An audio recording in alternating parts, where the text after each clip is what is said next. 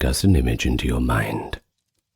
Oil lamps in a Babylonian temple gently flickering as a priest whispers forbidden words to ward off a demon. An Egyptian magician drawing protective symbols in the sand while invoking the old gods. Think of a Greek traveler braving the fumes of Delphi for a cryptic prophecy, or a Roman farmer fearing a neighbor's curse on his crops. Across the ancient world, from Mesopotamia's fertile valleys to Egypt's Nile, the Greek city-states to the Roman Republic, and even in the misty groves of Celtic Europe, magic and witchcraft were woven into the fabric of life. In our time together today, we'll go on a journey through those mysterious realms of ancient magic. Witchcraft and magic in antiquity were not mere superstition. They were complex phenomena, viewed through religious, legal, and practical lenses. We'll talk about how ancient cultures revered or even reviled magical practices, often blurring the line between rituals and sorcery. We'll hear it straight from the voices of antiquity, through the actual spells and incantations preserved in cuneiform tablets, papyri, and inscriptions. And we'll even meet the famed figures of magic lore, the Persian magi, who gave us the very word magic, the enigmatic oracle of Delphi, dispensing Apollo's oracles, and the mystic Pythagoreans, who sought the truth through numbers. Along the way, I'll give you a few lesser-known anecdotes and surprising facts that will show just how deeply magic pervaded everyday life and death. This exploration is grounded in primary source and historical evidence. We're not going to make anything up. We're just going to give it to you how it is. So suspend your disbelief a little bit.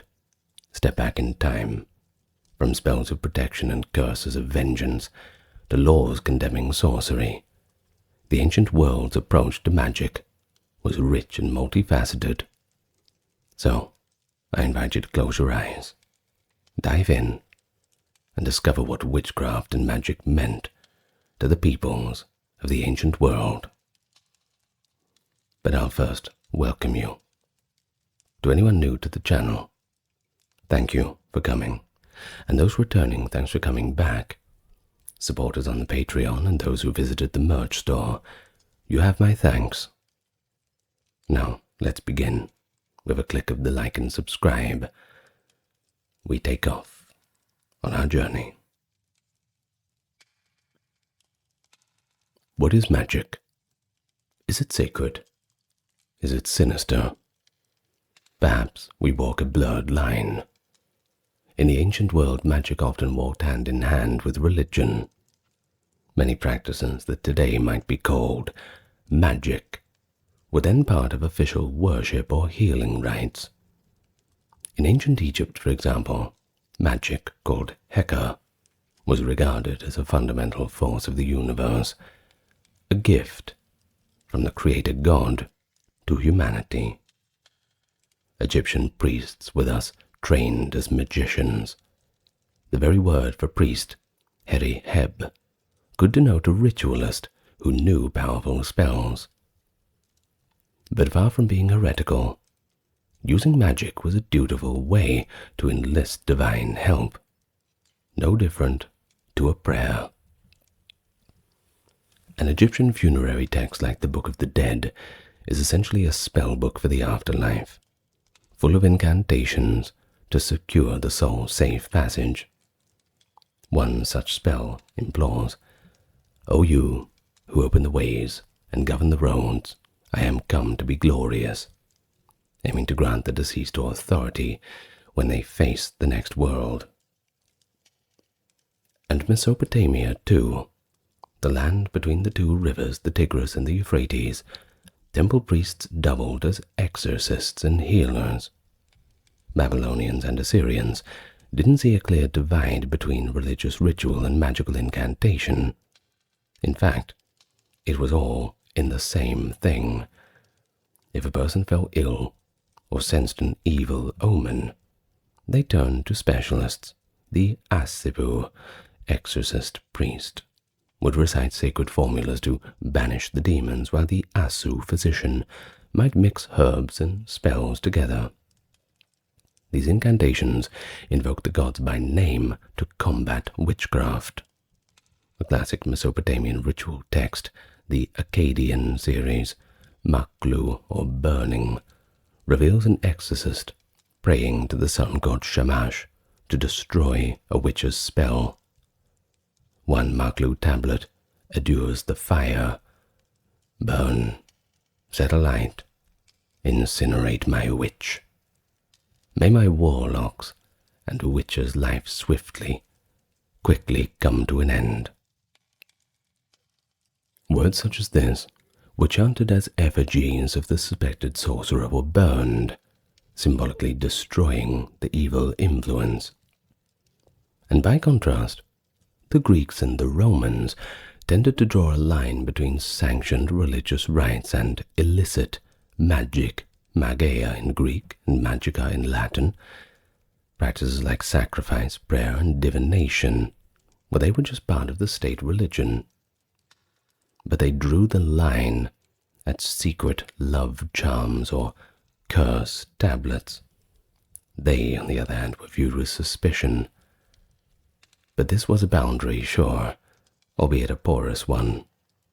At the famous Oracle of Delphi, a priestess, the Pythia, went into a trance and delivered prophecies from Apollo, an act that outsiders might label as magical. But the Greeks didn't see it this way. It was more divine inspiration than anything else. This oracle held immense authority. Even kings sought its counsel. Legend says that King Croesus of Lydia asked if he should attack Persia, to which Delphi answered that he would destroy a great empire. Croesus took this as his divine approval and went to war. But he only realized too late that while the prophecy was true, they actually meant that his own empire would be destroyed. Prophecy was an acceptable form of supernatural insight, distinct from the maligned image of sorcerers performing graveyard rituals at midnight. It was a clean, more socially acceptable form of magic. But by anyone's real definition, it certainly seems like magic and sorcery nonetheless. Still, Greek literature is filled with witches who straddle that line between religion and sorcery. Homer's epics describe the enchantress Circe turning men into swine, and the witch Medea calling upon Hecate while concocting deadly potions. These figures, though mythical, reflect quite a lot of Greek anxieties, but also fascinations with witchcraft. Some Greeks sought out magical help despite social disapproval, especially in desperate times. In tragedy and folklore, a love-struck youth might secretly buy a love spell, or a farmer curse the neighbor who he believes blighted his olive trees. Officially, however, city laws could treat harmful magic as a crime of impiety.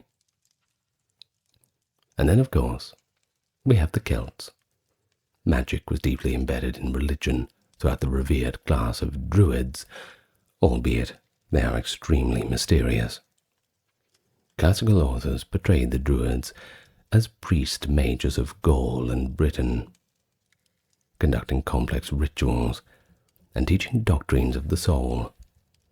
According to Julius Caesar, who is, well, let's say a little bit biased, the Druids taught belief in the immortal soul and engaged in observing the stars and natural world, but they also performed sacrifices to the gods, some of them human sacrifices that shocked the Greco-Roman sensibilities. The Druids were said to divine the future by watching the death throes of sacrificial victims, a grim practice that to the Celts was not dark sorcery but a sacred rite. In Celtic myth, magic and religion were one and the same. The gods themselves worked magic, and the poets and seers called Fili used incantations to shape reality. There is one legendary druid, Amergin. He's depicted calming a storm at the founding of Ireland by chanting a powerful invocation. I am the wind on the sea. I am the wave of the sea. I am the stag of 7 battles. Such incantatory poems show the sacred nature of Celtic magic, invoking forces of nature and deities as an integrated whole. No, we take a bit of warning when we talk about druids. First of all, druids did not keep any written traditions. It was all passed down orally. And then, of course, the only information that we do have about them comes from the Romans, who were not very kind in their assessments. So we do take it with a grain of salt. But I'm only going to say it once, as we talk about them later too. So in sum, magic, if we use the term loosely in antiquity, could be viewed as kind of a divine or demonic thing. It all depends on the context. An Egyptian priest healing a snakebite with a spell, a Babylonian exorcist burning a wax figurine of a witch, a Greek oracle channeling Apollo, or a druid reading the future in entrails, were all engaging in acts that their societies deemed meaningful and sacred, if sometimes fearsome. Yet the very same cultures also had to recognize that magic could certainly be twisted towards harmful means. And this duality is what sets the stage for our next section, the laws and the moral codes, to draw a boundary, albeit a hazy one. Magic in service of the gods and community, well, that was often tolerated or embraced. But magic for malice or personal gain, well, that was very much viewed unkindly. Law and order. Dun dun. Even as ancient people resorted to magic for help, of course they were pretty wary of its misuse. After all, it's all pretty mysterious. Many civilizations developed laws against harmful witchcraft, revealing a legal perspective that treated certain types of magic as an offense worth of punishment. One of the earliest legal records of this subject comes from Mesopotamia. Of course, it's the Code of Hammurabi. It actually opens with statutes about sorcery. We're talking 1750 BC, so this goes back a fair while. It decrees that if someone is accused of casting a death spell on another, but the accusation cannot be proven, the one who accused shall be executed. Which is kind of ironic. Conversely, the accused must undergo the ordeal by water, plunging into the sacred river. If the accused sorcerer drowns, it is taken as proof of guilt, as the river had conquered him, as the code says. But if he survives, he is vindicated, and rather the accuser is the one who faces death. I don't know how they came up with that law, but, well, it's just the way they did it back then. Either way, it's pretty remarkable. They tried to handle witchcraft accusation through divine judgment, effectively saying, only God knows who truly cast the spell. A false accusation was severely punished, indicating how serious an allegation of witchcraft could be in Babylonia. Later Mesopotamian laws grew even stricter. Assyrian records indicate the practicing of witchcraft should carry the death penalty, paralleling the famous biblical injunction, "You shall not permit a sorceress to live." I'm sure we're all familiar with that one. Similarly, the Hittites of Anatolia allowed beneficial magic for healing, but cursed those who used magic to harm others. Ancient lawmakers thus walked a pretty fine line, acknowledging some magic as legitimate, while outlawing others as the malicious variety. All a matter of perspective, I suppose. But what about the Greek city-states? Well, they didn't have formal witchcraft acts as in later European law, but they did prosecute harmful magic under existing statutes like poisoning or impiety. The line between a pharmacist and a poisoner, by the way, the word pharmakon meant both drug and spell in Greek, so that's interesting. Well, it's a very thin line between the two of them. A vivid example is the case of Theoris of Lemnos, a woman in the 4th century BC Athens, who was known as a folk healer. Well, to some she was known as a folk healer, to some she was known as a witch. She and her family were tried, and it did not go their way. They were executed, ostensibly for distributing potions and incantations. Believe it or not, we have a surviving court record. An orator reminds the jurors about Theoris, that filthy sorceress whom you executed, her and all her family for her crimes. Theoris's case suggests that Athens considered harmful enchantments as a capital offense, especially if they were seen as subverting religion or morality. Likewise, anyone accused of using spells to damage crops, beguile citizens, or curse someone could be charged with impiety, or asebeia, as they called it, or even homicide if deaths were involved. Now, in the Roman Republic, laws explicitly forbade malevolent magic. They were very serious about it. Early evidence comes from the 12 Tables of the 5th century BC, Rome's foundational legal code. One provision outlawed the use of spells to steal another's crops. It goes like this: whoever uses incantations or magic acts to prevent another's grain from growing shall be put to death, i.e., sacrificed to Ceres. This law hints at an agrarian concern. Romans feared that a sorcerer could blight fields or charm away the harvest.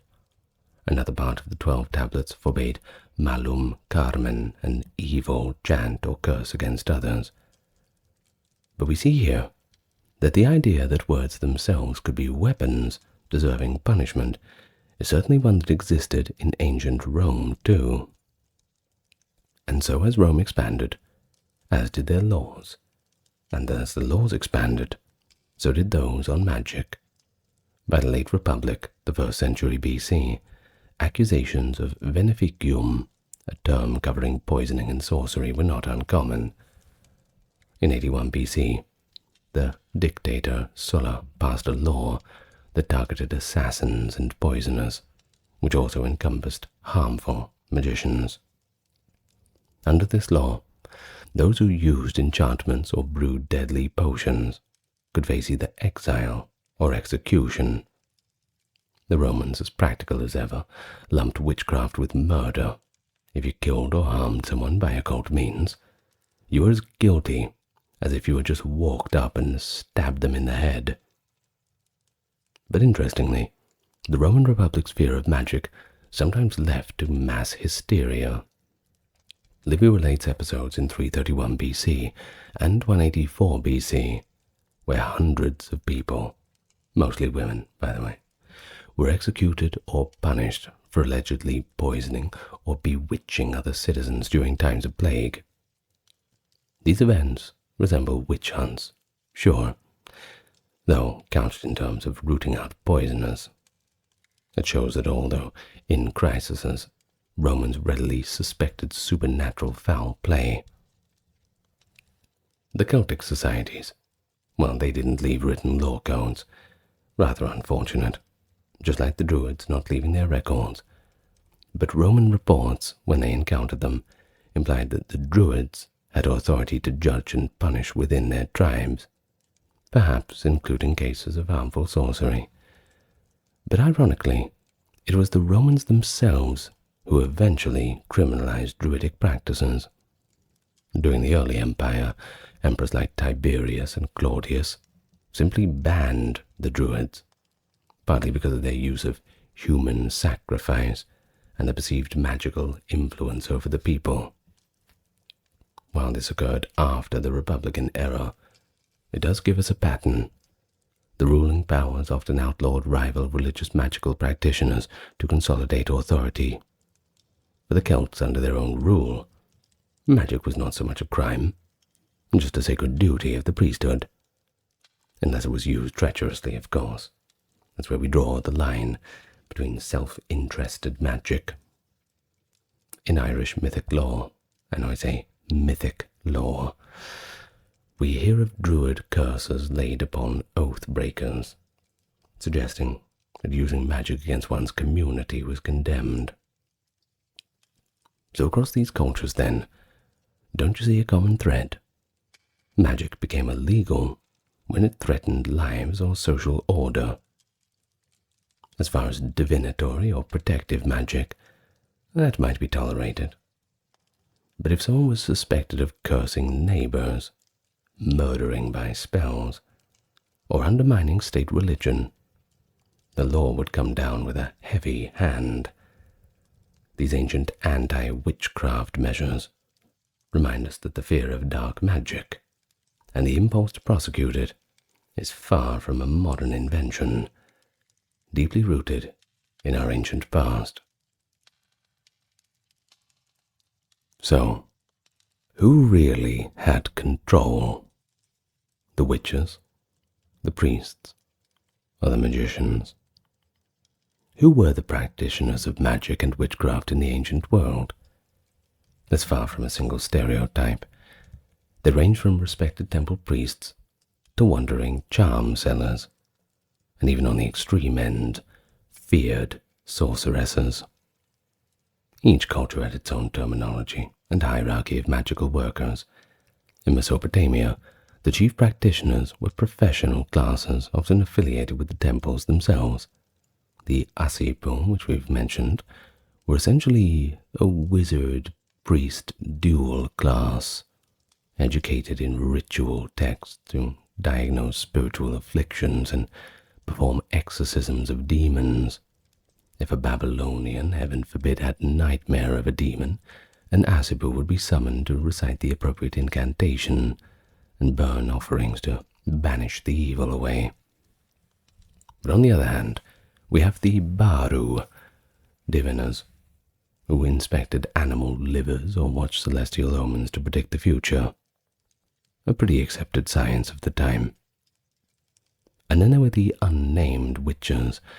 In Akkadian, though, we have the word kishbu, who were believed to cause illness and misfortune by secret spells. Ironically, no texts from Mesopotamia claim to be written by a self-identified witch, which survives, or what does survive, for the counter spells by the exorcists, which is still pretty awesome that we have that anyway, especially so long ago. Just take a moment to appreciate that. But this tells us that the official magicians saw themselves as combating an illicit counterpart. Of course, that means that that counterpart must have existed. The maklu ritual mentioned earlier even concludes the burning of clay or wax figurines to represent the sorcerer, indicating how real the threat of witches was to Mesopotamians. In Egypt, on the other hand, the line between the priest and the magician was extremely thin. Egyptian priests in charge of temple rituals also compiled and copied magical texts for broader use. For instance, just one example, the priesthood of Heliopolis, Heliopolis meaning city of the sun, by the way, produced guides for warding off dangers like snake bites and miscarriages, invoking gods such as Thoth and Isis. Egyptians also had lay magicians, often learned scribes who could be hired to produce spells for clients. The Westcar Papyrus, an Egyptian story collection, recounts how a magician named Dedi entertained the pharaoh Khufu by beheading and restoring a live goose. An example of wonder working at the royal court. I'm sure that would have been very entertaining. Another tale speaks of Prince Kamwaset, the historical son of Ramesses II, later mythologized, who combats a powerful sorcerer to protect the pharaoh. These stories mirror societal roles. There were court magicians, healer magicians, and likely a wise woman, or local witch figures as well. Indeed, Egyptian language has terms like Heka Netjer, God's magic, for sanctioned power, and Akkaru, for malevolent sorcerer or supernatural being, so we know that there is a distinction. The fact that pharaohs themselves were considered to embody magic, they were called Hekau, masters of magic, meant that in Egypt, magic was often top-down. A pharaoh might have magicians on staff, just as he had physicians, gardeners, cooks, and everything else. If a conspiracy arose, as with the harem conspiracy against Ramesses III, even those plotters sought out magicians. Papyri from the trial revealed that they included magical spells and wax figurines, a pretty common trend. They used these to incapacitate guards and aid their treason. Thus in Egypt, one finds magic in the highest and lowest orders of society, from divine ruler to scheming assassin, all employing the same occult forces. But the Greco-Roman world, they distinguish between religious experts and sorcerers, though sometimes the same person could wear both hats. The most esteemed magical practitioners in Greek society were the oracles and seers. We've already heard about the Oracle of Delphi. She's a prime example. The Pythia was not viewed as a witch, so to speak, but more of a holy mouthpiece for Apollo. Similarly, the seers, Manteus, accompanied armies to read omens from bird flights or sacrificial entrails. These diviners held honored positions. Another respected group with a mystical aura were the philosophers like Pythagoras and his followers.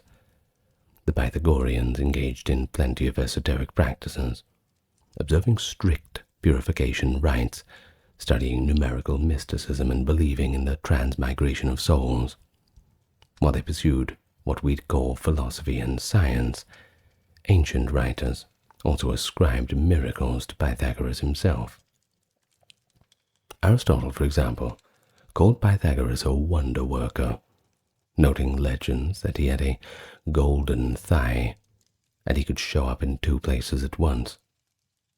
Later stories claim Pythagoras tamed a deadly bear with a whisper and was even greeted as a divine being by a river. Such tales, well, maybe they're a little fanciful, but they show that Pythagoras was remembered not just as a mathematician, but as a semi-magical sage. Perhaps he was a mathemagician, new word coined on this channel. Well, the Pythagoreans as a group kept their teachings pretty secret, prompting some contemporaries to view them with suspicion, akin to a cult wielding magical power. And we all know how we have to deal with cults. Scary people. Another famous category of practitioner was the Magi of Persia. In fact, the very word magic in Greek, mageia, derives from the Magi. These were the priestly caste of the Persian Empire, experts in rituals and astrology. Herodotus notes that no Persian sacrifice was considered valid unless a Magi was present to chant the prayers. They were revered in their own land as holy men, serving their god Ahura Mazda. But to the Greeks, their foreign wisdom carried an aura of mystery. Early Greek writers used mageia to describe the secret arts they imagined the Persian Magi possessed, firmly linking Persia with arcane knowledge. Later legends further enhanced their repute as master sorcerers from the East, but in reality, it was a little bit more boring, I think. They're more akin to learned priests and dreamed interpreters at the Achaemenid court. They knew quite a lot about astrology, too. Their influence on the Greek imagination of what is magic is nonetheless pretty profound. Alongside these high-status practitioners were the more maligned figures, like the Goeths and Pharmakeas of Greece, and the Sagae and Stragae witches of Rome. Goes, in Greek literally wailer, originally meant a mourning singer. That is, mourning with an OU, but came to mean a magician who summons ghosts or works necromancy, which is obviously not well received by everyone. They were itinerant sorcerers, who might offer love potions, curses, or spirit communications, albeit for a reasonable fee. The pharmacus was typically a woman skilled in herbs and potions, sometimes a healer, sometimes accused of being a witch. In literature, for instance, the poet Theocritus portrayed a sorceress named Simaetha, using magic to draw her lover back, burning herbs in a bull's liver, while reciting spells. Real-life counterparts likely existed. An inscription from Athens even curses a, quote, witch named Anoia for causing somebody's afflictions. These freelance magicians provided services that formal religion did not. Personal love spells, malicious curses, or private divination. Products you can only get on the magical black market, or the black magic market. Certainly earns them a shady reputation. Well, in Rome, the term saga referred to a wise woman or a witch, depicted by authors as old crones brewing up the foul concoctions. Bit of a stereotype. Horace, in his satires, describes two old hags, Candidia and Sagana, performing a nightmarish rite in a graveyard, trying to extract a love potion from a buried young boy. Such literary caricatures reflect Roman fears of witches who practiced the mixing of potions and poison, veneficium. Yet Rome also had its share of professional astrologers and foreign magicians in the cities. Chaldean astrologers from the east were so popular that the Senate repeatedly expelled them in the late Republic, and sometimes they were politically disruptive by casting horoscopes of the powerful.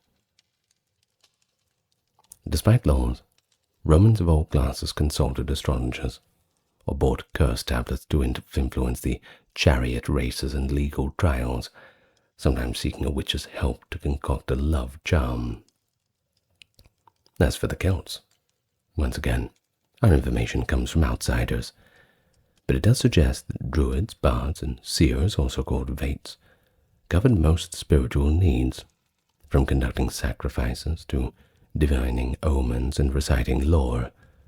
The druids in particular were said to have knowledge of nature's secrets and performed impressive feats. Pliny the Elder famously describes the druids harvesting mistletoe with a golden sickle and sacrificing 2 white bulls in a ceremony, believing the plant would make sterile animals fertile and serve as an antidote to poisons. Celtic seers, like the Bandrui, female druids in Irish lore, also appeared in legends.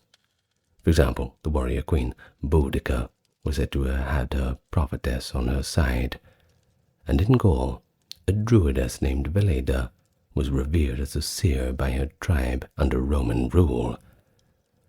These accounts, though tinged with Roman exoticism and sensibilities, portray the Celtic magician priest as a respected and feared person in equal measure. In everyday terms, ancient magic practitioners could be as ordinary as a village healer, or as eminent as a royal advisor. They might be learned men in temples or marginal figures on the fringes of society. What they shared was a claim to special knowledge, omens, formulae, and rituals that gave them access to unseen powers. Whether society branded them as esteemed wise men or dangerous old hags often depended on the context. State-employed diviners or priests enjoyed prestige, while the unsanctioned spellcaster risk distrust or even prosecution. Well, we know who they are. Why don't we talk about what they do? The spells, the rituals, and the texts. In fact, one of the most thrilling aspects of looking into all of these ancient magic practices is reading the actual spells and recipes that have survived. And we got quite a few of them. They pull back the curtain on what these magicians did and said, written on the clay tablets, papyrus scrolls, lead sheets, and sometimes stone inscriptions. We can make a little bit of contact with the hopes and fears of people a millennia ago. Let's start with the Mesopotamian incantations. Thanks to the thousands of cuneiform tablets, we have a rich corpus of Mesopotamian magic literature. Though, as noted, they're mostly anti-witchcraft or healing spells. We don't have any how-to manuals for witches themselves, at least not yet. May I remind you that cuneiform tablets, we've discovered thousands of them, thousands and thousands, but there's probably tens of thousands still underground. We're just yet to dig them up. The incantations often begin by invoking high gods and naming the evil to be dispelled. A typical Babylonian incantation against illness might start, "O Marduk, great son of A, your servant is afflicted by a baneful curse," and proceed to command the evil spirit to leave. The language is repetitive and sonorous, intended to be chanted. You'll find this in a lot of other Mesopotamian literature too. They'll often say things several times in a row. Sometimes the Egyptians will do this, but it's really common in Mesopotamian stuff. For instance, an incantation to cure fever addresses the fever demon directly, threatening it with divine wrath if it stays. We also have ritual instructions. The Maklu series details how figurines of the witch should be burned and buried, while the priest recites incantations. Another set of texts, the Surbu series, lists certain sins that might cause curses and their remedies. Through these, we learn that a Mesopotamian spell, if we're going to call it that way, is half a prayer and half a command quite often, calling on gods like Shamash, Asaluhi, to stand as judges and executioners against a supernatural culprit. And then, of course, we have Egypt. We can't go past them. Ancient Egyptian magic was recorded in various forms, from the monumental pyramid texts and temple inscriptions to the personal, that being papyrus, minos, and ostraca. The coffin texts and later Book of the Dead are compilations of spells, especially for the afterlife. One famous spell, that being 125 at the Book of the Dead, is a negative confession, where the deceased declares that they have not committed various sins. While not a spell in the casting sense, it was believed that these words had power to justify the soul before the gods. On the more practical side, we have papyri like the London Leyden Magical Papyrus and Papyrus Harris, of course named after their universities or discoverers, which contain dozens of spells for daily needs, love charms, protection of mother and child, healing bites, etc. Practical things. A pretty good example is an Egyptian spell against hangovers, believe it or not.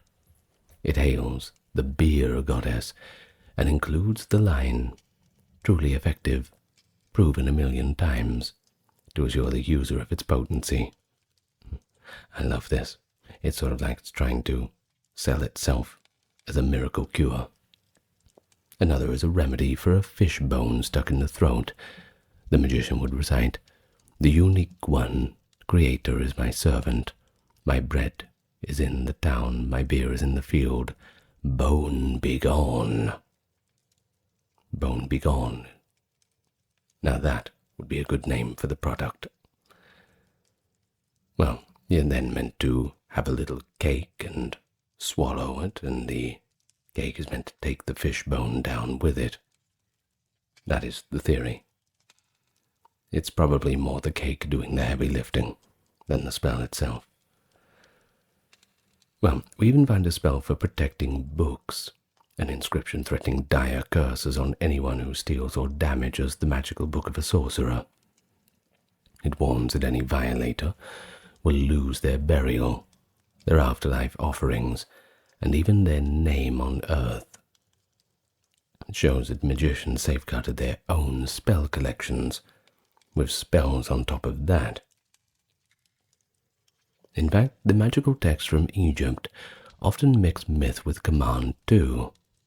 A healing spell might recount how the god Horus was healed of a scorpion sting by Isis, then declare that likewise, "O poison, come out of so-and-so," by the power of that myth.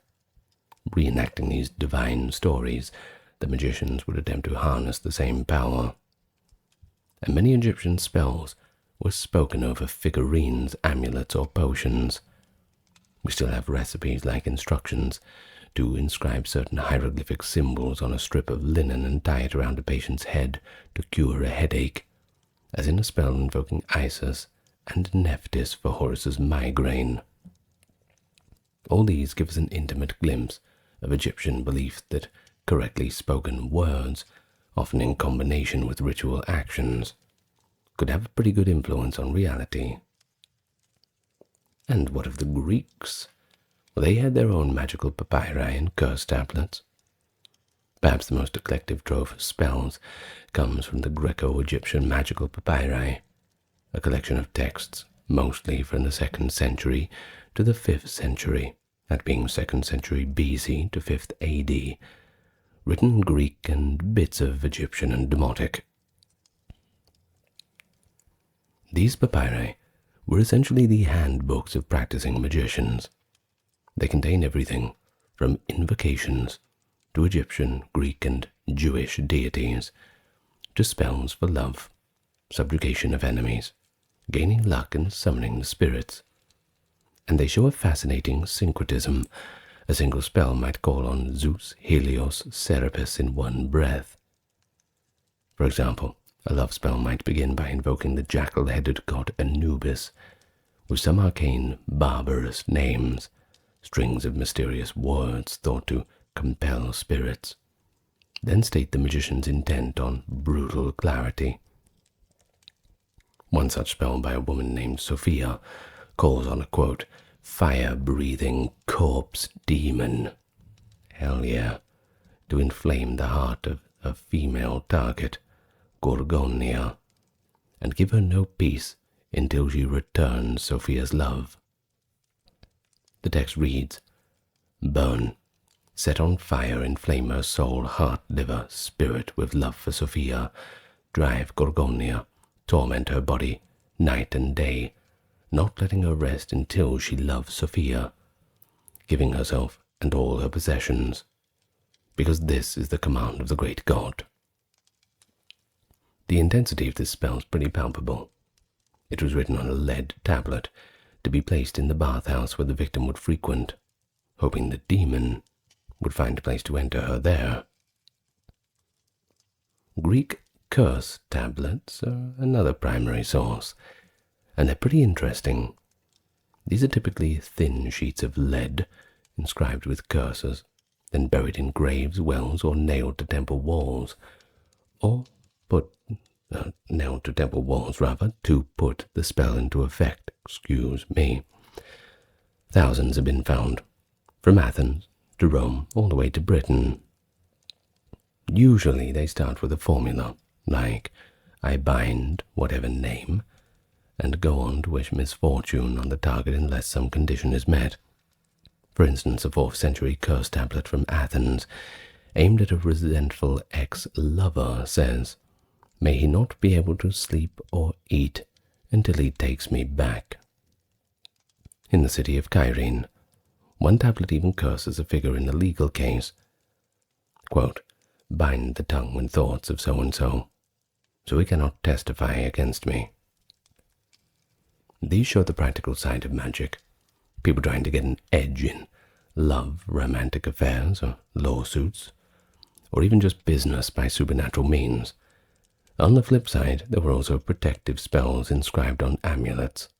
Greek and Roman amulets, often gemstones, rolled gold leaves in lockets, might bear images of gods or words like abracadabra, which actually first appears in the Roman world, by the way, to ward off illness and the evil eye. And then there's the Celtic charms and later records. Direct texts from ancient Celts are pretty scarce, of course, due to oral traditions, but a few tantalizing finds exist. The Larzac tablet from Gaul, 1st century AD, is a lengthy inscription in Gaulish that appears to be a curse, or at least a legal oath involving sorcery, possibly mentioning a sisterhood of witches. Another find, the Chamelieres tablet, 1st century AD, is a Gaulish language prayer to the underworld gods for help, essentially a magical petition for favor. While these Celtic texts are fragmentary, medieval Irish manuscripts likely preserve old Celtic incantations in the stories of saints and heroes. For example, charms for healing or for protection in battle appear in the mythic tales. St. Patrick's Lorica, or breastplate prayer, has pre-Christian parallels as a protective chant. And the earlier mentioned Song of Amergin, though recorded later, probably echoes more Iron Age druidic poetic incantations. It reads like a riddle of identification with nature's powers, possibly to assert the speaker's magical dominance over the land.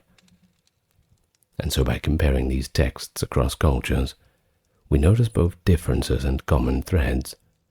All involve spoken or written words believed to carry power, whether imploring gods, commanding demons, or binding people mystically. Many use symbolic actions alongside words, the burning of effigies, mixing potions, burying documents, knotting cords, things like this. But the goals are usually tangible. Heal the sick, protect the home, defeat rivals, see the future, hurt an enemy, win love, and so on. This utilitarian aspect, magic as a tool to cope with life's uncertainties, try and gain some control, well, that vividly emerges from the spell texts. Moreover, the sources we discussed show a blending of high theology and folk practice. A Babylonian exorcism might quote a grand myth of Marduk versus Tiamat to add force. An Egyptian spell might borrow the authority of Ra's secret name. And a Greek magician might invoke Solomon alongside Hermes. If it could help, you may as well add another person to the mix if they're going to provide anything of value. Ancient magicians were eclectic, and their texts were a rich stew of cultural influences. Crucially, such documents bring us the voices of those who were not kings or famous philosophers, but just everyday people who were trying to wield a bit of otherworldly power in their favor.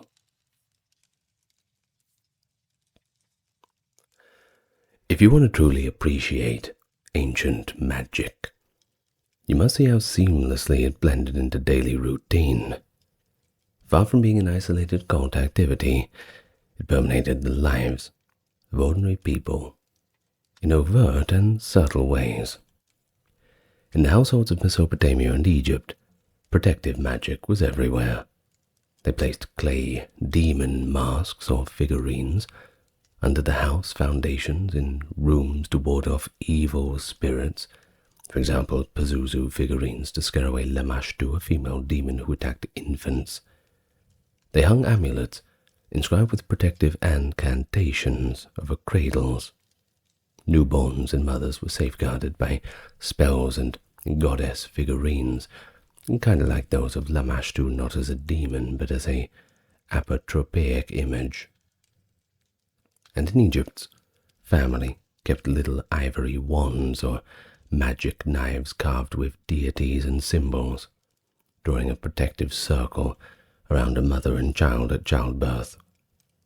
These objects were the standard kit of life, as normal as having a doctor's tonic on hand, a first aid box in the bathroom, this kind of thing. When illness struck, that's when you really needed magic. And they first turned to magic healing before they went to practical remedies a lot of the time. An Assyrian with a mysterious sickness might suspect a curse, so an Asibu would perform a ritual in the home. This involved incense, libations, and recitations to expel the affliction. The patient might wear a charm afterwards inscribed with a divine figure and a snippet of the spell for continued protection. Egyptians famously integrated magic into medicine. The Eberus Papyrus from 1550 BC is a medical text containing dozens of spells to be said while applying treatments. For example, a remedy for asthma says to breathe in a mixture of herbs, while an incantation is spoken to the 7 divine cobras to open the bronchial tubes. The logic was pretty holistic.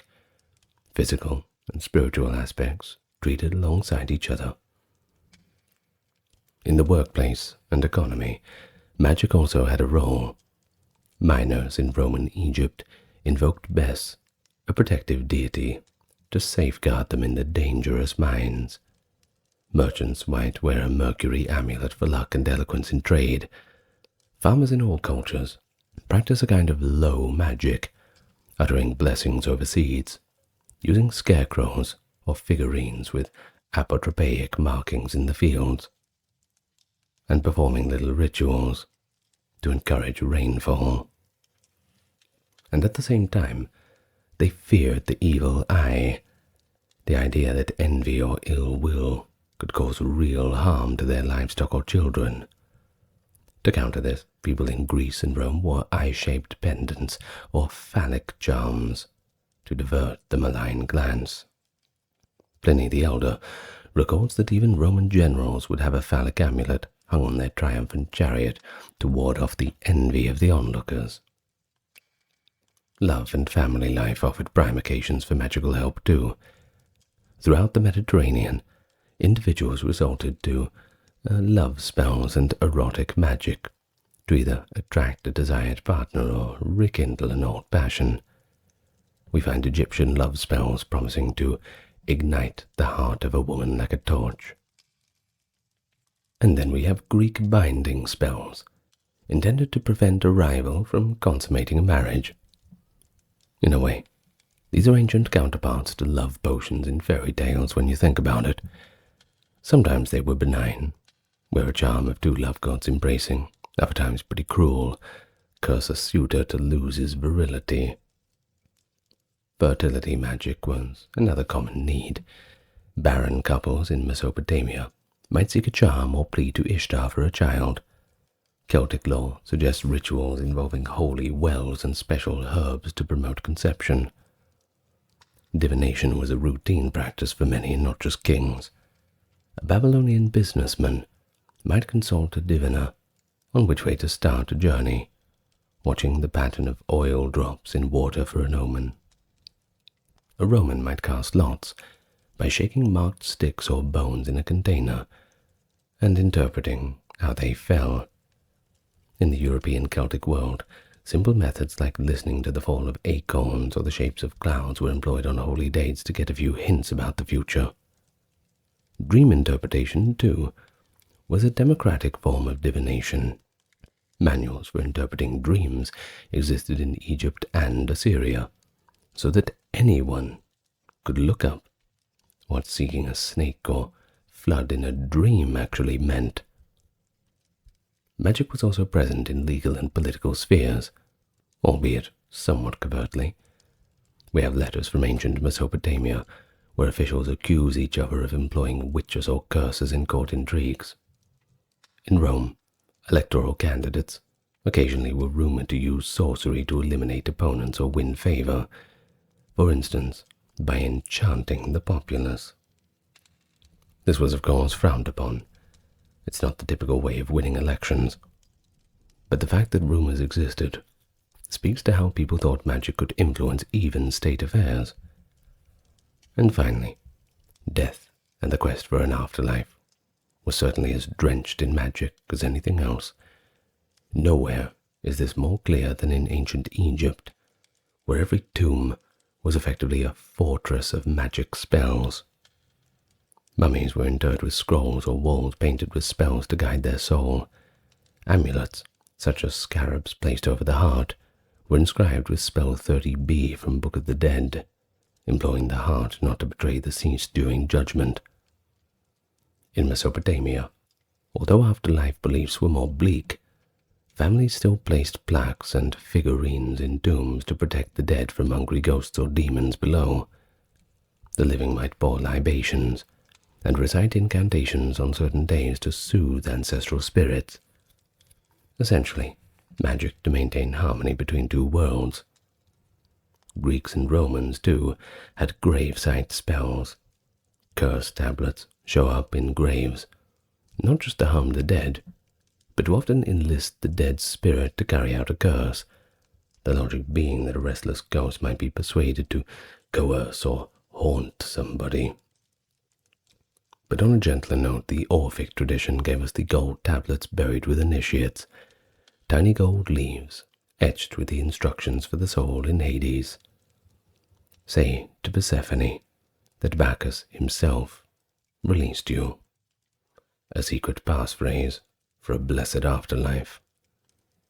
What is it, if not a kind of magic password for eternity? Through these myriad examples, we see that magic was a daily resource, a lifelong companion for the ancients. And when facing the great unknown of death, magic promised some agency, spells to light the way in the dark mysteries beyond. From prehistoric shamans to the cusp of the Roman Empire, the tapestry of ancient magic and witchcraft is one of astonishing diversity. We've seen how Mesopotamian exorcists, Egyptian priests, Greek oracles, Roman wise women, and even Celtic druids all sought to tap into the ancient unseen forces, whether sanctioned by the gods or in defiance of social norms. To the ancients, the world was alive with spirits, and magic was essentially the art of negotiating with them, be they gods, ghosts, demons, or elemental powers. One cannot help notice but our primary sources close to the time bring these practices to life best. A line of Hammurabi's Code exposes the Bronze Age fear of spells. A Demosthenes' speech throws light on a witch trial in classical Athens. A lead curse tablet whispers the grudge of a common Roman. Documents like this, which we've used today, ground our understanding in real experience, rather than later imagination. But still, the line between history and legend in ancient magic is going to remain blurry, for those legends were believed.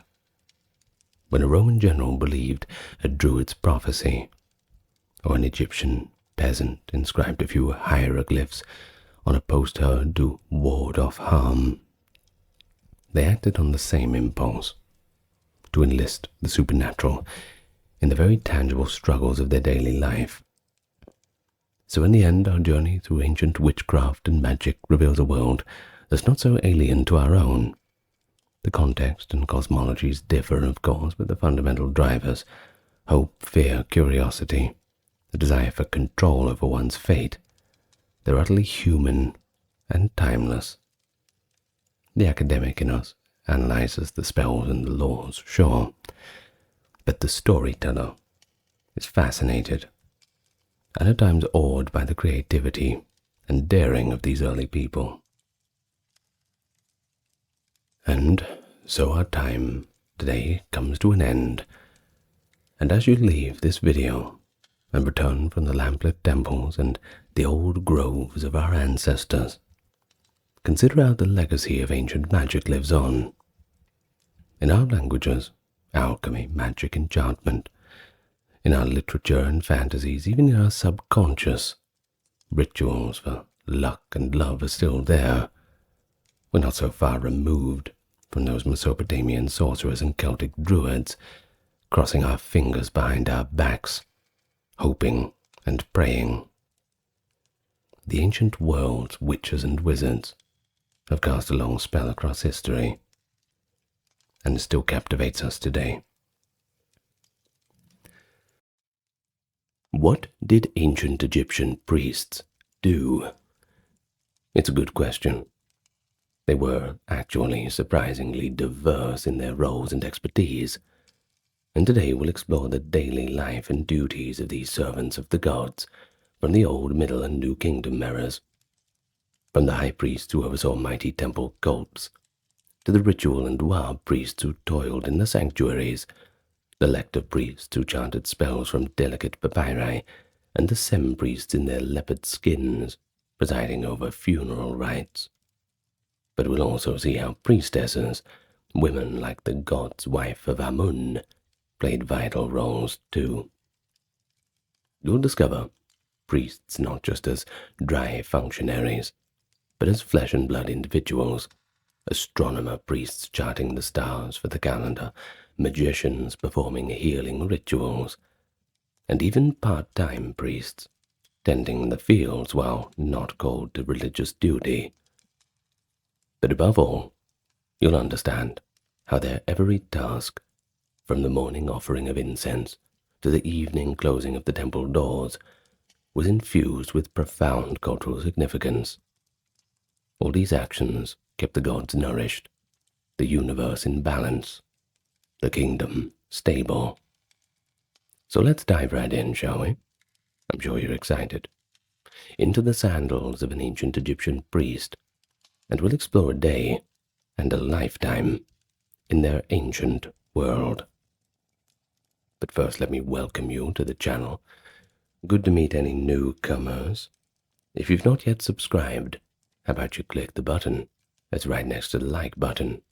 How convenient. And thank you to those supporting on the Patreon, keeping the channel going. And also thank you to those who checked out the merch store. There's a few good little goodies on there. Now, without further ado, let's begin. Ancient Egyptian priests, the caretakers of the divine. Unlike priests in other cultures, they did not preach sermons or seek converts among the populace. Their primary responsibility was quite simple: service to the gods, literally serving the deity's needs in the temple directly each day. In the Egyptian language, the priest was called Hem-Neger for men and Hemet-Neger for women, meaning servant of the god. It is a title that pretty well sums up the essence of their role. They were attendants in the house of God, performing rituals to honor and nourish the deity's spirits. Every town or city in Egypt had temples dedicated to particular gods, and each temple employed a staff of priests to maintain the cult of that deity. From the great state temples of Amun at Thebes to small local shrines of a provincial lion goddess, priests were omnipresent in religious life. Importantly, being a priest was not an exclusive vocation. In most periods, priests served in rotations and were not put on into full-time roles unless they were very high up in the chain of command. An educated scribe or official might spend 1 month in 4 serving in the temple as part of a rotation system called the philae, and the rest of the year they were at their regular occupation or managing their land. Thus, priesthood in Egypt was deeply integrated into society and government, not a separate caste living apart from the other.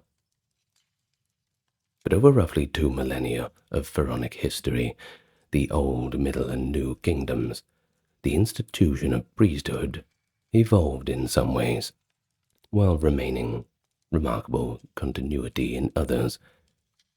In the Old Kingdom, that is from roughly 2686 to 2181 BC, the earliest large temples and pyramid complexes were staffed by priests who were often relatives of the king or perhaps local nobility.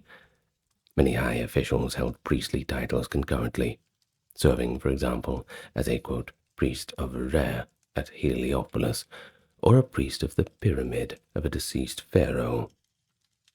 By the Middle Kingdom, 2055 to 1650 BC, priesthood had become more professionalized, with a clearer hierarchy in temple staffs, and a resurgence of temple building after a period of decentralization. We also start to see detailed accounts of priestly duties in Middle Kingdom tomb autobiographies and literary texts, indicating the pride priests took in this service. Moving into the New Kingdom, 1550 to 1070, the priesthood reached new heights of wealth and influence, especially in temples like Karnak. High priests of Amun wielded extraordinary political power, in one case effectively ruling Upper Egypt. And new important priestly roles, for women emerged, the divine adoratrix or God's wife of Amun. Yet, through all these changes, a common thread remained: the daily ritual maintenance of the god's cult images and the upholding of maʿat, the cosmic order. The core rituals a priest performed in a sun temple of the 5th dynasty, the Old Kingdom, would be instantly recognizable to a priest serving in the temple of Amun in the 18th dynasty of the New Kingdom, over 1,000 years later. This longevity of tradition speaks to how central these practices were. And so, before getting into specific types of priests and their tasks, let's consider a typical day of a temple priest, a cycle of duties repeated with almost unchanging precision, believed to sustain nothing less than the cosmic order. So, where does it all start? Each day, an ancient Egyptian temple followed a strict schedule. The Egyptians believed that their gods, embodied in those cult statues hidden deep within the sanctuaries of the temples, required daily care and offerings, just as human beings require food, clothing, and companionship. Tending to these needs was the most important duty of the priesthood, and by doing so, the priests renewed the universe each day. The entire sequence of morning temple rites is sometimes called the daily cult or daily offering ritual, and our knowledge of it comes from inscriptions on temple walls and ancient papyrus. For instance, temples of the New Kingdom have left us detailed descriptions of the morning service. One copy on Papyrus Berlin 3055 from the 10th century BCE records the liturgy for the cult of Amun at Karnak, and reliefs in the temple of Seti I at Abydos circa 1280 BC show priests performing each step of the ritual in sequence. From these sources, we can reconstruct the engaging tableau of a priest's morning routine. First, purification before sunrise. Long before daybreak, priests scheduled to enter a god's sanctuary and undergoes elaborate purification to do so. He bathes in the sacred lake or a stone water basin within the temple precinct, scrubbing himself in cold water 4 times. Egyptian priests were required to be scrupulously clean. In fact, Herodotus had marveled that Egyptian clergymen bathed in cold water twice every day and twice every night, and shaved every hair from their bodies every other to maintain ritual purity. Now that is commitment. So after bathing, the priest dons a priestly attire, a spotless white linen kilt or robe. Linen was the only acceptable fabric. Wool or leather were considered to be ritually unclean. He also often wore sandals woven from papyrus reeds.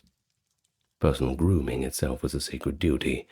Priests kept their heads shaved bald, and sometimes even removed eyebrows and body hair to prevent lice or impurities from tainting the holy space. They abstained from certain foods. For example, priestly diets forbade fish and beans, which were thought to defile the body, and maintained periods of sexual abstinence before major ceremonies. By the time the eastern horizon begins to glow, the priest is physically and spiritually prepared. Opening the temple and awakening the god. As the sun rises, the temple comes alive with activity. The chief officiating priest, often titled Principal Wab Priest on duty, leads a small procession of clergy into the heart of the temple. First, a fire ritual is performed. In a special chamber near the sanctuary, the priests kindle a flame on a brazier, symbolically recreating the first light of creation and the birth of the sun god. Next comes the moment of entry into the god's presence. The sanctuary, a dim, sealed chamber, has been closed and sealed since the previous evening. The officiating priest approaches the doors of the god's shrine and performs the rite of drawing the bolt. He breaks the clay seal and unties a cord that locks their double doors, reciting prayers as he does so. Pushing the doors open, he steps into the sanctuary where the cult statue resides, nestled in a shrine cabinet called a naos. The air is thick with incense, frankincense, and myrrh burned to purify the space. And in the gloom, the priest prostrates himself fully, kissing the ground and then raising his arms in adoration. He greets the deity with a morning hymn, often with words like "Awaken in peace, great God," as a gentle summons. This moment of seeing the god was believed to be perilous. Only a ritually pure priest could survive direct proximity. Serving the god's needs. Now, after all this, the priest attends to the daily needs of the god's image. He might carefully lift out the cult statue, which could be small or human size, often gold-plated from its shrine.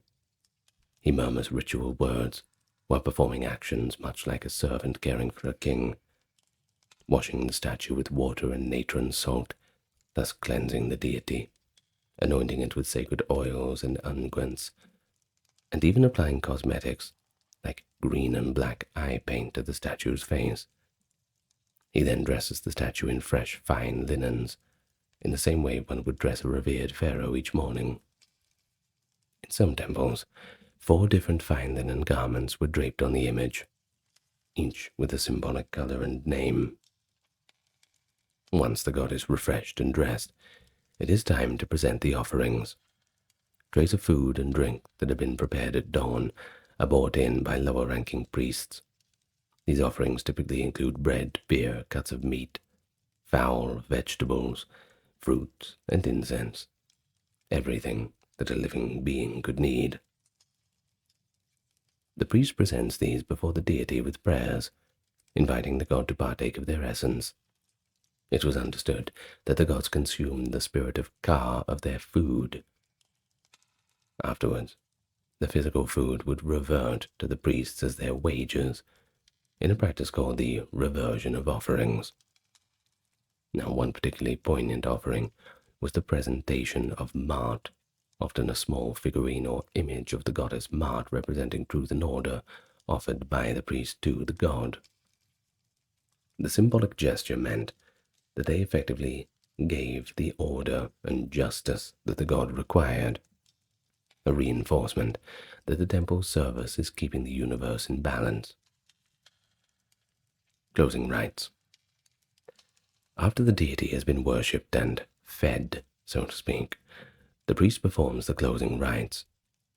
All the items used in the service, water bowls, cloths, leftover food, are removed, and the area is cleansed again with incense and water libations. In some accounts, the priest was required to sweep away his own footprints as he exited the sanctuary, erasing any trace of mortal presence. The statue would be carefully re-enthroned in its shrine, and the doors sealed with fresh clay until the next service. The morning ritual could be performed at dawn, and sometimes a shorter version repeated at noon and sunset. depending on the temple's customs and resources. But at minimum, dawn and dusk saw ceremonies to open and close a temple. By the time the sun was fully up, the main work of the day's first service was done. But priests would continue with other duties, teaching, recording inventory, preparing for any special feast days, or conducting oracles for petitioners throughout the day, into another round of offering rituals later. This daily cycle was far more than routine drudgery. To the Egyptians, it was the engine of creation. They truly believed that if the priests ever failed to perform these rites, the cosmic order would falter, chaos would creep in, and the gods might choose to abandon Egypt. Thus, the pressure was certainly on. A priest oversleeping or fumbling a line in a ritual, it wasn't just an embarrassment, it could spell a cosmic-level disaster.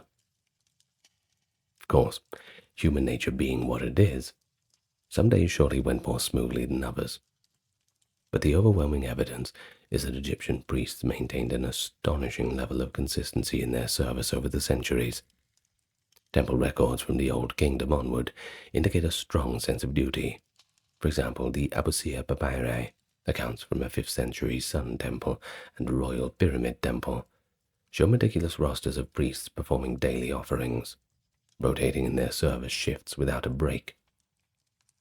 The language used in inscriptions is devotional. Priests often called their work nourishing the gods and satisfying the heart of the Lord of the Temple. And so, to bring these generalities to life, now we've got a good picture of what's going on, let's turn on to how various types of priests and the specific roles they played. Not all priests did the same jobs, you see. Just as large estates have butlers and cooks and guards and so forth, a large temple had an entire priestly hierarchy, and with that comes a division of labor. So let's talk about the roles and hierarchy. Well, we begin with the high priest. Right at the top of the hierarchy, the high priest was essentially the manager of the temple and the chief ritualist for that god's cult. In major state temples, this position was extremely prestigious and powerful. For example, the high priest of Amun at Thebes during the New Kingdom was one of the most influential men in Egypt, controlling vast temple wealth and sometimes even leading troops or holding political office. Thus, the high priests, as you can imagine, were typically appointed by the pharaoh himself. They were often chosen from elite families, occasionally even royal princes or close confidants of the king took up high priesthoods to ensure loyalty. In the Old Kingdom, high priests of Ra in Heliopolis or Ptah in Memphis were important religious figures. But in the New Kingdom, the title High Priest of Amun could make someone virtually a kingmaker due to a god's immense wealth.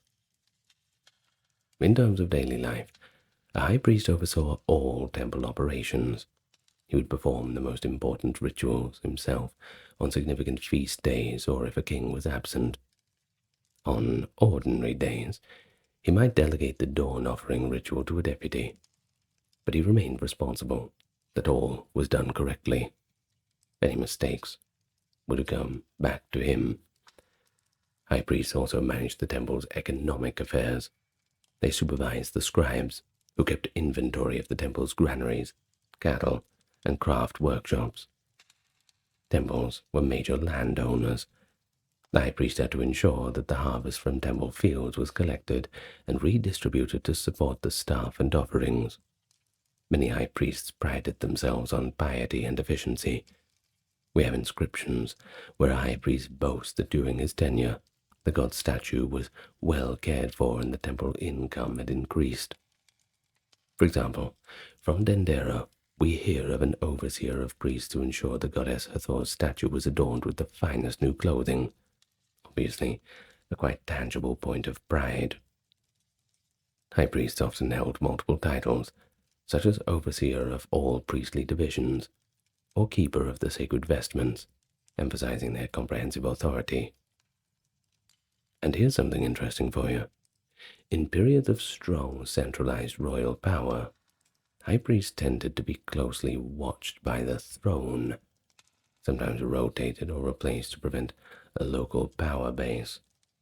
But in times of weak central rule, high priests could become de facto regional leaders. A prime case is in the late New Kingdom. High priests like Herior at Thebes, around 1080 BC, wielded military command and even started using royal regalia, effectively splitting Upper Egypt from the pharaoh's control. Now this shows that while officially the high priest was a servant to a god, in practice he could be a power broker between gods and kings. Still, within the temple walls, his primary persona was that of a chief ritualist, ensuring maʿat was upheld through proper worship. Some high priests were later deified themselves in local cults, remembered for their sanctity. For instance, Imhotep, though the Old Kingdom and more known as an architect and vizier, he was also a priest of Heliopolis, and he eventually became honored as a demigod of wisdom and medicine. This shows a reverence exceptionally priestly figures could earn.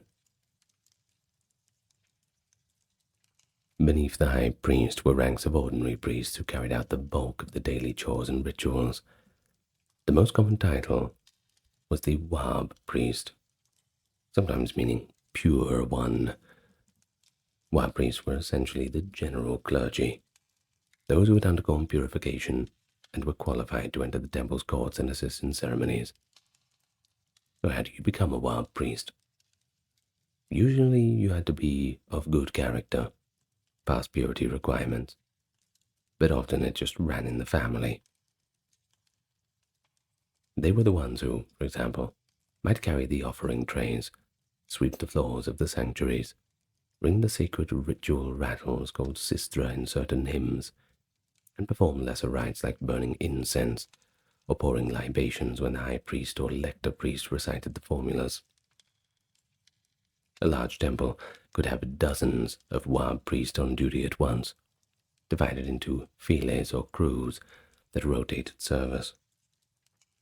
Each month, one file of priests took over, staffing the temple for that period, then rotating out for the rest when another file took over. A text from the 18th dynasty notes that there were 5 files of priests at Karnak Temple, each serving one lunar month in turn, meaning that a given priest worked about 2 months and then had a few months off. It's not a bad deal.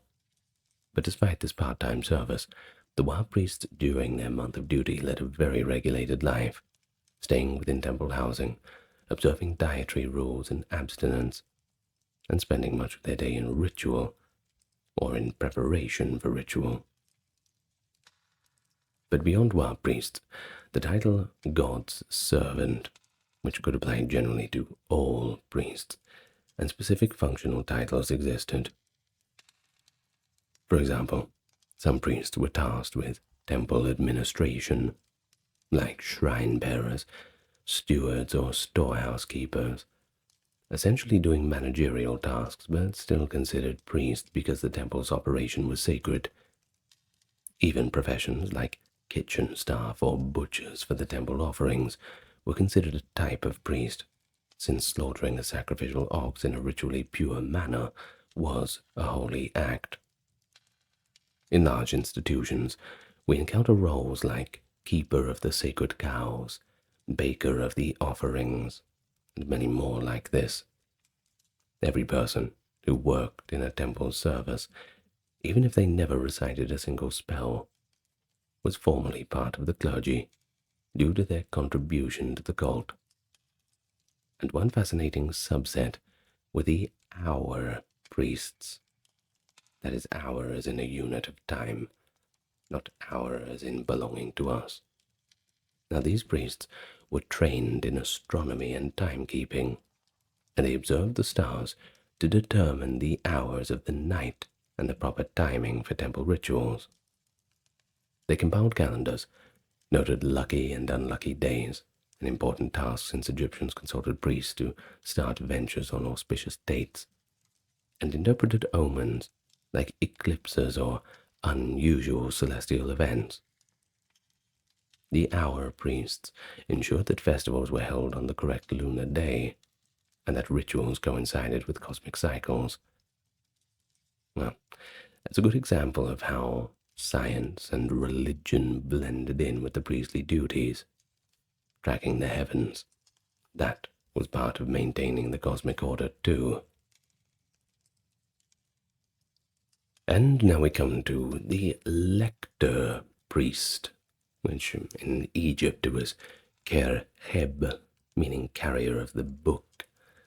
A very important role and a very special little niche.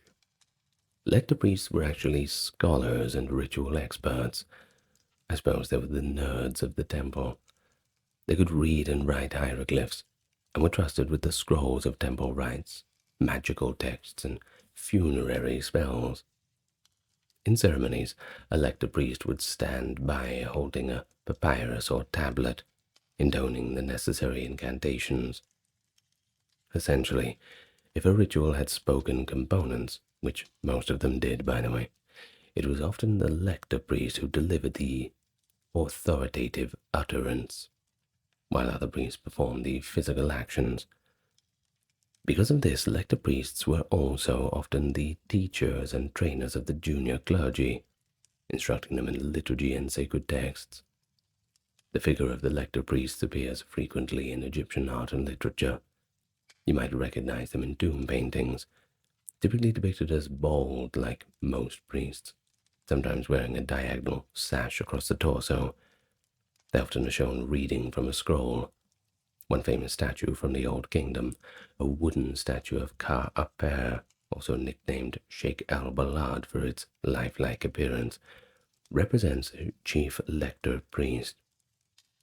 Ka-Aper was not of the highest rank in the state, but the exquisite workmanship of his statue testifies to the esteem of his position as a priest who recited prayers for the deceased, and perhaps in temple rituals too. Lector priests often came from educated families, possibly ones with scribal traditions, since literacy was a must. But their knowledge was not purely liturgical. They were also versed in magic and lore. In fact, in Egyptian stories, the lector priest is often the archetype of the wizard, if we're going to put it into the more modern and European sense. For example, in the Middle Kingdom, Tales of Wonder, preserved in the Westcar Papyrus, a royal lector priest performs a marvel for King Khufu. He recites a spell that parts the waters of a lake so a lost trinket can be retrieved. And in another tale, a lector priest turns a wax crocodile into a real crocodile to catch an adulterer.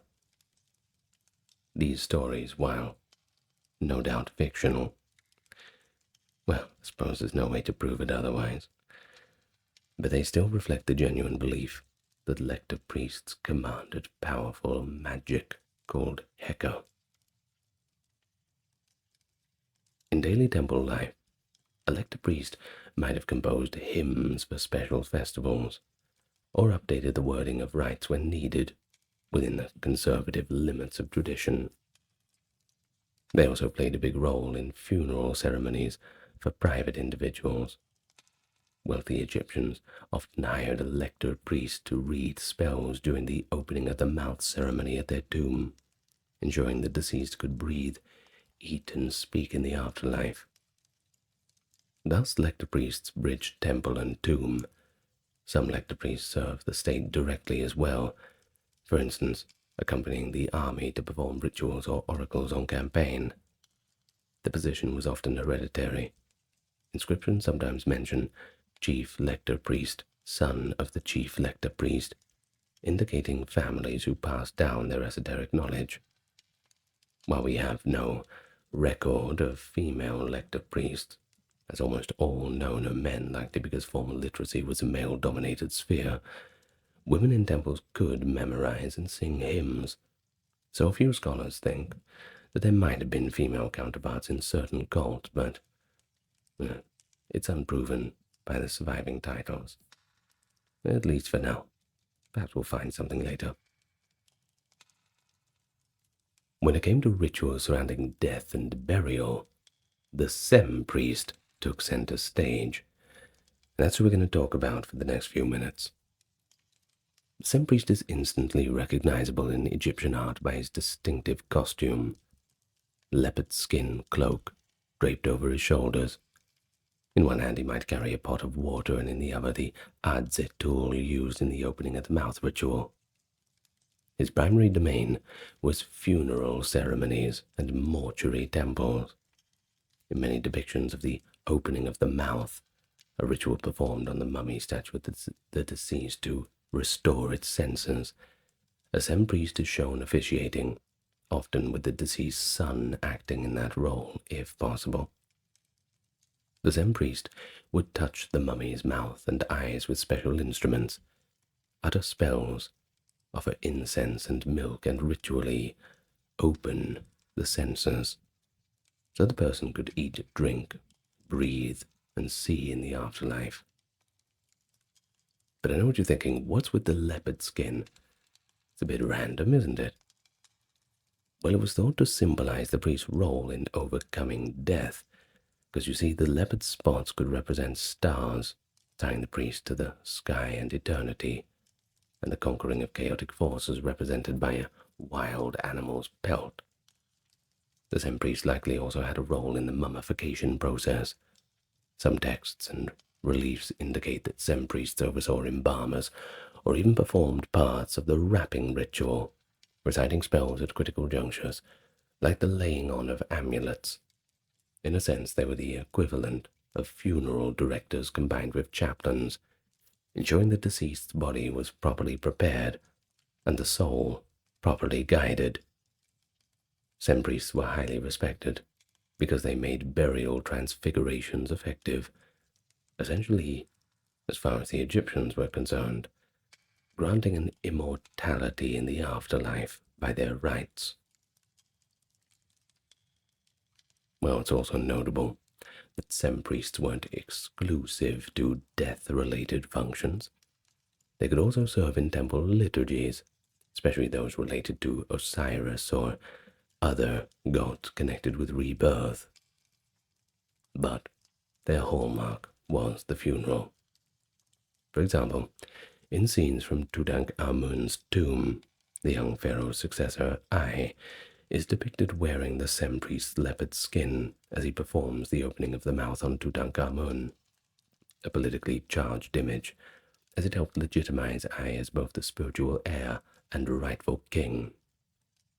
In daily temple life, the Sem garment might be worn on specific occasions. It's clear that Sem-priests formed a distinct category of clergy, often ranked high in temple service, due to the specialized knowledge they held. Some high priests of temples even had to be, quote, qualified, showing that mastering funerary rituals was certainly a prerequisite for the top positions. And this is likely because kings, considered living gods of course, required Sem officiants at their state funerals, and if you were going to be at the pharaoh's funeral, you better not mess it up. Or else. Okay, so let's talk about the Ka priest now. The sustainers of the dead. Sounds pretty full on, doesn't it?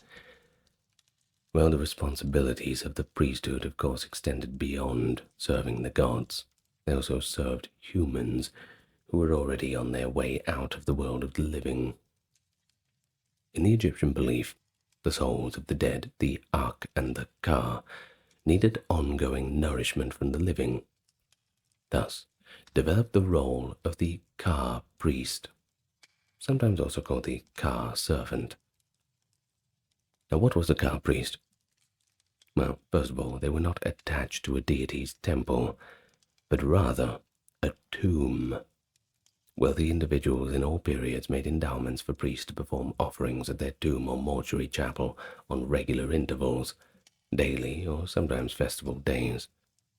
These priests would bring trays of bread, beer, meat, and incense to the place before the tomb stela or statue of the deceased, reciting offering formulas so that the ka, that life force of the departed, could consume the essence.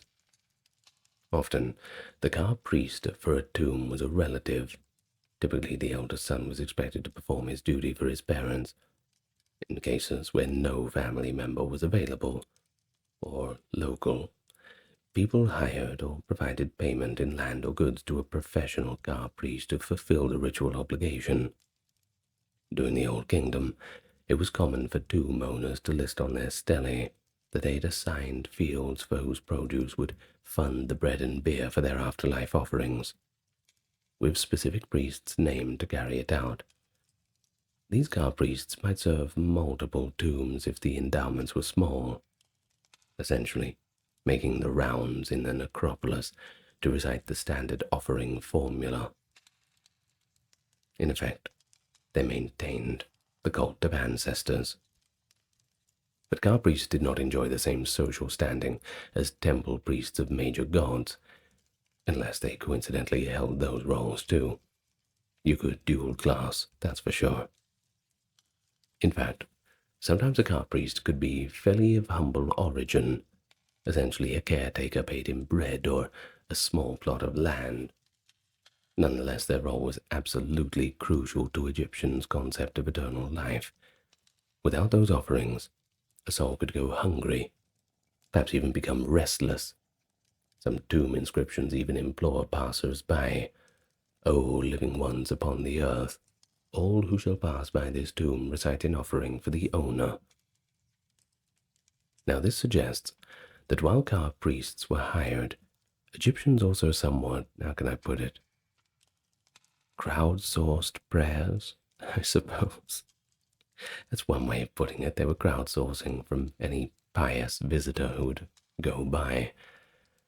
Well, by the New Kingdom, offering tables and commemorative stelae were common in tomb chapels for this very purpose, and festivals, like the Feast of the Valley, saw families and priests bringing food to tombs en masse.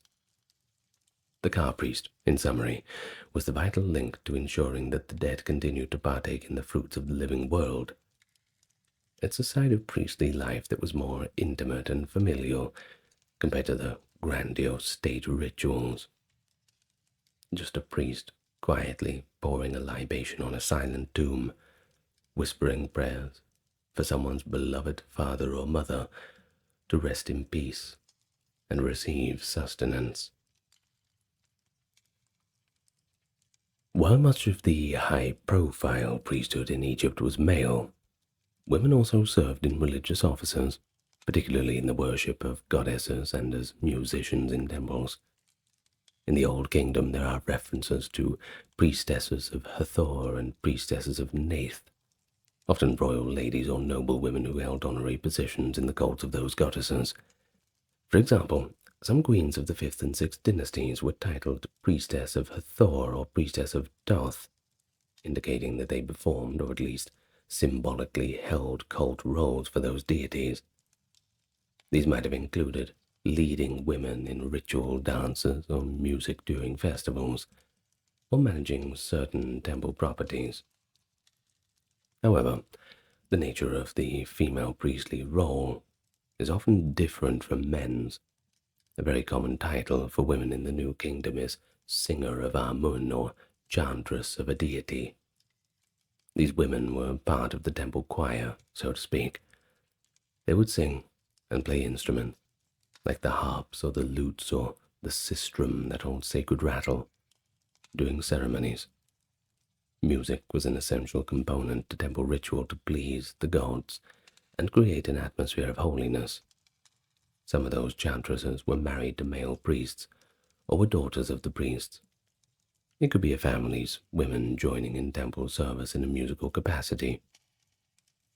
But they too had to maintain purity and were considered part of the clergy. The most illustrious priestess role that developed was the god's wife of Amun, and related deity titles like divine adoratress of Amun. This was in the New Kingdom, so a bit of a more modern development comparatively.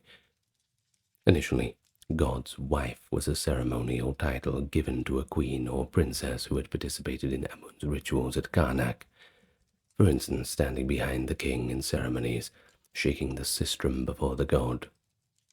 Over time, especially in the Third Intermediate period post-New Kingdom, this title became very powerful in its own right. The god's wife of Amun, often a royal woman, took a vow of chastity and effectively controlled the administration of Amun's temple in Thebes, wielding as much clout as a high priest would.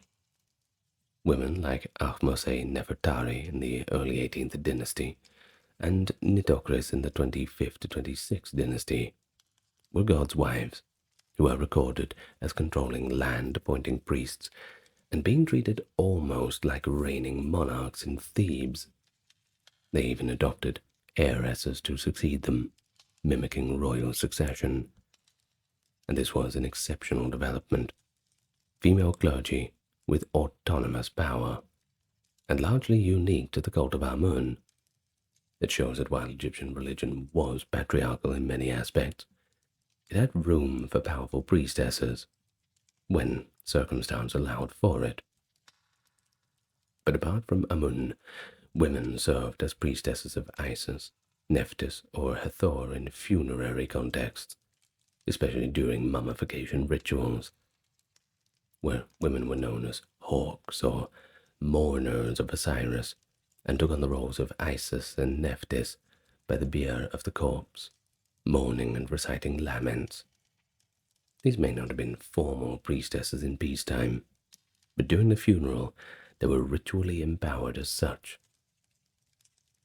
So, to sum it up, Egyptian priestesses typically either complemented the male priests as musicians or ritual participants, or in special cases led cults in their own right. They were equally dedicated to upholding maʿat. One near-contemporary account by the Greek historian Herodotus notes that certain cults, like that of the goddess Serket and the god Amun, had both male and female officiants. He observed that priestesses of Amun could reach the rank of wife of Amun and a rival king in honor.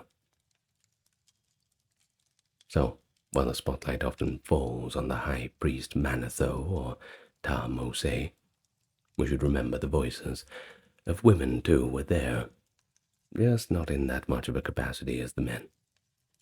But still, they played an important role, equal in value, different in function. Well, we keep hearing that word, don't we? Maat, the divine order, justice and harmony established at creation. Well, I keep talking about it because it's very important. It was at the heart of pretty much every priestly action. Priests considered themselves guardians of this cosmic order of Maat. This wasn't an abstract principle. It was a manifestation in very concrete duties. Each morning's offering was literally called presenting Maat to the god. They would sometimes offer a small figure of the goddess Maat or a representation of the law. By doing so, they affirmed that what is right, truth, and order was being maintained. So, one might ask the question, how does feeding a god statue or saying prayers maintain cosmic order? Well, to the Egyptian mind, the gods were sustainers of creation, but the gods themselves drew strength from ritual correctness and human devotion. It was a grand, reciprocal relationship. Humans sustained the gods through ritual, and the gods sustained the world, and the Nile, and the sun in return. It's a pretty good deal. But the problem is, if the priests faltered, the gods might just withdraw, and chaos, Isfet, the opposite of Maat, could erupt. Crops would fail, enemies would invade, and everybody would get tuberculosis. Beyond the daily temple service, though, priests engaged in numerous festivals and special rituals, and that would have a broader community significance, surely.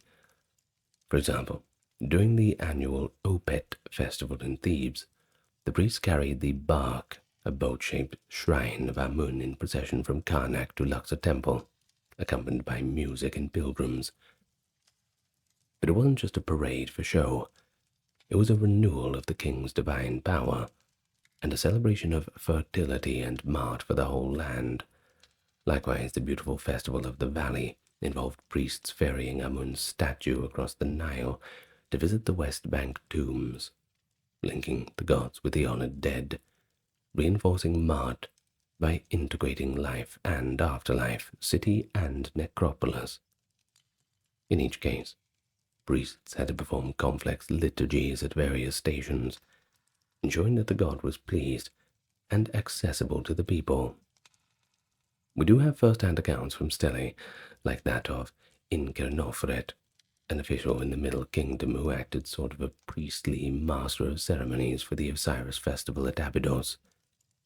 On his stele, he describes how he helped carry the god's image, led the procession of Wepwawet, the wolf god who opens the way, and even took part in ritual dramas, battling the enemies of Osiris as part of a sacred reenactment. Just imagine being there. That would have been cool. So his testimony, carved in stone almost 4,000 years ago in 1860 BCE, is a precious glimpse of priests orchestrating a multi-day public religious drama to renew the myth of Osiris's victory over death, which in turn reassured Egyptians that maāt, order over chaos, was upheld, at least for another year. But priests also provided oracular services and magical healing to uphold justice and well-being, also aspects of maāt. Oracles were often done by priests as carrying a god's statue on poles. The statue might incline or be borne toward a yes or no written answer to a petitioner's question, as interpreted by the priest. And people asked about everything, from who stole my jewelry, or should I wait until next year to travel, things like this. The priest thus served as the mouthpiece of divine justice, sometimes helping to solve crimes or disputes by letting the god ostensibly give judgment. On records, pharaohs themselves sometimes legitimized their rule through such oracles. Hatshepsut, for instance, claimed that the great god Amun spoke through his priest's oracle to declare that she was indeed the chosen ruler of Egypt. While cynics then and now might suspect priests of subtly controlling the outcome, for Egyptians, this was a pretty important form of divine validation. Well, in terms of magic, Heka, priests were learned magicians of society, and I've done an entire video on ancient Egyptian magic if you want to check the playlist. The line between religion and magic in Egypt was of course a bit blurry. Magic was simply practical religion. If someone was ill, a priest, often a special class called Sao, magicians or Sinue, physician priests, could recite spells and concoct remedies. Temple libraries called Houses of Life contained manuals on medicine, spells to protect against snake bites, and also incantations to safeguard childbirth. It was often the priest's duty to go outside the temple to perform such services to the community. This is just another way they upheld maāt, by averting the isfet, that chaos of illness, calamity, or evil spirits through their sanctioned magic. One inscription from a temple at Dendera describes the priesthood there as those who drove off the evil one with spells, who make life flourish. Indeed, they were even seen as fighting demons or chaotic forces that threatened the community and the temple. A striking ritual was the execration ceremony, priests would mold clay figures of Egypt's enemies or names of troublesome spirits, and then ritually curse and smash them. Symbolic destructions of chaos, often done in private within temple confines, but believed to have very real effects on the wider world outside. But the temple was not just a religious center, of course. There were economic powerhouses. Priests, especially in the New Kingdom, were not only spiritual leaders, but also key administrators of wealth. So how did the temple economy function? And how did priests manage, or perhaps benefit from it? Well, every temple owned land granted by the king, and sometimes added to by donations from nobles or spoils of war. These lands, farms, orchards, cattle ranches, fisheries, were worked by peasants and herders, with a portion of the yield destined for the temple. The produce served two main purposes: to supply the offerings to the god, and to feed and pay the staff, the priests and all the temple workers. Essentially, priests were paid in rations of food, oil, and cloth, and sometimes in a share of the precious goods, if there were any, all of which came from temple estates or royal provisions. Herodotus notes that Egyptian priests, quote, do not consume any of their own private property, for they are given a plentiful allowance of meat and wine each day, and a loaf of the fine, sacred bread. Now, this means that the temple certainly took care of them. This material support allowed priests to focus on their duties without having to worry about their livelihood, though many being part-time also had their own lands or income on the side. Like I said at the start, it's not a bad deal. Well, a document from the end of the New Kingdom, the Great Harris Papyrus, circa 1150, dramatically illustrates the temple wealth. It lists the endowments of Pharaoh Ramesses III to Egypt's major temples, and the numbers are staggering. The Temple of Amun at Thebes is said to have owned around 86,000 slaves and workers, 421,000 head of cattle, 65 cities, and scores of ships. Now that's wealth on par with the pharaoh himself. While these figures might be propagandistic for exaggeration purposes, there's certainly no doubt that Amun's priesthood controlled a huge fraction of Egypt's resources by that time. Even in earlier periods, temples like the Sun Temples of the 5th dynasty or the temples of Ptah at Memphis had considerable estates.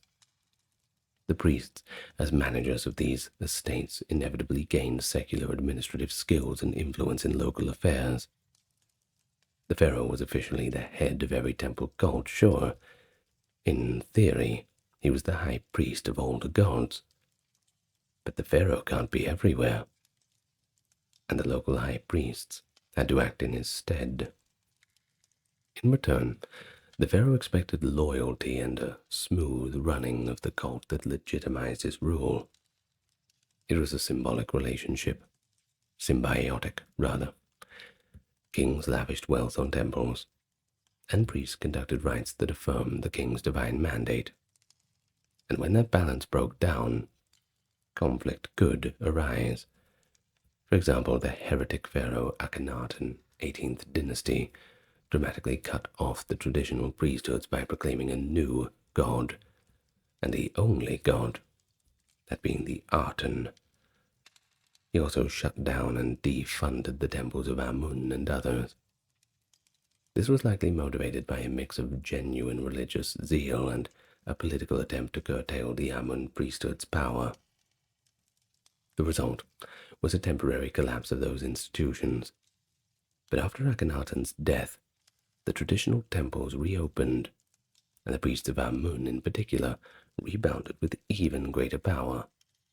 They were essentially vindicated and richly rewarded by subsequent kings like Tutankhamun and Horemheb.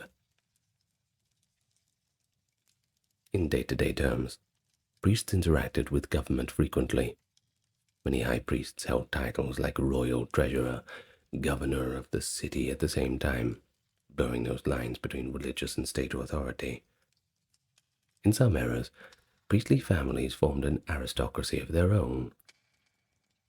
During the Third Intermediate Period, high priests of Amun at Thebes were actually from the same family for generations, almost a dynasty parallel to the pharaohs ruling in the Delta. They even adopted royal titulary. In the late period, some priesthoods, like that of Ptah in Memphis, were kingmakers. The Sate kings carefully married into or co-opted priestly families to secure support. But for ordinary priests, the temple economy affected them in a way that many had secondary professions. A priest on his off-duty months might farm his allocated plot of temple land, or act as a scribe for hire. It was not unheard of for a priest to engage in commerce. However, some records also hint at corruption or abuse. There were cases of priests embezzling offerings, using for personal feasts the bread or beer meant for the god, or charging fees for oracles and favors. The tale from the late period of Pharaoh Peties complains about corrupt priests in the Delta. And under Persian rule, a few temple archives show disputes where priests had to account for missing grain. But by and large, priests were respected as honest brokers of maʿat, and any misbehavior was harshly judged by their peers, as it risked divine displeasure. An interesting aspect of temple life was the reversion of the offering system, which effectively was a meal plan for priests. After the god had, quote, consumed the essence of food offered on the altar, the remaining physical food was distributed. High priests got the prime cuts of meat and fine bread, and lesser priests got the, standard rations. Even the doorkeepers got something, probably the crusts, But this meant a big temple at lunchtime resembled a communal dining hall. It also avoided waste, too. Nothing offered went unused. Temple workshops likewise created goods both for ritual and for sale. Priests might oversee brewing beer, carving statue offerings, or weaving linen, providing employment to the many and surplus for trade. Well, to sum it all up, the priestly hierarchy and temple economy were so deeply entwined with Egypt's social and political life. Priests weren't just ascetics in prayer. They were savvy administrators and pillars of the community. They mediated between gods and the people not only spiritually, but also in material blessings, ensuring the flood of the Nile was thanked, the granaries were filled and opened in famine, and that the wealth of the temples served the greater maāt of the nation by funding festivals that united the populace and charity that fed the poor. Temples did distribute beer and bread to the needy during festivals, functioning akin to social safety nets in some cases. And so, there is a tendency to imagine the priests of Egypt as austere, aloof figures mumbling prayers in an empty temple. I hope this lecture has replaced that image with a more dynamic one. A lively scene of activity, the bustle of preparation before a festival, the hum of temple students learning to trace hieroglyphs and the reverent hush of a midnight ritual to invoke the gods.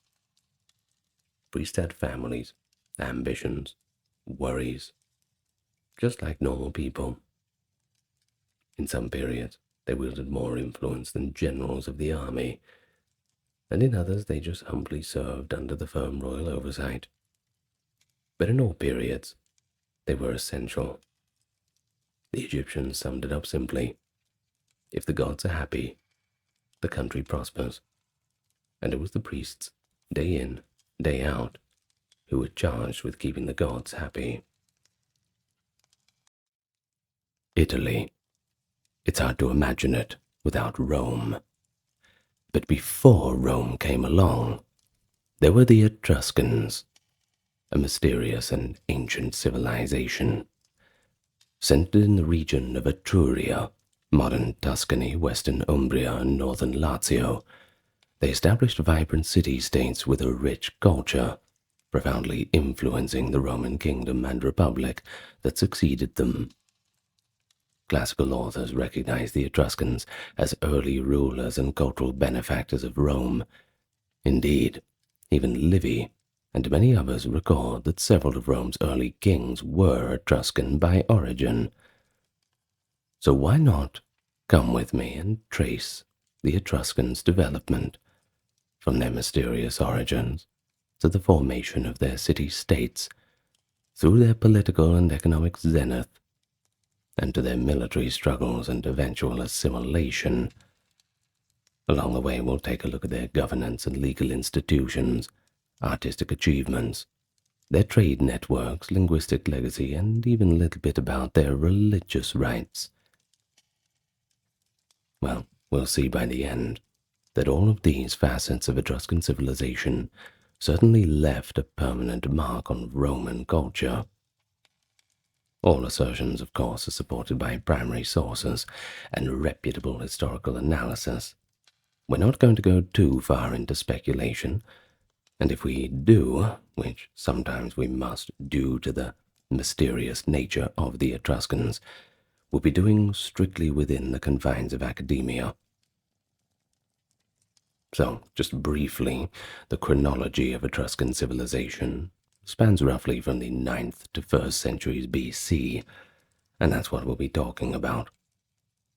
During the Villanovan period, that's around 900 to 750, a proto-Etruscan culture emerged from the Bronze Age Urnfield tradition in Italy. In the subsequent Orientalizing and Archaic periods, 750 to 500, Etruscan city-states took shape and prospered through trade and cultural exchange with Greeks and Phoenicians, along the way developing advanced arts, governance, and religion. Then we'll discuss the classical period, the 5th and 4th centuries, which saw the Etruscans confronted by growing external pressures, the Greek colonies, the Gallic incursions, and of course the early expansion of Rome, leading to territorial contraction and political decline. By the Hellenistic period, 3rd to 1st centuries BC, Etruscan cities were gradually absorbed by the Roman Republic. In fact, Etruria was effectively under Roman rule by the 3rd century. But still, the legacy of the Etruscans endured, even as their language faded, the final inscriptions appearing in the 1st century AD. Many Etruscan religious practices, artistic styles, architectural innovations, and legal customs lived on just within the confines of Roman society. And so, to appreciate Rome and their indebtedness to the Etruscans, well, it's probably best that we understand who the Etruscans were and how they organized their world. Well, let me welcome you to the channel first. Of course, it's obvious by now what we will be discussing, and discussing it for quite some time, I'm sure. Thank you to all who have supported on the Patreon and the merch store, also the YouTube memberships. You have my thanks. And thank you in advance for clicking the subscribe button, which is conveniently located right next to the like button. Now, with that being said, let's get nice and relaxed, and we can begin. Well, let's begin in the early times, that aforementioned period between 900 and 750, that is the Villanovan period. The origin of the Etruscans has long been a topic of fascination and debate, and I dare say will continue to be so for quite some time. The ancient writers preserved divergent theories. Herodotus, writing in the 5th century BC, recorded a legend that the Etruscans, whom the Greeks, by the way, called Tyrrhenians, were migrants from Lydia in Asia Minor. Faced with famine, a group of Lydians led by Prince Tyrsenos sailed west and, quote, no longer called themselves Lydians, but Tyrrhenians, finally settling in Italy. By contrast, The Roman historian Dionysius of Halicarnassus, writing in the 1st century BC, so some 400 years later, argued the Etruscans were autochthonous, the indigenous people distinct from any known group, with a unique language and culture, a view more consistent with modern archaeology. Well, today we have a scholarly consensus based on archaeological continuity, and that is that the Etruscan civilization developed locally from the Proto-Villanovan Iron Age culture, the age preceding them, about 1100 to 900 BC in Tuscany and northern Lazio. Evidence from cemeteries and material culture shows a gradual evolution rather than an influx of foreign populations. For example, the earliest Etruscan sites around 900 BC already exhibit distinctive burial customs. We're talking about very richly furnished cremation urns placed in well-organized necropolises that grew out of preceding local traditions, of course. And so by the early Villanovan period, these communities began to accrue wealth from metalworking and agriculture. Etruria was blessed with an abundant resources of metal, especially iron from the island of Elba, and copper, tin, and other metals in its hills. Archaeometallurgical evidence, that's a big word, suggests that even in this formative era, the inhabitants were exploiting metal deposits and engaging in trade. Villanovan trade networks linked Etruscan proto-cities with distant regions. Archaeologists in our modern times have found early Etruscan Bronze Age goods as far afield as Sardinia, the Balkans, and even the Aegean, and that certainly provides a lot of evidence that their trade networks were long. After all, they had all the good metals, and that goes a long way. The market is broad. Notably, bronze fibulae, or clasps of Italian make, have been discovered in Greece and the Near East, indicating contacts well before 800 BC. Exchanges like this accelerated cultural development and social stratification in Etruria. By the 8th century BC, Greek seafarers, especially Euboeans from the colony of Pithecusae on Ischia, and Phoenician merchants were regularly visiting the Etruscan ports. They came for metal ores, and they offered exotic goods in return. It was a fair deal, good for everyone involved. Now this catalyzed an orientalizing period from 750 to 625 in Etruscan art and society, a time when Eastern Mediterranean motifs and luxuries, that is, engraved ostrich eggs, carved ivories, things like this, began to flood Etruria.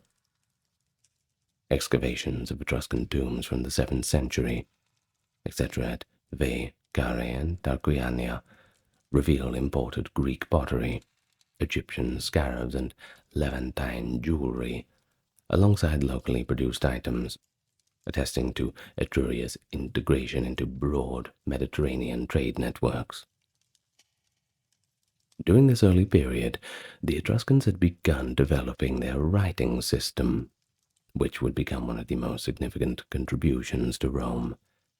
Sometime around 750 BC or thereabouts, they adopted a version of the West Greek alphabet, brought to them by Greek colonists in Italy, and with a few little tweaks, a change here and there, adapted it to their own language. Now the Etruscan alphabet, written typically right to left by the way, is very close to the archaic Greek alphabet of Euboea, including letters like F, diagamma, and X, which the Latin later borrowed. Indeed, Latin alphabet is directly derived from the Etruscan script, by the way. Romans learned writing from the Etruscans in the 7th century BC, and countless Etruscan inscriptions, over 13,000 actually, survive on tombs, poetry, and artifacts. We have so many of them. Well, although the Etruscan language is non-Indo-European, and our understanding of it is a little bit lacking, scholars have identified many loan words that passed from Etruscan into Latin. For instance, the Latin word persona, that is person or persona indeed in the modern vernacular, originally meaning a theatrical mask, derives from the Etruscan versu, mask. Other Latin terms with probable Etruscan roots include sateles, attendant or satellite, perhaps from the Etruscan satnal, and even populus, people, which intriguingly may relate to the Etruscan god Fufluns, though the connection is debated. The very name Roma appears in Etruscan inscriptions as Rumma, with the cognate form Rumma X meaning Roman, suggesting that the city's name was known in the Etruscan tongue. Such linguistic vestiges show the close interplay between early Rome and the older Etruscan neighbors. Well, now moving on to when things really start to get in motion. And so, by the 8th and 7th centuries BC, the Etruscans were forming urbanized city-states, independent, fortified, each ruling over surrounding territories. It was really starting to look like something by this point. Not just a bunch of villages and huts, but walled fortresses. That's when you know you have a civilization propping up. The Greek poet Hesiod, around 700 BC, already described the Tyrsenians, the Etruscans, as a people of central Italy, and later Greek sources depict them as an organized and often piratical, seafaring people. The heartland of Etruria contained a dozen or more major cities, which later Roman tradition referred to as the League of the 12. Though the exact membership is uncertain, the League likely included such cities such as Tarquiania, Veii, Caestra, Cleves in Perugia, and many more.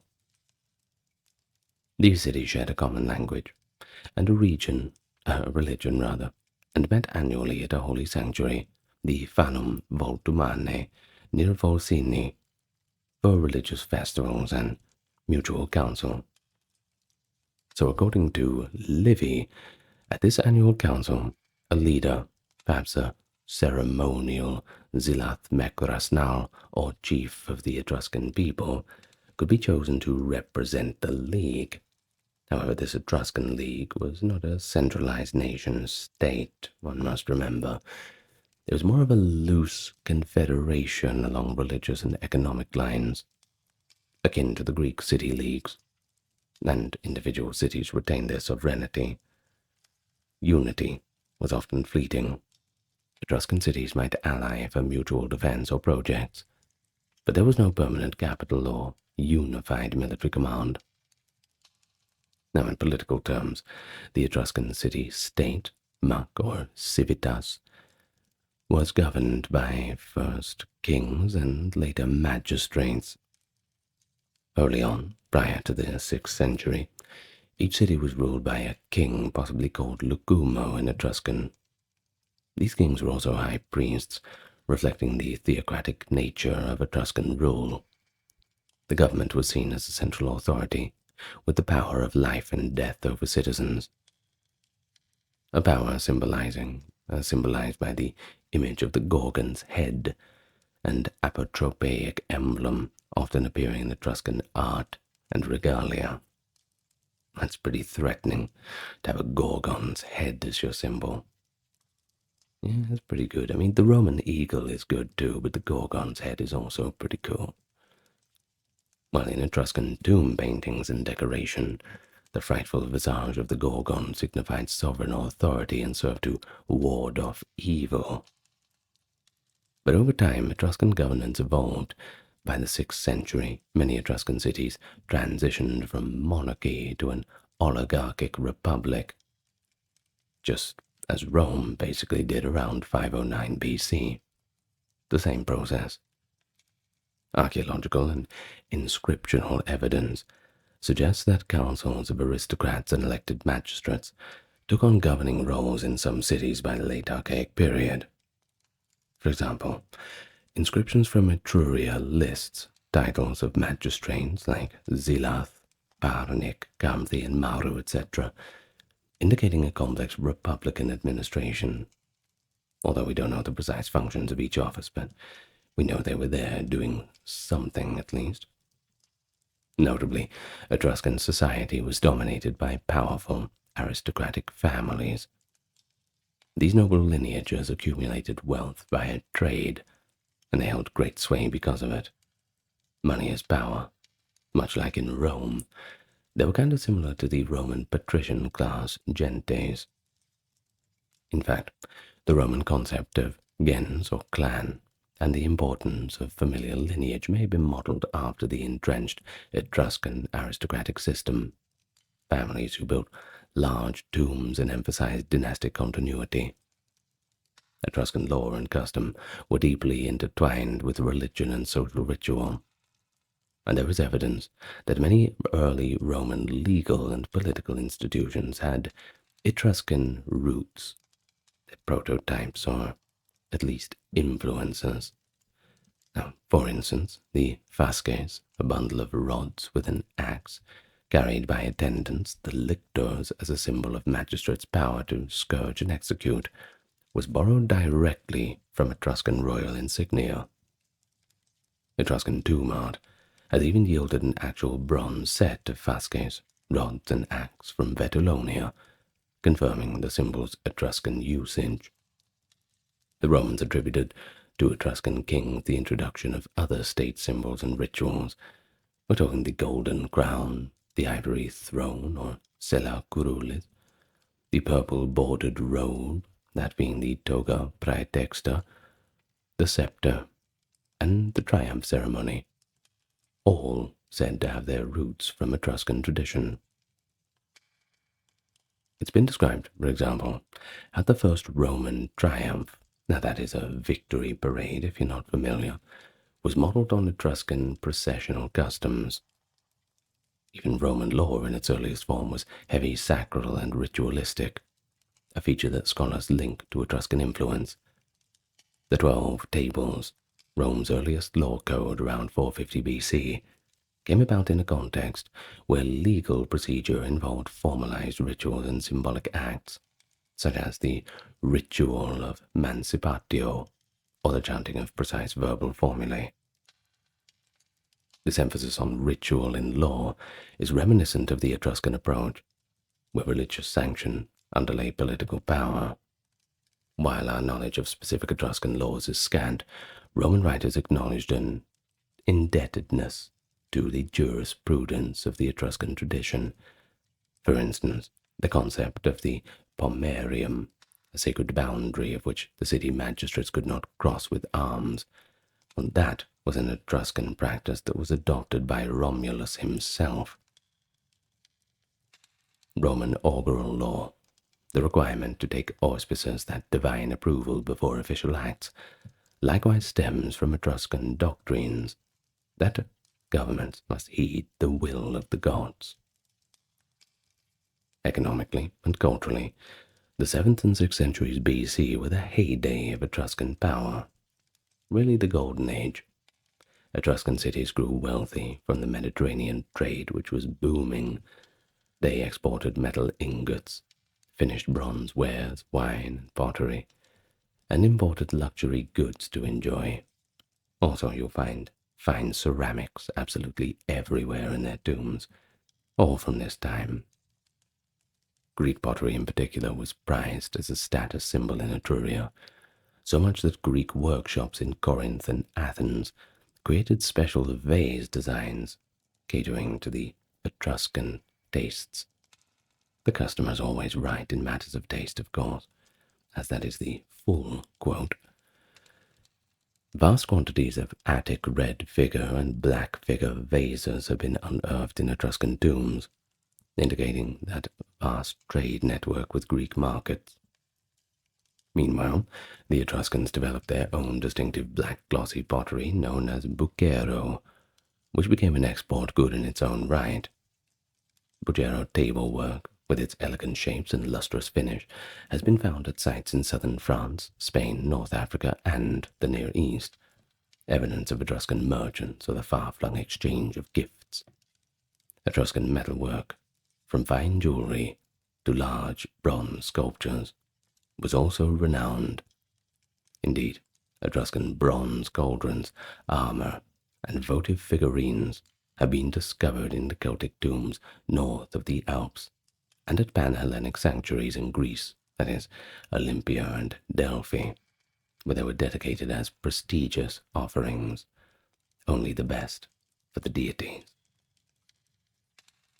But one hallmark of this era was the formation of Etruscan colonies and spheres of influence beyond the confines of Etruria.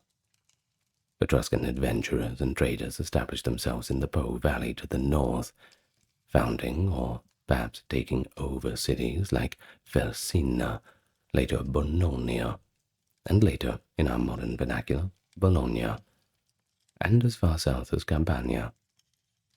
By 600 BC, the Etruscan League existed in Campania, centered on the city of Capua, indicating direct Etruscan rule in that region. They also held sway in Latium, at least before Rome sorted that out. Many of these expansions were likely driven by the search for metals, arable land, and trade routes, as well as strategic alliances, for example, with Carthaginians against the Greeks.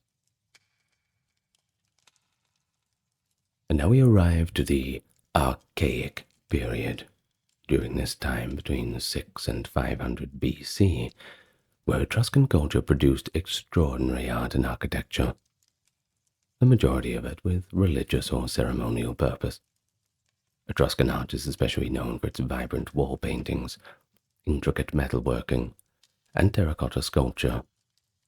Unlike the Greeks, the Etruscans did not often carve large statues in stone, despite the fact that they had access to quality marble.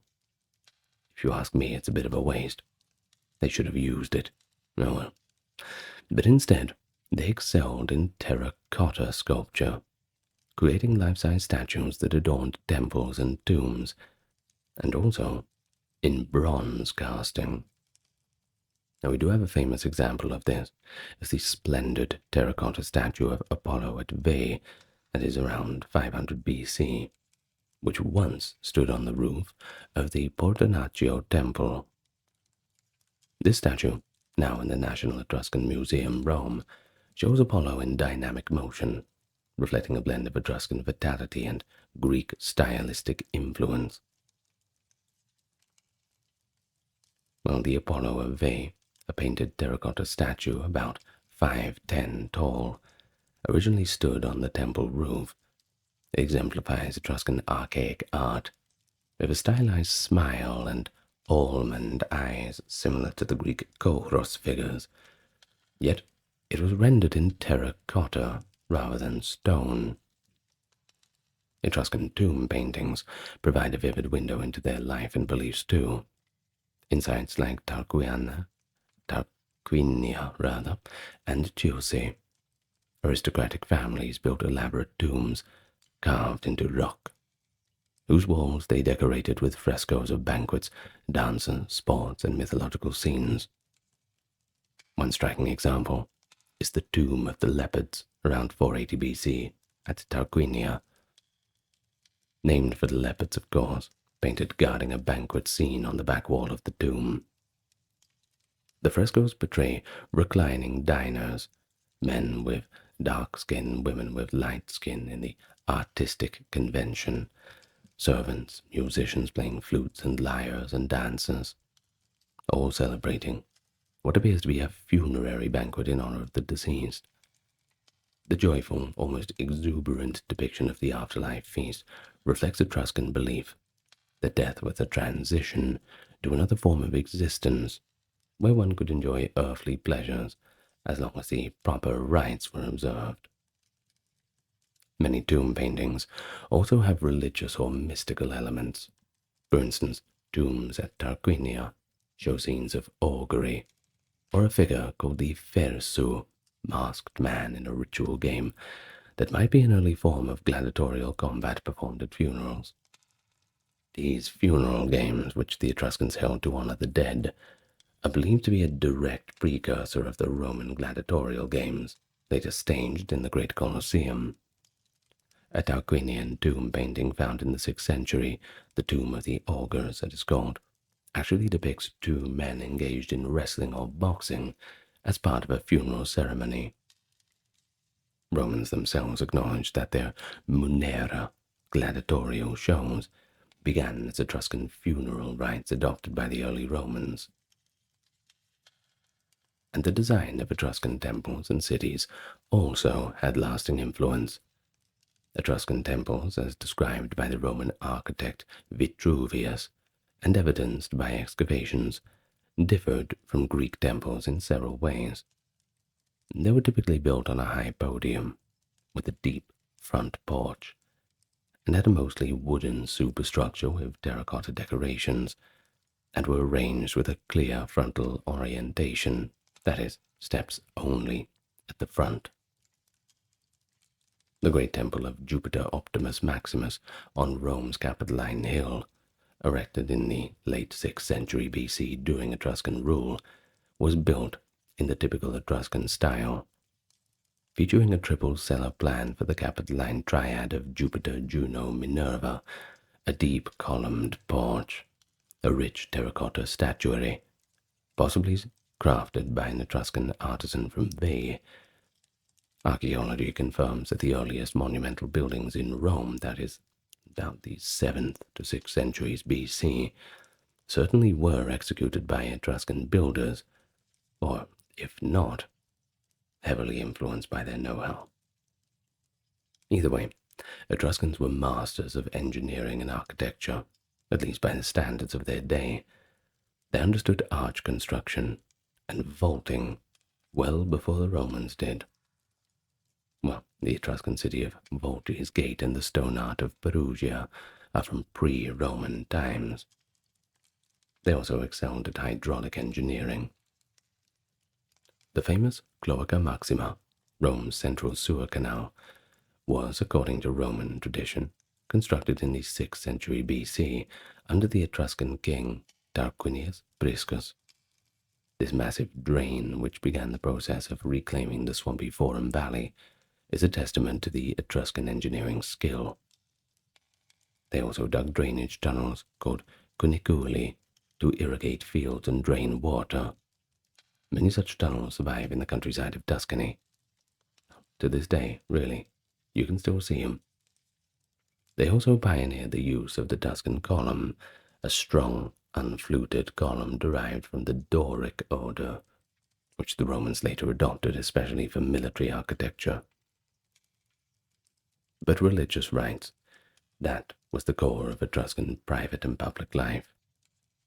The Etruscans were polytheistic, worshipping a vast pantheon that included both indigenous gods and those adopted from Greek mythology. They believed that the will of the gods manifested continually in the natural world, and that through proper divination one could interpret divine signs. The Etrusca Disciplina was the corpus of sacred knowledge, essentially Etruscan religious law, which codified the methods of divination and the interpretation of omens. Chief among these practices was the haruspicy, examining the entrails, especially the liver, by the way, that was particularly important. Now, the Etruscans developed an elaborate system for liver divination, dividing the organ into sections representing different deities and portents. A remarkable artifact illustrating this is the liver of Piacenza, a bronze model liver from the 2nd century BC, covered in inscriptions found in northern Italy. It was likely a teaching tool for trainee diviners. Each region on the model liver is labeled with the name of a deity, showing how an Etruscan priest would map a real sheep's liver to the divine cosmos. The Romans were so impressed by Etruscan divination that they retained the Etruscan haruspices as a specialist priest in the imperial era. In fact, even after Etruria was politically subdued, Rome maintained a state board of these diviners, often of Etruscan descent or in training, to consult during times of prodigies and crises. Additionally, Etruscan augury, interpreting the flights of birds and other natural omens, was integrated into Roman state religion. Rome's highest priests, augurs, and pontiffs adopted many Etruscan ritual conventions. So, all up, the Etruscan religious influence on Rome was very profound, I'm sure you'll agree. Several major Roman deities and cults were directly influenced by Etruscan equivalents. For example, the Etruscan goddess Uni was equivalent to Juno, Tinia to Jupiter, and Menva to Minerva. These formed the principal triad in both Etruscan and early Roman worship. The practice of portraying gods in anthropomorphic form with statues in temples was introduced to Rome by Etruscans. Early Romans may not have had cult statues until the Etruscans came around and got their artisans to help them create a few. Etruscan mythological heroes, many borrowed from the Greeks, also filtered to Rome. For instance, the hero Hercule, from the Greek Heracles, was venerated by the Etruscans and passed into the Roman cult as Hercules, with attributes shaped by Etruscan interpretation. The Roman religious calendar itself, typically attributed to Rome's second king, Numa, well, that too appears to have been influenced by the Etruscan models of reconciling lunar and solar time, likely developed in the late 6th century BC when Etruscan influence in Rome was at its peak. And so 500 BC, Etruscan power was at its apogee. But the tides were turning. The late 6th and 5th centuries brought new military challenges, and from multiple fronts. The Etruscans were renowned in earlier times as formidable warriors and sailors, sure. Greek authors often mention tyranny and pirates dominating the western seas. Etruscan warfare typically involved heavily armored infantry fighting in a phalanx, an approach likely adopted from the Greek hoplite model. Hey, if it works, why not do it? As well as cavalry drawn from the aristocracy. In war, the Etruscans sought not only territorial gain, but status and loot. Captured enemies might be ransomed for wealth or even ritually sacrificed in honor of fallen Etruscan nobles. But as neighbors grew in strength, the Etruscans found themselves increasingly on the defensive. The southern outposts in Campania came under pressure from the expanding Greek city-states of Magna Graecia and indigenous Italic tribes, while the northern holdings in the Po Valley were threatened by the migrating Gallic tribes. One pivotal conflict was with the Greek colonists in Italy. In 540 BC, a fleet of Phocian Greeks from Corsica encountered a joint Etruscan-Carthaginian fleet in the Battle of Alalia. That was fought off the coast of Corsica. Though the Greeks claimed a costly victory, the battle effectively broke Phocian naval power, leaving the Etruscans and the Carthaginians dominant in the Tyrrhenian Sea. Soon after, Etruscan influence in the south began to wane. In 524 BC, the Etruscans, perhaps led by a southern Etruscan city of Clusium, suffered a defeat at Cumae in Campania. A generation later, in 474, Hiero of Syracuse won a decisive naval victory over the Etruscans at the Battle of Cumae. This battle crippled the maritime power of the Etruscans and ended their control over Campania. The Etruscan city of Capua fell to the Samnites, another Italic people, very soon after. Greek and Roman sources typically portray this as a turning point. The rich Etruscan coastal cities would no longer shield their trade or colonies from Greek retribution. Etruria's loss of access to the southern markets dealt a blow to its economy. Things were certainly going to get worse from here. Similarly, the Etruscans faced invasions in the north. Around the end of the 5th century BC, that is around 400 BC, bands of Gallic Celts crossed the Alps into the Po Valley, sacking the Etruscan settlement of Melpum and threatening many others. Etruscan control over the fertile Po plain, that is the Padanian Etruria region, rapidly disintegrated under Gallic pressure. By the early 4th century, the Etruscans had lost cities like Felsina, which the Gauls renamed Bononia. It's now the city of Bologna. So I wonder, is it an Italian city, or is it a Gallic city? Now that's a matter of debate. But either way, this Gallic push south culminated in the infamous raid of Rome by the Senones in 390 BC. Now, it's important, though Rome was a Latin city and not Etruscan, it certainly shows the shifting power dynamic that also affected Etruria. The net effect was that Etruria was now hemmed in, no longer expanding, but fighting for survival on multiple fronts. The greatest rising threat, however, I'm sure you know, was Rome itself. After the expulsion of Rome's last king, Tarquinius Superbus, an Etruscan by the way, in 509 BC, the Roman Republic grew in military strength and began encroaching on Etruscan territory. Early Roman historians recount wars with the Etruscan city of Veii, Rome's neighbor, just 16 kilometers to the north. That's a little too close for comfort, isn't it? The conflict between the two cities spanned decades, highlighted by the siege of Veii from 405 to 396, which finally ended in Veii's capture by Rome. According to Livy, the Romans under the generalship of Camillus tunneled into Veii after a long siege and destroyed the city in 396. This was a watershed.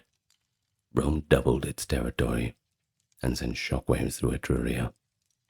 One by one, the southern Etruscan cities faced Roman aggression.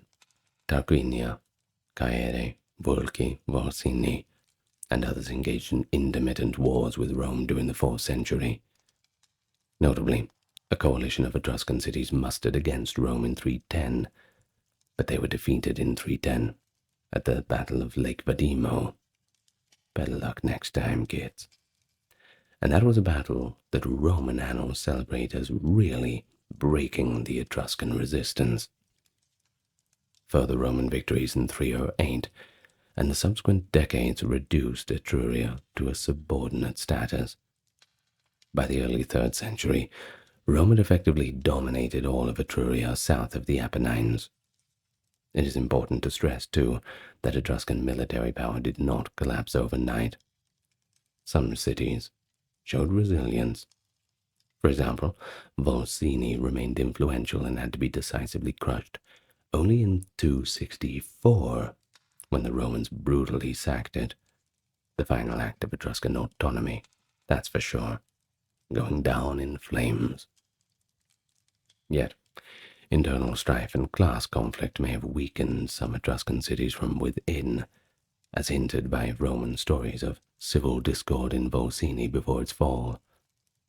After the Roman victory in the Samnite Wars, where some Etruscans allied with the Samnites and Gauls against Rome, only to be defeated in 295 at Sentinum, Etruria's fate was effectively sealed. The once proud Etruscan League cities were gradually Romanized, forced to cede land, sign treaties, and ultimately, by 90 BC, accept Roman citizenship in the aftermath of the Social War. By 27 BC, with the establishment of the Roman Empire, Etruria was formally merged into the Roman system. Despite military subjugation, Etruscan contributions to warfare and armaments were not forgotten. The Romans adopted and adapted Etruscan military technology over time. Etruscan helmets, that is, that distinctive bronze helmet with the rounded apex and cheek flaps, were precursors to some Roman helmet designs. The concept of the military triumph, as we've mentioned, had Etruscan roots in victory parades. Roman military camps and colonies may have drawn on Etruscan surveying techniques. The Etruscans were certainly skilled in laying out cities on orthogonal plains. The excavated Etruscan town of Marzabotto is laid on a grid aligned to cardinal directions, which prefigures the rigid grid of Roman colonial towns. Tactically, while the Romans ultimately shifted to manipular legions, early Republican Rome's army was essentially a hoplite phalanx, influenced by Etruscan and Greek methods. Indeed, Rome's very military terminology shows traces of Etruscan language. The Latin word miles, soldier, might derive from an Etruscan word or concept, and military itself, by a Latin militaris, is possibly linked to that. The tradition of disciplinary devotio, sacrificing oneself in battle for the gods, may also reflect Etruscan spiritual influence on how war was ritualized. Roman generals like Decius Mus, dedicating themselves and the enemy to the gods in battle, as parallels with the heavy religious context Etruscans gave to warfare, etc. Prisoners sacrificed on tombs of leaders. As Etruria came under Roman rule in the final centuries BC, the Etruscans became Roman citizens and were gradually assimilated. Like it or not, the Latin supplanted the Etruscan language in daily life, though Etruscan persisted in religious context for some time, and over generations Etruscan identity blended into the broader Roman Italian identity. However, many Etruscan cultural elements were not lost. Instead, they were just absorbed into the Roman apparatus, becoming an integral part of what we recognize today as Roman civilization. The Romans themselves, often pragmatically, preserved what they found useful or hallowed in Etruscan tradition. We've already noted several areas of Etruscan influence, so here we summarize the most significant Etruscan contributions to Rome. The first being urban planning and architecture. Now, the basic template of Roman cities owed much to their Etruscan precedents. According to Roman law, Romulus founded Rome following the Etruscan ritual. He plowed a sacred boundary around the Palatine Hill and established the Pomerium, the inviolate city boundary, following the Etruscan practice. Archaeology suggests that early Roman urban infrastructure, drainage systems, defensive walls, forum layout was initiated under Etruscan supervision. The use of an arch in construction, which became the hallmark of Roman engineering, think of the aqueducts and the Colosseum, was pioneered in Italy by the Etruscans. Roman temples in the Republican period were built in the Tuscan style, with high podia and axial plans, directly emulating Etruscan temples like those of Veii and Tarquinia. The Capitoline Temple in Rome, its massive scale and triple cella design, set a pattern for the later Roman temple architecture, all thanks to an Etruscan blueprint. Even the later Roman preference for building cities on hilltops with strong fortifications echoed the Etruscan habit of choosing elevated sites and encircling them with thick walls. Moreover, the Romans maintained the Etruscan practice of dividing the city with a north and south street and an east and west street aligned to the auspices, a reflection of the Etruscan belief in sacred urban order. And then we have governance, political symbols, and law. Many of the early Roman political institutions, where they show their fair share of Etruscan influence too. The Roman Senate, which might have been inspired by the councils of nobles that ruled Etruscan cities after the monarchy. The regalia of Roman magistrates were explicitly Etruscan in origin, The lictors with their fasces, the curule chair, the purple-bordered toga, praetexia, worn by consuls and later by boys and magistrates, and the golden scepter and crown used by generals celebrating a triumph, all adapted from Etruscan royal ceremony. Roman legal and religious concepts also betray Etruscan roots. The Latin word ritus, ritual, could well describe the Etruscan approach to law and governance, which was to sanctify the secular authority through ritual. The Roman concept of auctoritas, of the Senate, a kind of legitimization of authority, has been linked to the Etruscan reliance on divine sanction for political decisions. Furthermore, some of the Roman magistracy titles may etymologically stem from the Etruscan. For example, the title rex, or king, was certainly not Etruscan, that being lucumo, that was used for a ruler in their tongue, but camillus, an assistant to priest. One moment.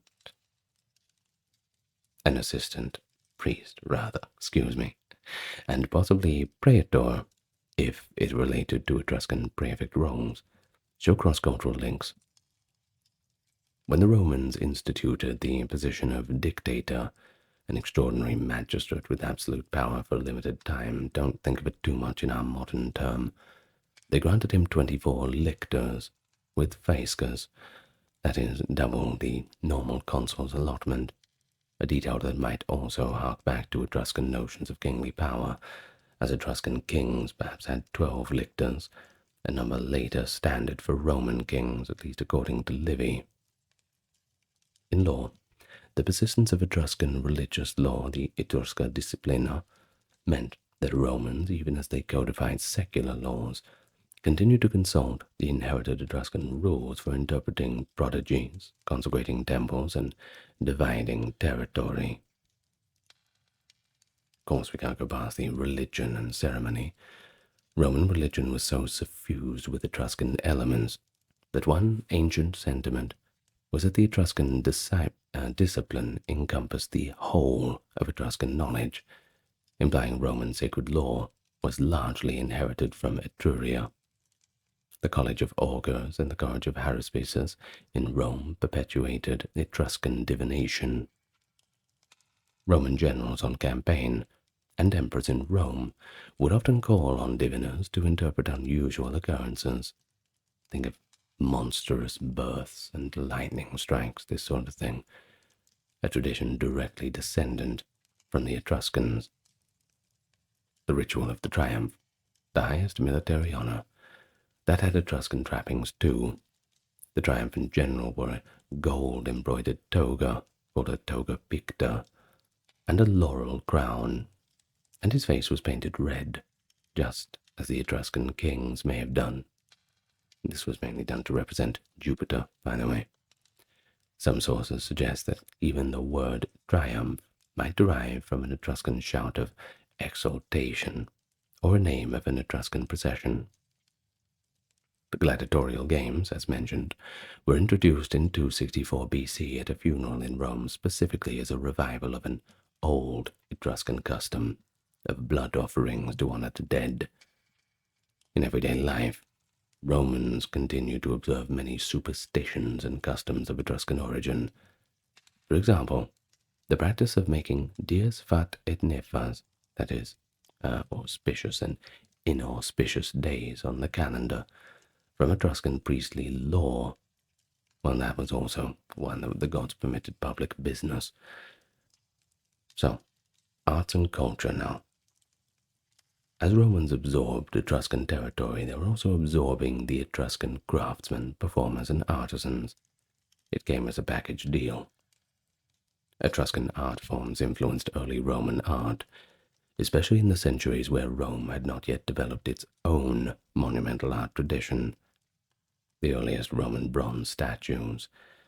Oh, I don't know. Think of the Capitoline wolf, that one with Romulus and Remus.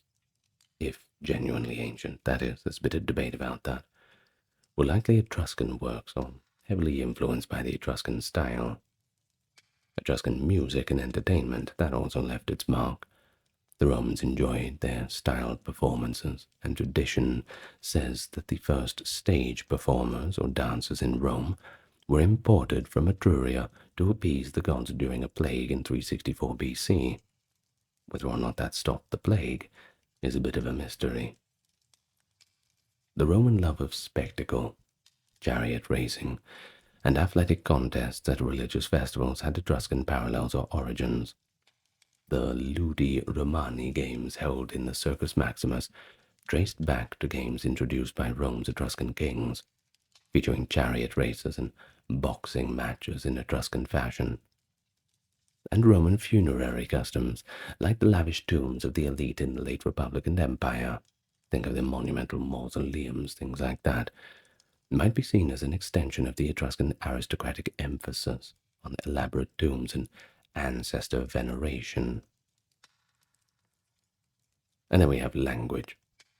Although Latin was fundamentally different from Etruscan, it incorporated numerous loanwords, especially for things associated with Etruscan culture, with noted examples like balteos for belt, sateles and persona, and possibly even arena, connected by some to an Etruscan term for a sandy place. The names of two of the three original Roman tribes, the Ramnes and Luceres, appear to be Etruscan words. Perhaps Rasna, or related to Rusna, meaning Etruscan people, and Lucumo, meaning chief, respectively. This hints that the early Roman population had an Etruscan component, or at least Etruscan nomenclature, in its organization. The Roman onomastics, many family names, gentes, were of Etruscan origin. For example, the Semproni, Pomponi, Claudi, etc. These were because these families had Etruscan ancestors, or they adopted the names from Etruscans upon integration. Even in the imperial period, elite Romans took pride in tracing lineage to Etruscan heroes. Maecenas, the famous minister of Augustus, was of Etruscan nobility from Arretium, and that's just to name one. And so, by the time of the early empire, the Etruscans as a distinct people had largely vanished. But don't worry, their imprint on civilization was undeniable. I'm sure you agree. I hope I've convinced you. The Roman poet Virgil in the Aeneid acknowledges the Etruscans. He calls them Lydians, by the way, nodding to Herodotus's tale mentioned earlier, as allies of Trojan Aeneas and contributors to the Roman ancestral melting pot. Romans continued to visit Etruscan oracles and venerate Etruscan gods. For instance, Vertumnus, the Roman god of seasons and change, was originally an Etruscan deity, Voltumna.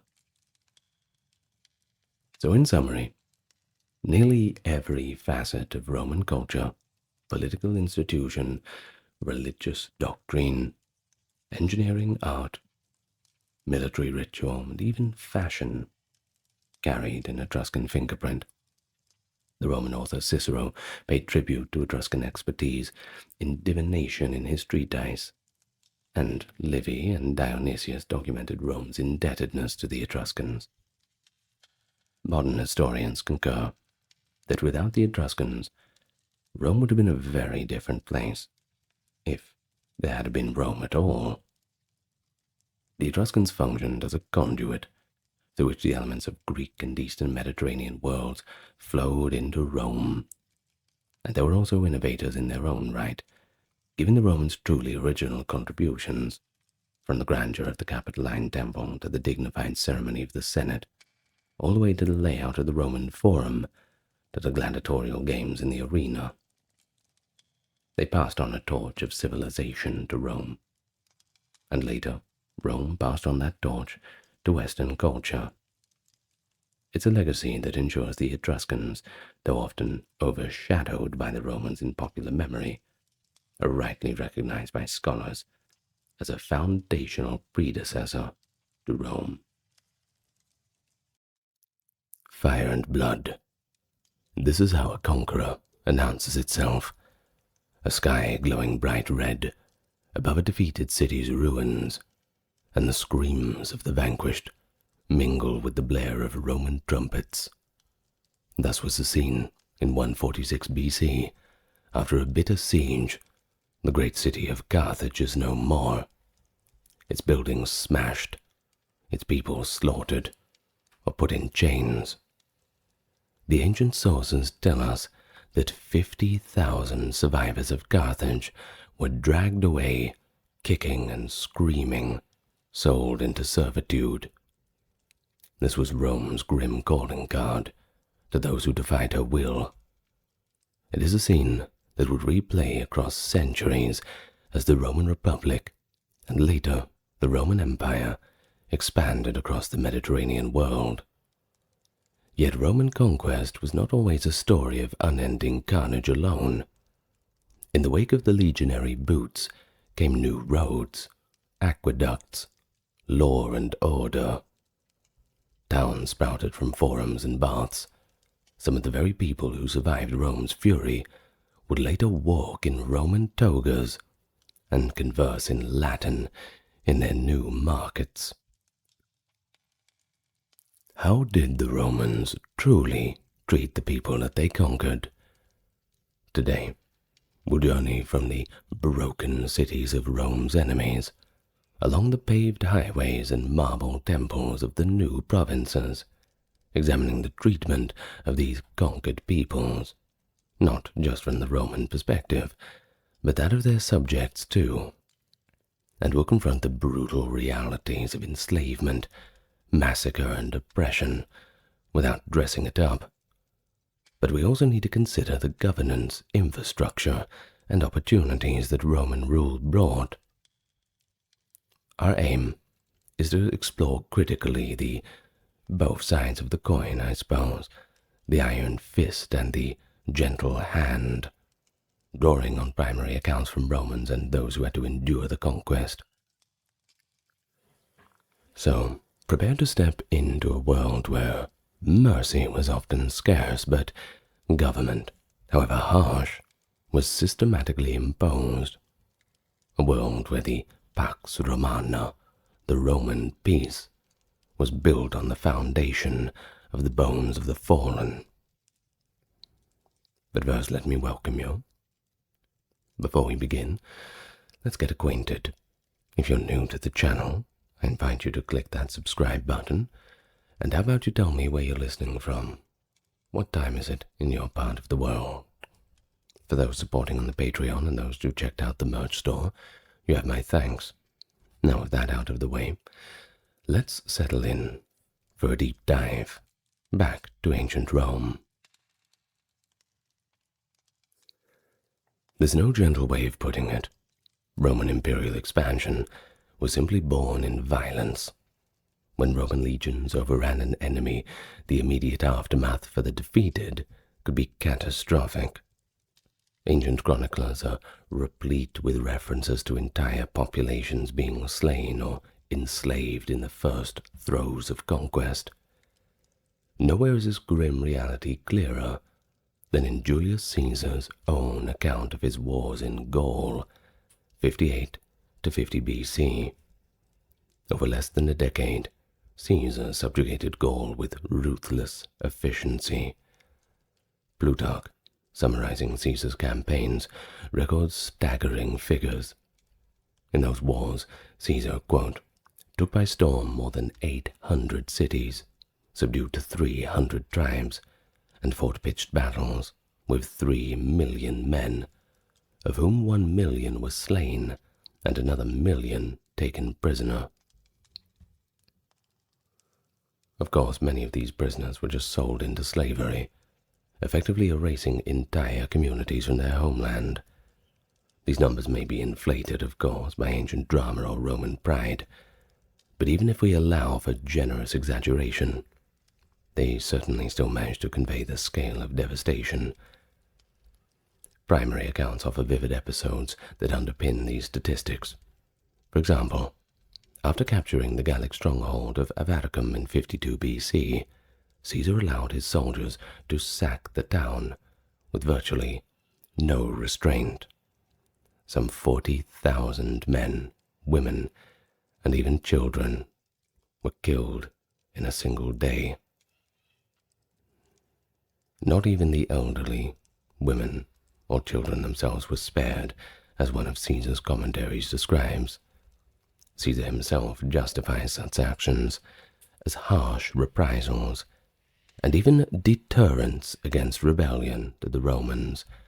The terror they unleashed was a tool of conquest itself. And don't forget the fate of Carthage, Rome's old rival. That's another example of early Roman policy toward the defeated. We go back 100 years or so from where Caesar is, in the Third Punic War, 149 to 146 BC. Rome besieged Carthage to extinction. When the city fell, the Romans systematically burned it to the ground. Contemporary Romans like Cato the Elder had long ended every speech with the phrase Carthago delenda est. Carthage must be destroyed, and the Romans meant it literally. Carthage's annihilation was as much of a message to the rest of the world as it was a military victory, a brutal warning to other peoples of the price of resistance. The same year, 146 BC, saw Corinth in Greece treated quite similarly. Sacked by another Roman army, its treasures looted, its people killed or enslaved. Immediate conquest under Roman Republic could thus approach genocide. The Romans believed that those who resisted had pretty much forfeited all their rights by ius belli, the law of war. A conquering general was entitled to simply do as he pleased with enemy lives and property. Mercy was extended only if expedient. Cities that surrendered timely might be spared mass violence, at least temporarily, whereas those who fought to the bitter end, they were not so lucky. They were often met with slaughter or enslavement as a kind of collective punishment. Enslavement in general, well, that was a common fate for conquered peoples. It wasn't unique to the Romans, of course. War captive became chattel in Rome's thriving slave markets. In one campaign after another, tens of thousands of prisoners might be taken to feed the trade. This human prize was actually integral to Rome's economy and society. Galley slaves for Roman ships, laborers for plantations, even gladiators for the arena, or just household servants for rich families in Italy. The conquered literally fueled Roman prosperity with their person. Caesar's Gallic War again provides illustration.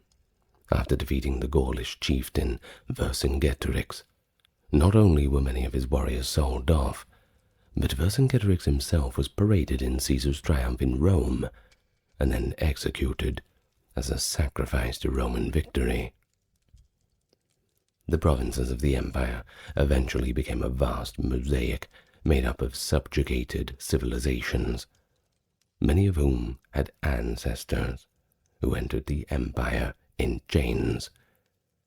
An oft-cited estimate from Plutarch and others is that Caesar's Gallic campaigns alone sent 1 million Gauls into slavery.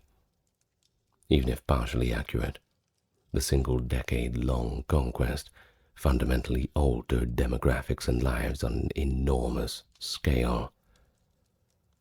And Gaul was just one theater of Roman expansion. Similar stories played out in Spain, North Africa, the Balkans, and the Eastern Mediterranean, as Roman power seemed to be unstoppable. Massacres, too. They were just another tool of terror and control. Roman commanders sometimes wiped out entire communities that resisted as a grim lesson to others. The historian Tacitus, writing a century later, puts a scathing observation into the mouth of a Caledonian or Scottish chieftain named Calgacus, who purportedly rallied his warriors against the Romans with these words: "To ravage, to slaughter, to plunder, they give the lying name of empire, and where they make a desert, they call it peace." Now this famous line, "They make a solitude desert and call it peace," captures how Romans' peace was often achieved by obliterating anyone or anything that stood against them. Calgacus's speech, as penned by Tacitus, goes on to describe the Romans as the robbers of the world, who have exhausted the land with their pillaging. Indeed, examples abound of Rome's shockingly harsh reprisals. After quelling a revolt in Hispania, that is, Spain for those not acquainted, the Roman general Scipio Aemilianus in the 2nd century BC reportedly razed the town of Numantia and enslaved the entire population. Centuries later, when Jerusalem fell to Emperor Titus in AD 70 after a fierce Jewish revolt, the result was similarly catastrophic. Josephus, a Jewish historian at the time, claims that 1.1 million Jews perished in the siege and the aftermath, and that 97,000 were taken captive, many sold into slavery or forced to die in gladiatorial games. Now these numbers are debated, of course, but they still show the reality that Rome would not hesitate to decimate a population to snuff out any resistance. From one end of the empire to the other, to be conquered by Rome often meant a period of hellish suffering, just the price one pays for submission. But after the initial shock of conquest, if any population remained in their homeland, they found themselves under a new master: the Roman state. Immediate post-conquest policies varied, of course, case by case, but a general pattern seems to emerge. Rome often attempted I suppose we can call it a carrot-and-stick approach. Punish, on one hand, and terrorize enough to prevent further rebellion, yet also begin co-opting local elites and structures to facilitate long-term control. Once the swords grew silent and the shields were put away, provincial organization began. A long game was beginning to be played. Conquered territories were typically reorganized into provinces, each under a Roman governor, initially often an ex-consul or ex-praetor for one-year terms during the Republic, later imperial appointees serving as the emperor's pleasure. These governors wielded immense power. They were the highest judge, the tax collector, and the military commander. To ensure order, Rome stationed legions or auxiliary units on the newly won soil. Fortresses and garrisons sprang up, often built atop the ruins of razed rebel strongholds. For instance, after the brutal suppression of the Jewish revolt, the Romans established a permanent legionary base on Jerusalem's ruins, and eventually refounded the city, calling it Aelia Capitolina. Similarly, in the newly conquered Britain in the 1st century AD, Roman forts dotted the landscape to keep tribes in check, and veterans were settled in colonies like Camalodunum, modern-day Colchester, a constant reminder of who held the power. And in some cases, during the Republic, Rome exercised control indirectly, at least at first. They might install or support client kings, local rulers who were essentially vassals of Rome, expected to obey Roman interests. This was common in the eastern Mediterranean, where long-established kingdoms existed. For example, after Pompey's campaigns in the east, the 1st century BC, client kings like Herod the Great in Judea, or various rulers in Anatolia, governed on Rome's behalf. These local kings were allowed to retain their throne on the condition that they paid tribute, of course, kept order, and allied with Rome's foreign policy. As long as you were a good boy, you could get away with having some kind of power. Just remember who the real boss is. Of course, this is all a pretty pragmatic arrangement. The conquered people might accept rule more readily from a familiar native dynasty, and Rome got to save on the costs of direct administration, at least in the short term. However, such autonomy was tenuous and often short-lived. If a client king died without an heir or simply fell out of favor, Rome would be a bit more pragmatic. Just annex the kingdom outright. For example, we look at the province of Syria. This was formed when Rome absorbed the remains of the Seleucid kingdom, one of the successor states of Alexander the Great. Egypt was taken over as personal province of Augustus after the defeat of Cleopatra and Mark Antony. That what ended the Ptolemaic dynasty. Over time, most client states were gradually turned into full provinces. The transition, of course, was not always a smooth one. When King Ariston of the Hellenistic kingdom of Pergamum willed his realm to Rome in 133, the Romans took over, and the locals did not like it. They faced revolts like that of Aristonicus, before securing the territory as the province of Asia. And once a province was established, Rome's priority was stability, but also extraction of resources.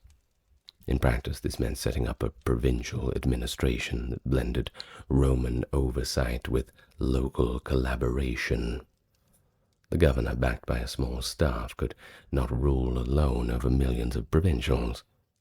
So, Romans often co-opted with the local aristocracy, those members of the conquered society that were willing to work with their brand new overlords. These local elites might serve as municipal officials, tax collectors, or intermediaries between the people and Rome.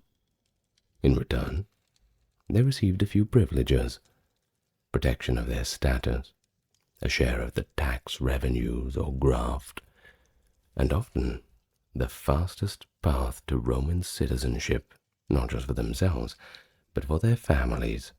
After all, Rome rewards those loyal to it. And this was a crucial element of the Roman success, a talent for integrating local leaders.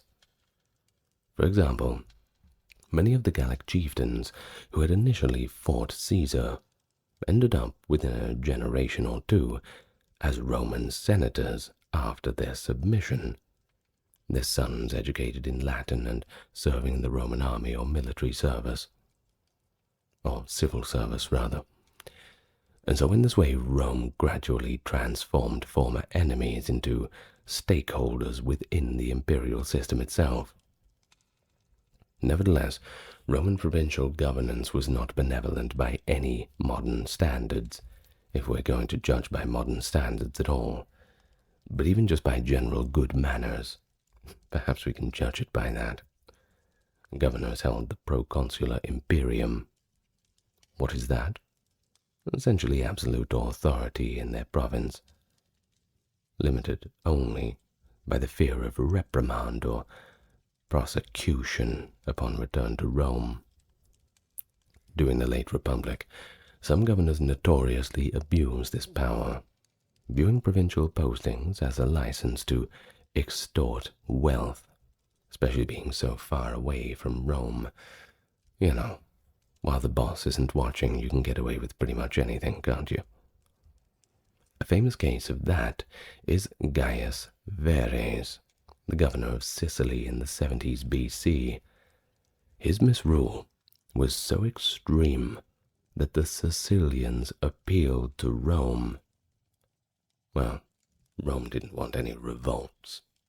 They wanted to keep things peaceful. The Pax Romana means something, right? Thus Verres was prosecuted by Cicero, who detailed the governor's wholesale plundering, judicial murders, and just the general air of cruelty in Sicily. Cicero's speeches in Verum paint a vivid picture of a provincial predator.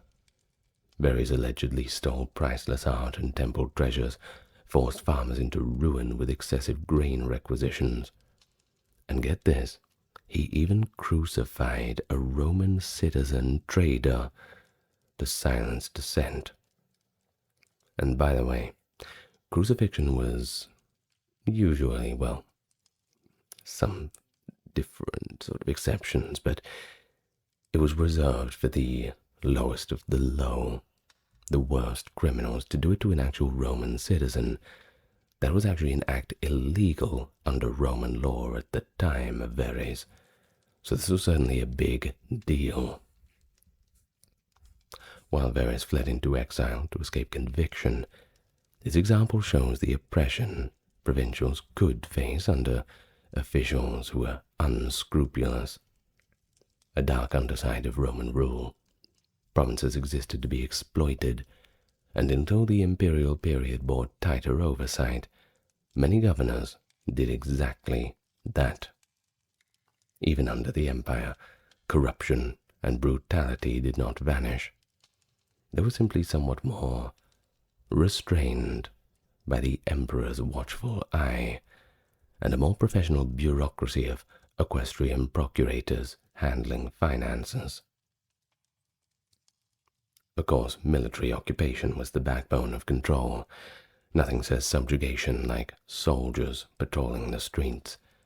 Roman legions were often garrisoned long-term in conquered regions, especially those prone to unrest or on strategic frontiers. Their presence was a constant reminder of the conquest, literal boots on the ground enforcing the Pax Romana. For the local inhabitants, this could be a pretty heavy burden. They were frequently obliged to provide supplies and lodging to troops, a practice called hospitium, or the quartering of soldiers, which could be costly and, frankly, invasive. The army also sometimes commandeered local labor for building, making the roads, the forts, defensive walls. Tacitus, again channeling the voice of a subjugated Briton, notes bitterly that our very hands and bodies are worn down by the toil of clearing forests and swamps for the benefit of the Roman occupiers. The soldiers themselves could be brutal or disciplined, depending on leadership, but instances of theft, abuse, assault, or worse, were not uncommon, especially in the unsettled period just after conquest. In Britain, we can take one example. The initial Roman conquest, beginning AD 43 under Emperor Claudius, faced fierce resistance, flaring into a full rebellion about 17 years later. The trigger for all this was Roman mistreatment of the Iceni tribe after the death of their client king. The Romans ignored the king's will, you see, which had split his inheritance between his family and Rome, and they just outright annexed his kingdom. According to Tacitus, when the Iceni queen, Boudica, objected, the Romans flogged Boudica and publicly assaulted her 2 young daughters as a demonstration of dominance. They also called in heavy debts that had been imposed on the tribe and seized property from Iceni nobles. This outrage shows how a newly conquered people might be treated, effectively as no more of chattel, until they were broken into obedience. Of course, the result in this case was an explosion. Boudica rose in revolt from AD 60 to 61, rallying many Britons in a furious attempt to expel the Romans. The rebels attacked Roman settlements, torching Londinium and other towns, and killed an estimated 70 to 80,000 Romans and pro-Roman Britons in the process. This was a serious revolt. Of course, Rome's response was swift and merciless. Governor Suetonius Paulinus regrouped the legions and defeated Boudicca's vastly larger force in a pitched battle. Tacitus notes that the slaughter of Britons was so one-sided that roughly 80,000 Britons lay dead on the field, against only a few hundred Roman fatalities, a result that effectively crushed organized resistance in Britain. Boudicca herself, legend says, she took her own life to avoid capture. In the aftermath, Roman retribution continued. Archaeological evidence and accounts suggest that villages were destroyed and the remaining pockets of resistance found and eradicated. Yet once the rebellion was quelled, Governor Suetonius was actively recalled to Rome for fear that his harsh reprisals were somewhat counterproductive. The next administrator, Julius Classicianus, advocated a somewhat more conciliatory approach to encourage Britons to accept Roman rule rather than just living in perpetual fear. What a novel idea that is. But either way, this whole situation highlights a cycle often seen in the empire. Early, heavy-handed oppression, leading to revolts, which is then suppressed with overwhelming brutality, followed by an effort of pragmatic consolidation when it became clear that endless cruelty could hinder the long-term goal of stable governance. Pretty much Roman officials saying, "We're very sorry for the inconvenience. We'll be nicer to you from now on. Now will you please stop rioting and pay your damn taxes?" But all in all, you gotta remember, conquest was good business, especially for Rome. I mean, it had to be, to justify the enormous expense of the constant warfare. Once subdued, a population was expected to finance its own subjugation through various forms of taxation and tribute. A bizarre twist of fate, isn't it? Finance your own subjugation through paying taxes. That sounds familiar. Well, under the Republic, Rome commonly imposed an indemnity on the defeated, a massive one-time payment, whether that be in money, crops, or resources. That's the price for peace.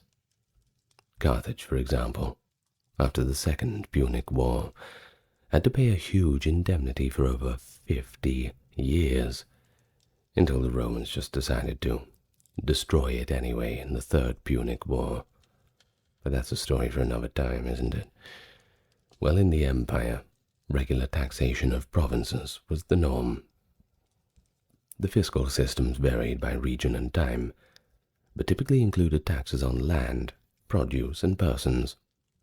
In many provinces, a land tax called tributum soli was levied on agricultural output, and a head tax, tributum capitis, on individuals and households.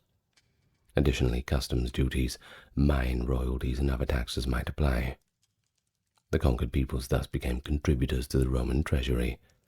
Their labor and their lands now served to enrich Rome. And one striking feature of Roman taxation was that Roman citizens, after a certain point, were largely exempt from direct taxes. Following 167 BC, Rome stopped levying the tributum, the direct tax on citizens in Italy, instead relying on the wealth drawn from overseas provinces. This meant the burden fell primarily on non-Roman subjects to sustain the empire's finances, until citizenship was later extended to virtually all free inhabitants in AD 212, after which the tax structure had to be evolved again. In the early imperial period, though, the provinces often experienced heavy tax burdens. The collection of taxes was sometimes done by Roman officials, but just as often Rome outsourced it to private contractors, the publicani, which I'm sure were the most popular people in town. They were essentially tax farmers, companies or syndicates, often of the equestrian class, that paid the state for the right to collect taxes in a province, then sought to extract as much as possible to make a profit. The system, of course, as you can imagine, was ripe for abuse, and the abuses did occur. During the late Republic, Cicero lamented the rapacity of these publicani in Asia province, comparing them to wolves let loose among sheep. In Judea, the hated figure of the publican in New Testament stories like Zacchaeus reflects how despised these tax contractors were among local populations, seen as corrupt agents who enriched themselves by gouging their own people on behalf of a foreign overlord. Taxation could provoke unrest just as surely as overt brutality could.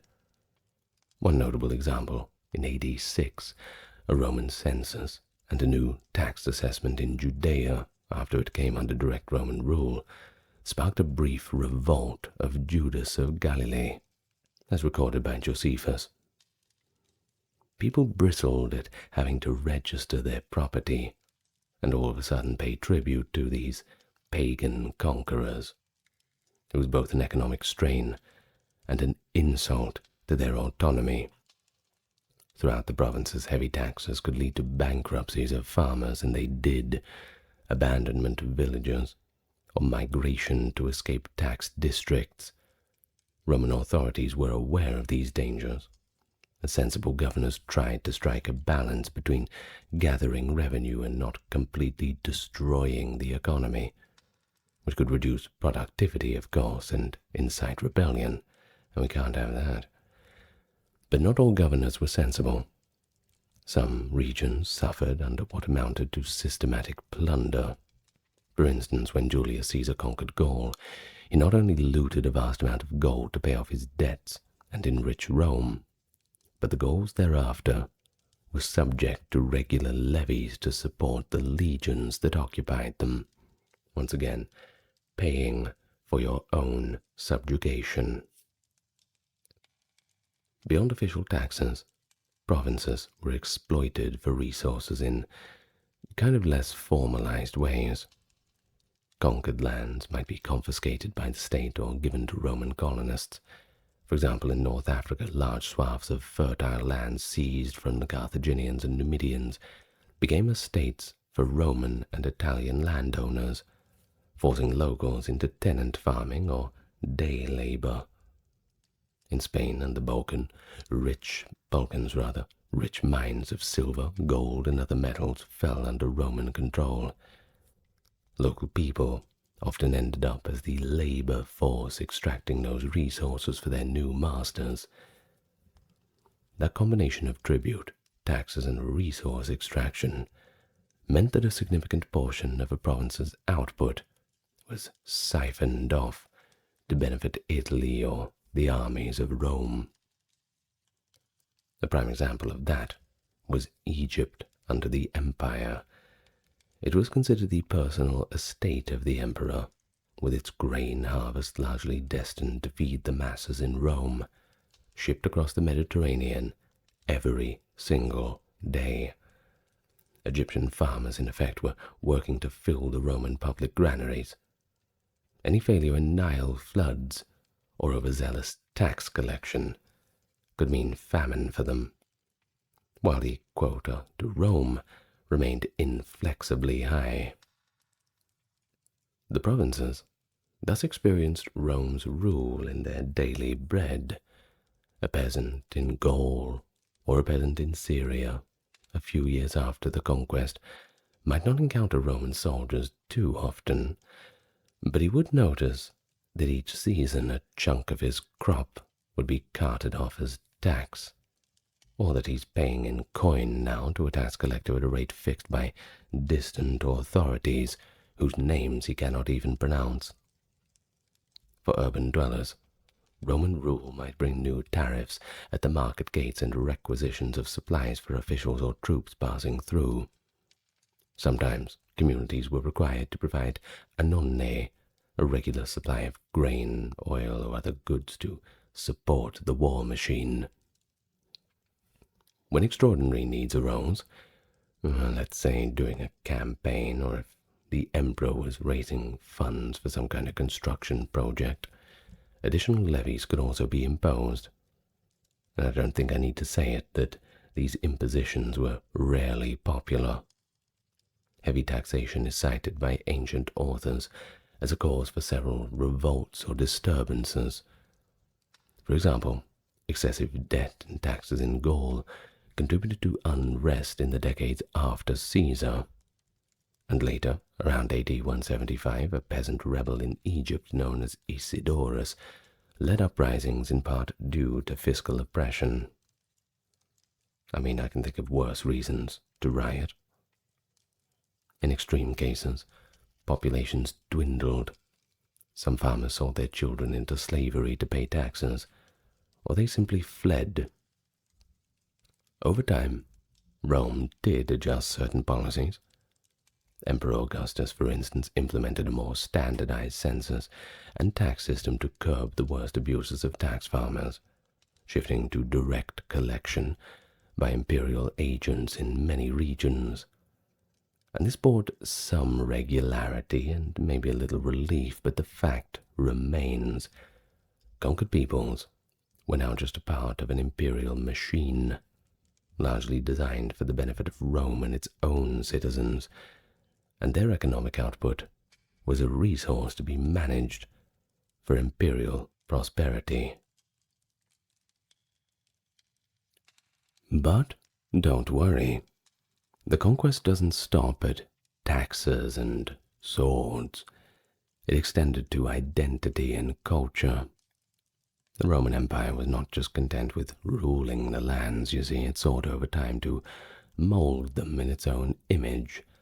The Roman way. This process, which modern scholars also are often called Romanization, involved the spread of Roman and Italian language, customs, law, architecture, social practices among the subject people. It was partly a deliberate policy and partly an organic consequence of Roman presence. In the immediate wake of conquest, cultural imposition could be pretty blunt. The Romans might outlaw certain local practices that they deemed to be threatening. A vivid example of that is the suppression of the Druids in Gaul and Britain.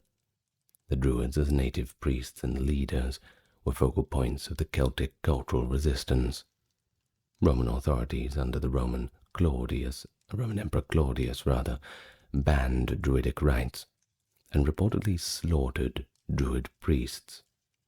In AD 60, during the campaign that coincided with Boudicca's revolt, Suetonius Paulus attacked the island of Mona, that is, Anglesey, a stronghold of the Druids, and of course he massacred them all, then cutting down their sacred groves. But to the Romans, this was eliminating a spiritual rallying point for rebellion. To the conquered Celts, it was an assault on the core of their identity. Over the longer term, though, Romanization often worked through more subtle and effective means rather than outright bans. More of a, think of it like a gravitational pull rather than a forceful push. The Romans set about civilizing, in their view, the new subjects by introducing the Roman ways of life. They established cities in the Roman architectural style, forums with grand columns, temples to Jupiter, Apollo, or even the emperor, bathhouses, amphitheaters for Roman games, and basilicas for administration. In many cases, existing native towns were reshaped with Roman street grids and buildings. Along with physical infrastructure came the Latin language, at least in the West, and a heavy influx of Roman and Greco-Roman culture. Roman authorities encouraged local elites to adopt Roman dress and habits. A telling passage again comes from Tacitus, describing how his father-in-law, Agricola, as a governor of Britain, late 1st century AD, used cultural inducements on the Britons. Agricola provided the sons of native chiefs a Roman education, praised them for speaking Latin well, and awarded those who adopted Roman customs. The Britons, he notes, began to wear the toga, and the toga became a bit of a fashion symbol. They were drawn to Roman entertainment and luxuries too, baths, wine, feasts, and in their naivety they called this civilization, though it was a part of their own enslavement. Tacitus, wry observation, all this in their ignorance they called it civilization, when it was but part of their servitude. Well, that captures a double-edged nature of Romanization, don't you think? On one hand, the conquered peoples did enjoy the new amenities and learning, and on the other hand, these things they were enjoying were the very tools to pacify them, to make them forsake their old independent spirit. Of course, language was a key element. In Western Europe and North Africa, Latin gradually became the dominant tongue, although it often mixed with local languages. The Roman government conducted business in Latin to deal with authorities or advance socially, and the natives had to learn it. Over generations, Latin overtook Gaulish Celtic in Gaul and Brittonic Celtic in much of Britain, though in rural areas local speech could persist for centuries, and it did. But if you want to do business in any way, well, you just had to speak their language. In the Eastern Mediterranean, where Greek was already common, the Romans pragmatically used Greek as the lingua franca, so Romanization there meant less about language and more about lore and, in general, just loyalty to the emperor. Throughout the empire, the concept of Roman law was introduced, sometimes coexisting with local laws. Provincials gradually came under the umbrella of Roman legal processes, which, while admittedly harsh, no one's going to argue with that, at least provided a structured judicial system. For example, the right to appeal to the emperor in certain cases, famously exercised by the Apostle Paul as a Roman citizen. Law, just like infrastructure, was a Roman contribution that had lasting impact. But religion, too, was an arena of cultural domination, but also fusion. Generally, Rome was polytheistic and pretty tolerant of native gods, as long as those gods could be somewhat syncretized with the Roman ones and didn't inspire sedition. Often Rome merged foreign deities with their own. In Britain and Gaul, local gods were identified with Roman equivalents. For example, a Celtic healing god became assimilated to Apollo, a war god to Mars, things like this. They built temples where Roman and local deities were worshipped side by side. However, when religious practice challenged imperial authority, Rome cracked down hard, as with Druidism or later persecution of Christianity before it was accepted. A special case was Judea. The Jewish people's monotheism and refusal to participate in the imperial cult of emperor worship was a cause of persistent friction, eventually erupting in the Great Revolts. Generally, though, for most conquered peoples, adopting aspects of Roman religion, including the cult of the emperor, became a part of showing loyalty. The imperial cult, worship of the emperor's genius or spirit, was actively promoted in the province. Local notables would compete to serve as priests of the emperor, or to host festivals in his honor, simultaneously elevating their own status while they're at it, and so in this way religious life was harnessed to imperial propaganda. The everyday social customs of the conquered peoples gradually shifted under Roman influence. Clothing styles changed. The toga or the tunic replaced native garb in many contexts, at least for the elite. Housing in Roman style Villas with baths and mosaics appeared where wealthy natives embraced Roman tastes. Native forms of art were replaced or blended with Roman motives.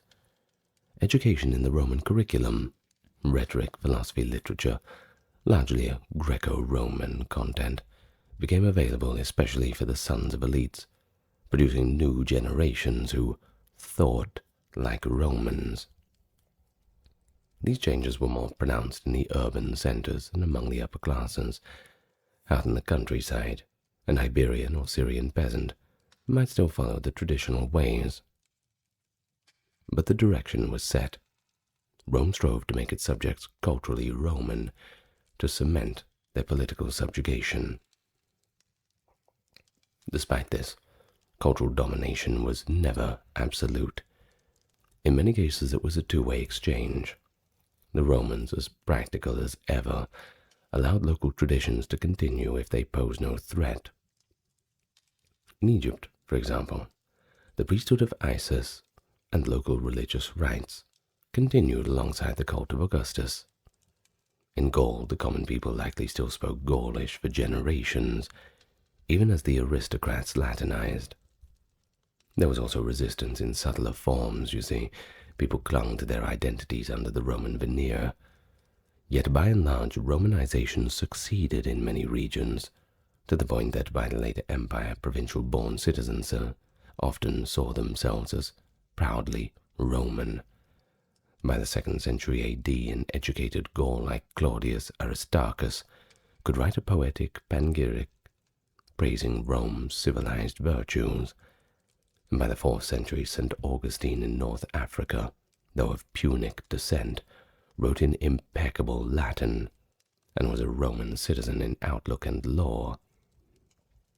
The old identities had not completely vanished, don't get me wrong, but they had been subsumed under a large Roman identity, which was exactly Rome's long-term plan for securing loyalty of the provinces. Of course, it's very easy and equally necessary, sure, to emphasize the terrible aspects of Roman conquest. But if you want to fully understand Rome's rule, you have to ask the other question: what did Roman domination provide to the conquered? In fact, after all the killing had stopped, many of the subjugated people came to accept and even appreciate Roman rule. So there must have been something. Part of the answer lies in the tangible benefits that Rome brought, even as byproducts of serving its own interest. The first of these was infrastructure on an unprecedented scale. Roman engineers built a vast network of roads across the empire. The famous Roman roads, paved highways that connected once isolated regions. These roads were built for the legions to move quickly, but they also spurred trade and mobility for ordinary people. Merchants could transport goods faster and more securely than ever before. Ideas and information traveled across these roads too. And it was said, all roads lead to Rome, and indeed the conquered peoples found themselves linked to a continental system. Bridges spanned rivers, aqueducts carried clean water to cities that had never had it before, and harbors were constructed, or just improved to facilitate commerce.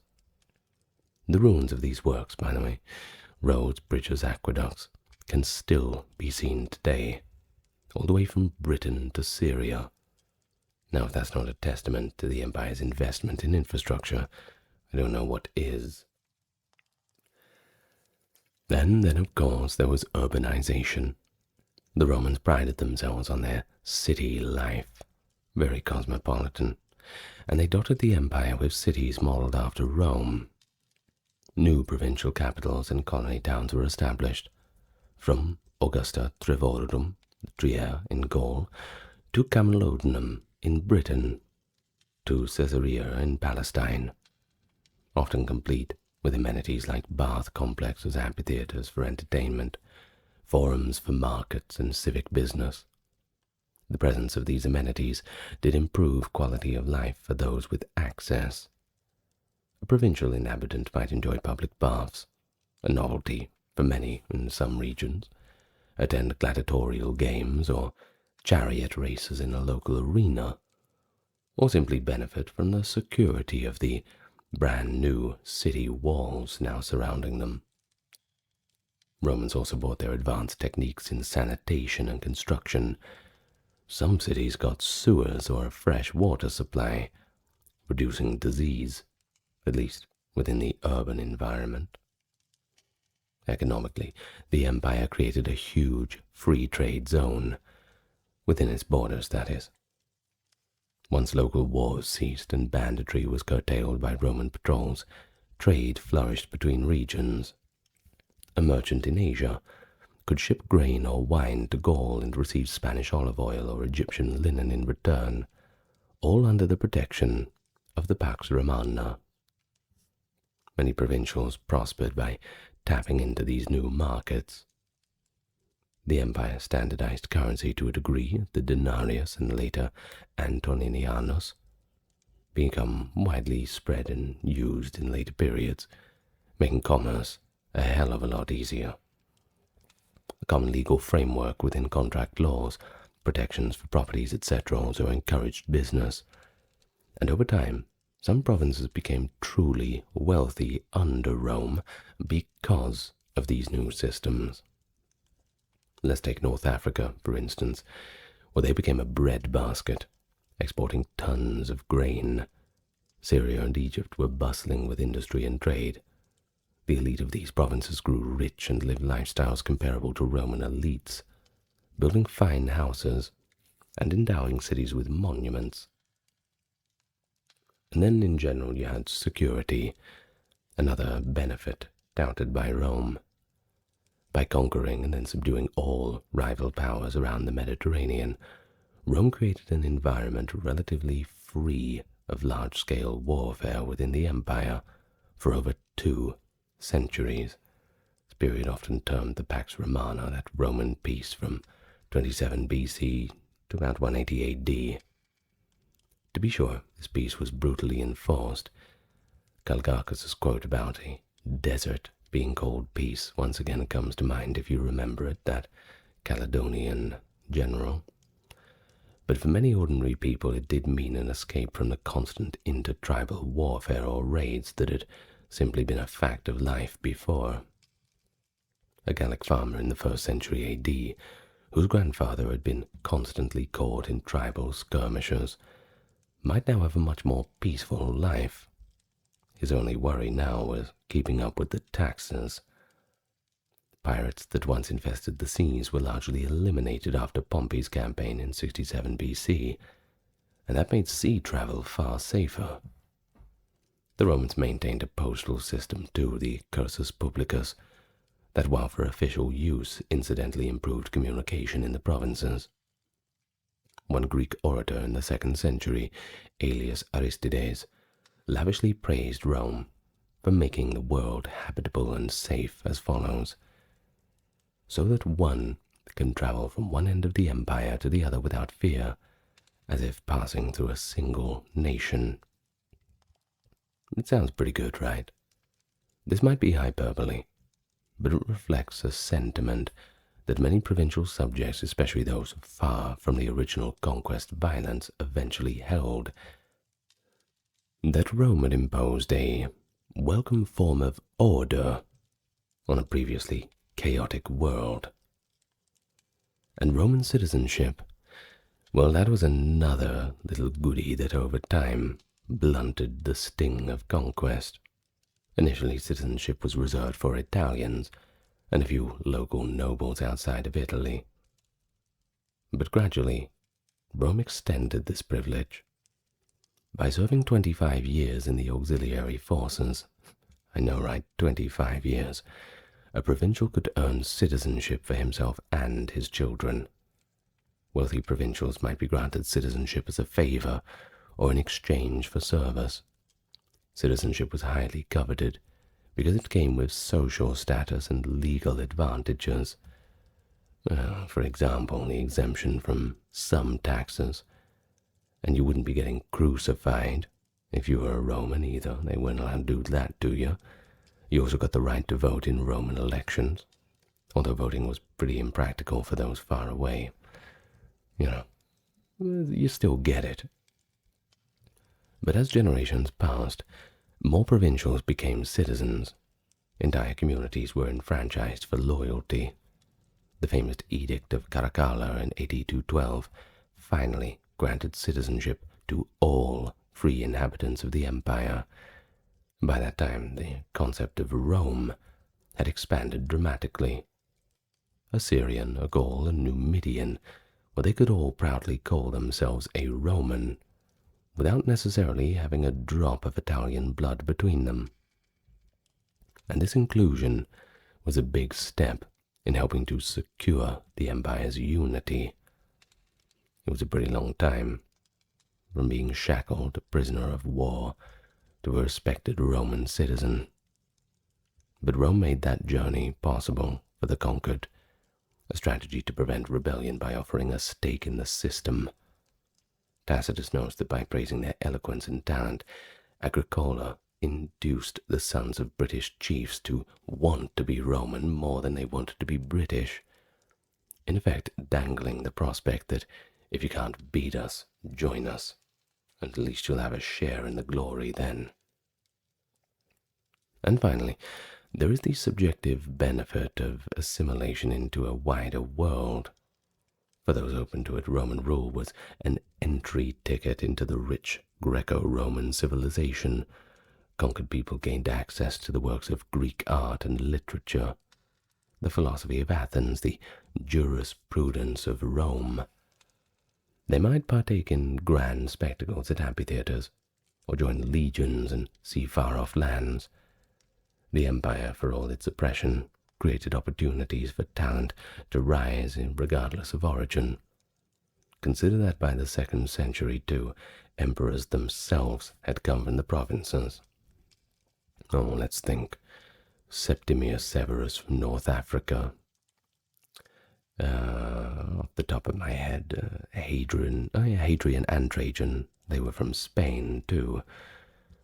Of course, this would have been pretty unthinkable in earlier centuries. You just would not have seen it.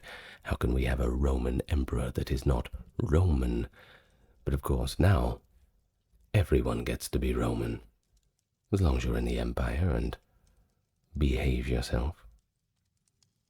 You see, that change itself is evidence of how thoroughly some conquered peoples became integrated and even dominant within the empire's elite.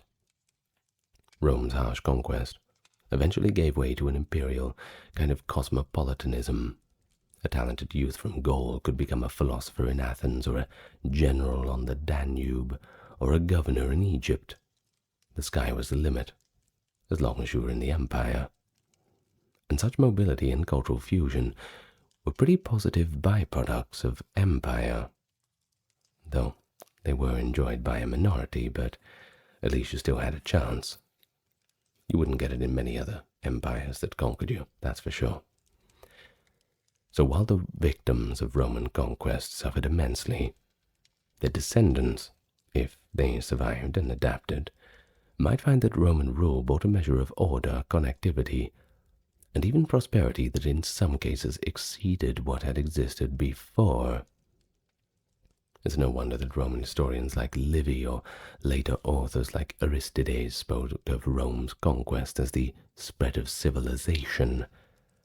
Many provincials eventually agreed, at least superficially, taking pride in their forums, baths, and theatres as symbols, that they too were part of the Roman peace. As one Judean contemporary sarcastically quipped recorded in the Talmud, Avoda Zara 2a, the Romans have built marketplaces, bridges, and bathhouses. They do it for their own needs, but look how it benefits everyone. As a grudging acknowledgement that alongside the sword, Rome also wielded the builder's trowel and the administrator's pen. It reshaped the conquered societies in ways that would endure.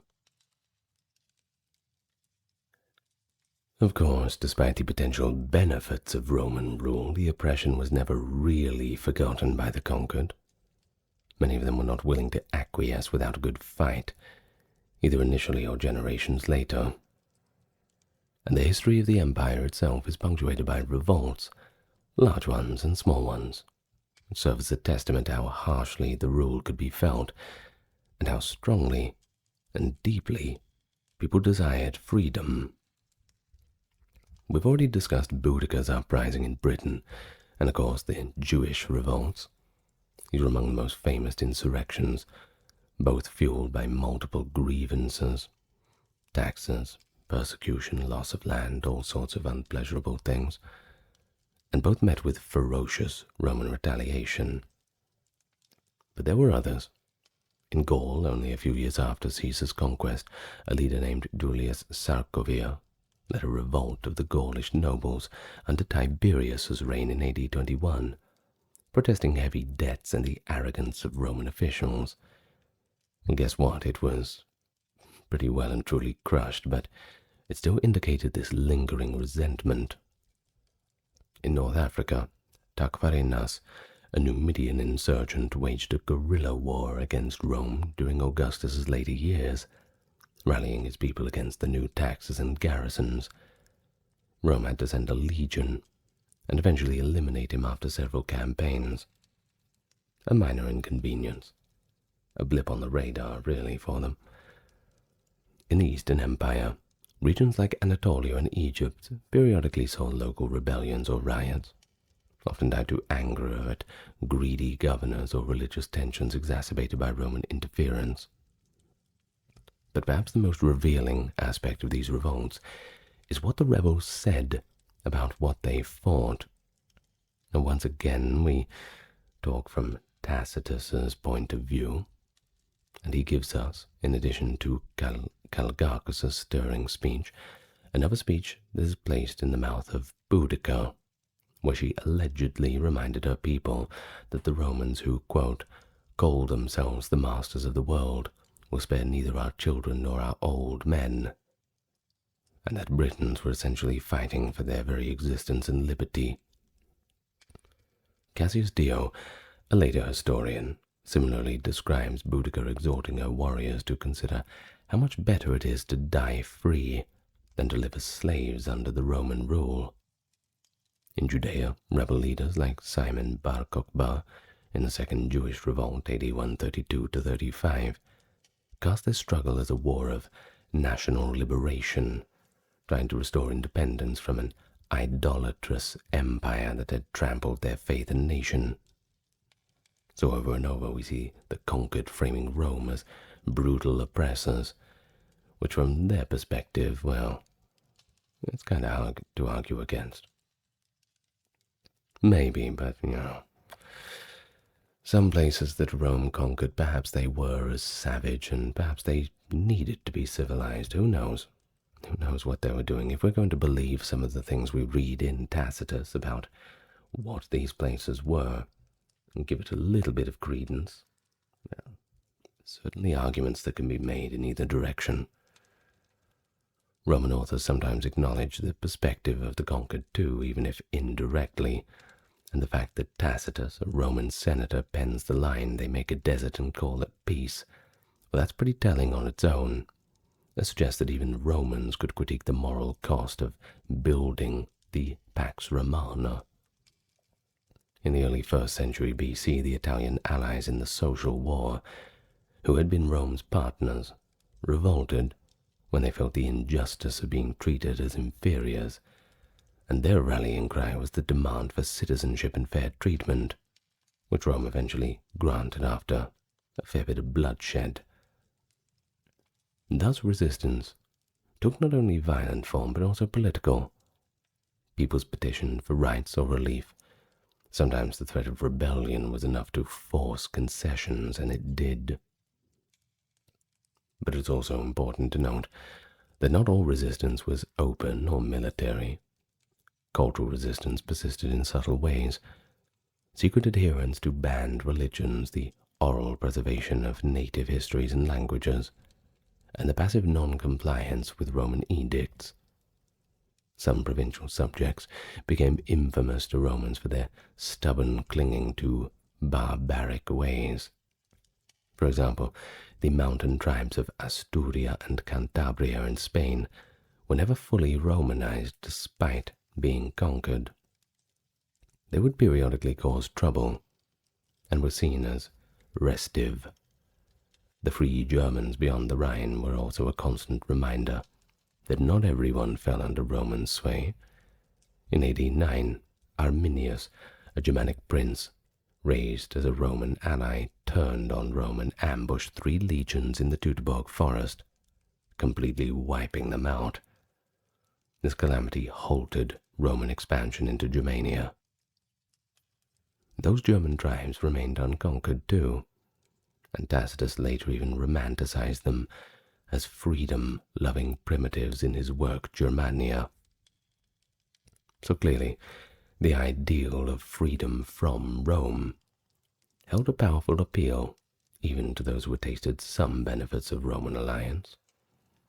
As for Arminius, he had served in the Roman army and earned citizenship, but he threw it all away for that little chance to defend his people's independence, and to this very day he's honored as a hero in Germany. Lucius Verus, born in AD 130, serving as a Roman emperor from AD 161 to 169, alongside his adoptive brother Marcus Aurelius, marking a rather rare instance of co-emperorship in Roman history. Appointed by Emperor Antoninus Pius, Lucius Verus was known for his charismatic personality, patronage of the arts, which complemented Marcus Aurelius's stoic and philosophical demeanor.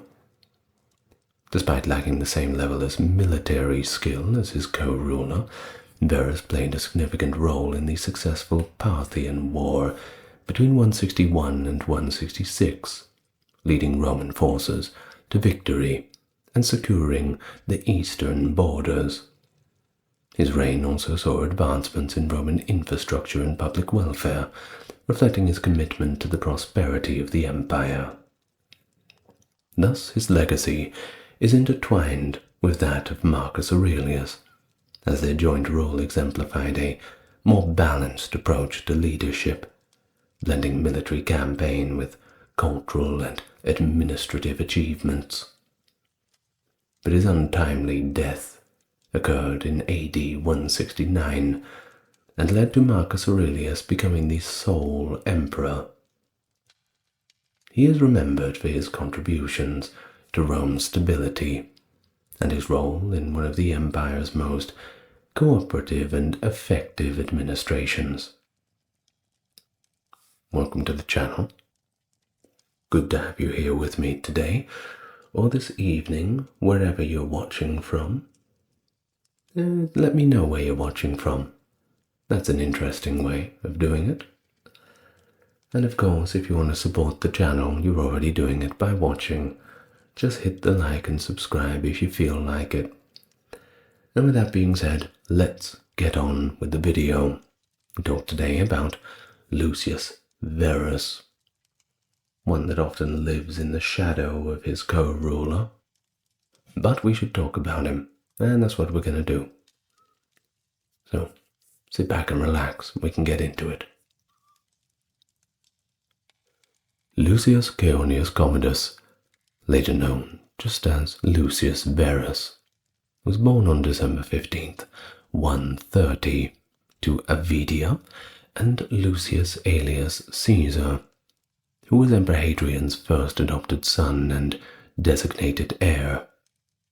Raised in Rome, Verus had 2 sisters, Caeonia Fabia and Caeonia Plautia.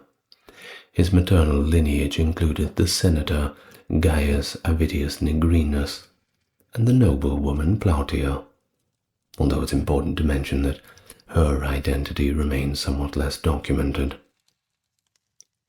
When Verus's father died on January 1st, 138, Hadrian named Titus Aurelius Antoninus as his new heir and bestowed upon him the title of Caesar.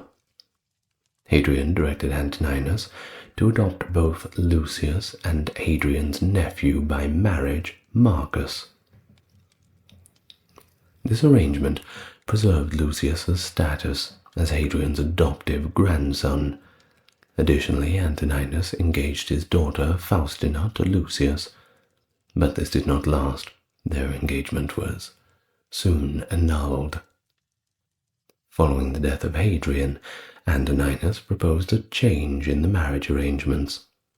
He asked Marcus to dissolve his betrothal to Caeonia Fabia and instead marry Faustina, while also counseling Faustina's engagement to Lucius.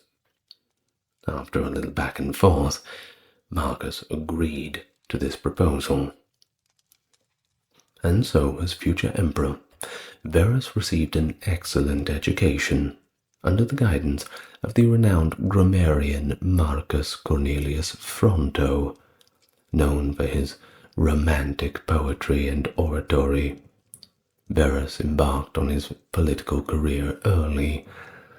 1 year before the legal age, he became a quaestor in 153. Somewhat unusual, usually must conform to that age limit, but once again, friends in high places. And so we get to March the 7th of the year 161, and Emperor Antoninus Pius passes away. His successor, Marcus Aurelius, ascends to the throne. Now it's important to mention that Marcus's deep admiration for Antoninus is evident in his first book of the Meditations, where he reflects on the values and character he learned from his predecessor. Although the Senate initially intended for Marcus to rule alone, he really dug his boots in and insisted on sharing power with his adoptive brother, Lucius Verus. In fact, he refused to assume office until Lucius received equal authority.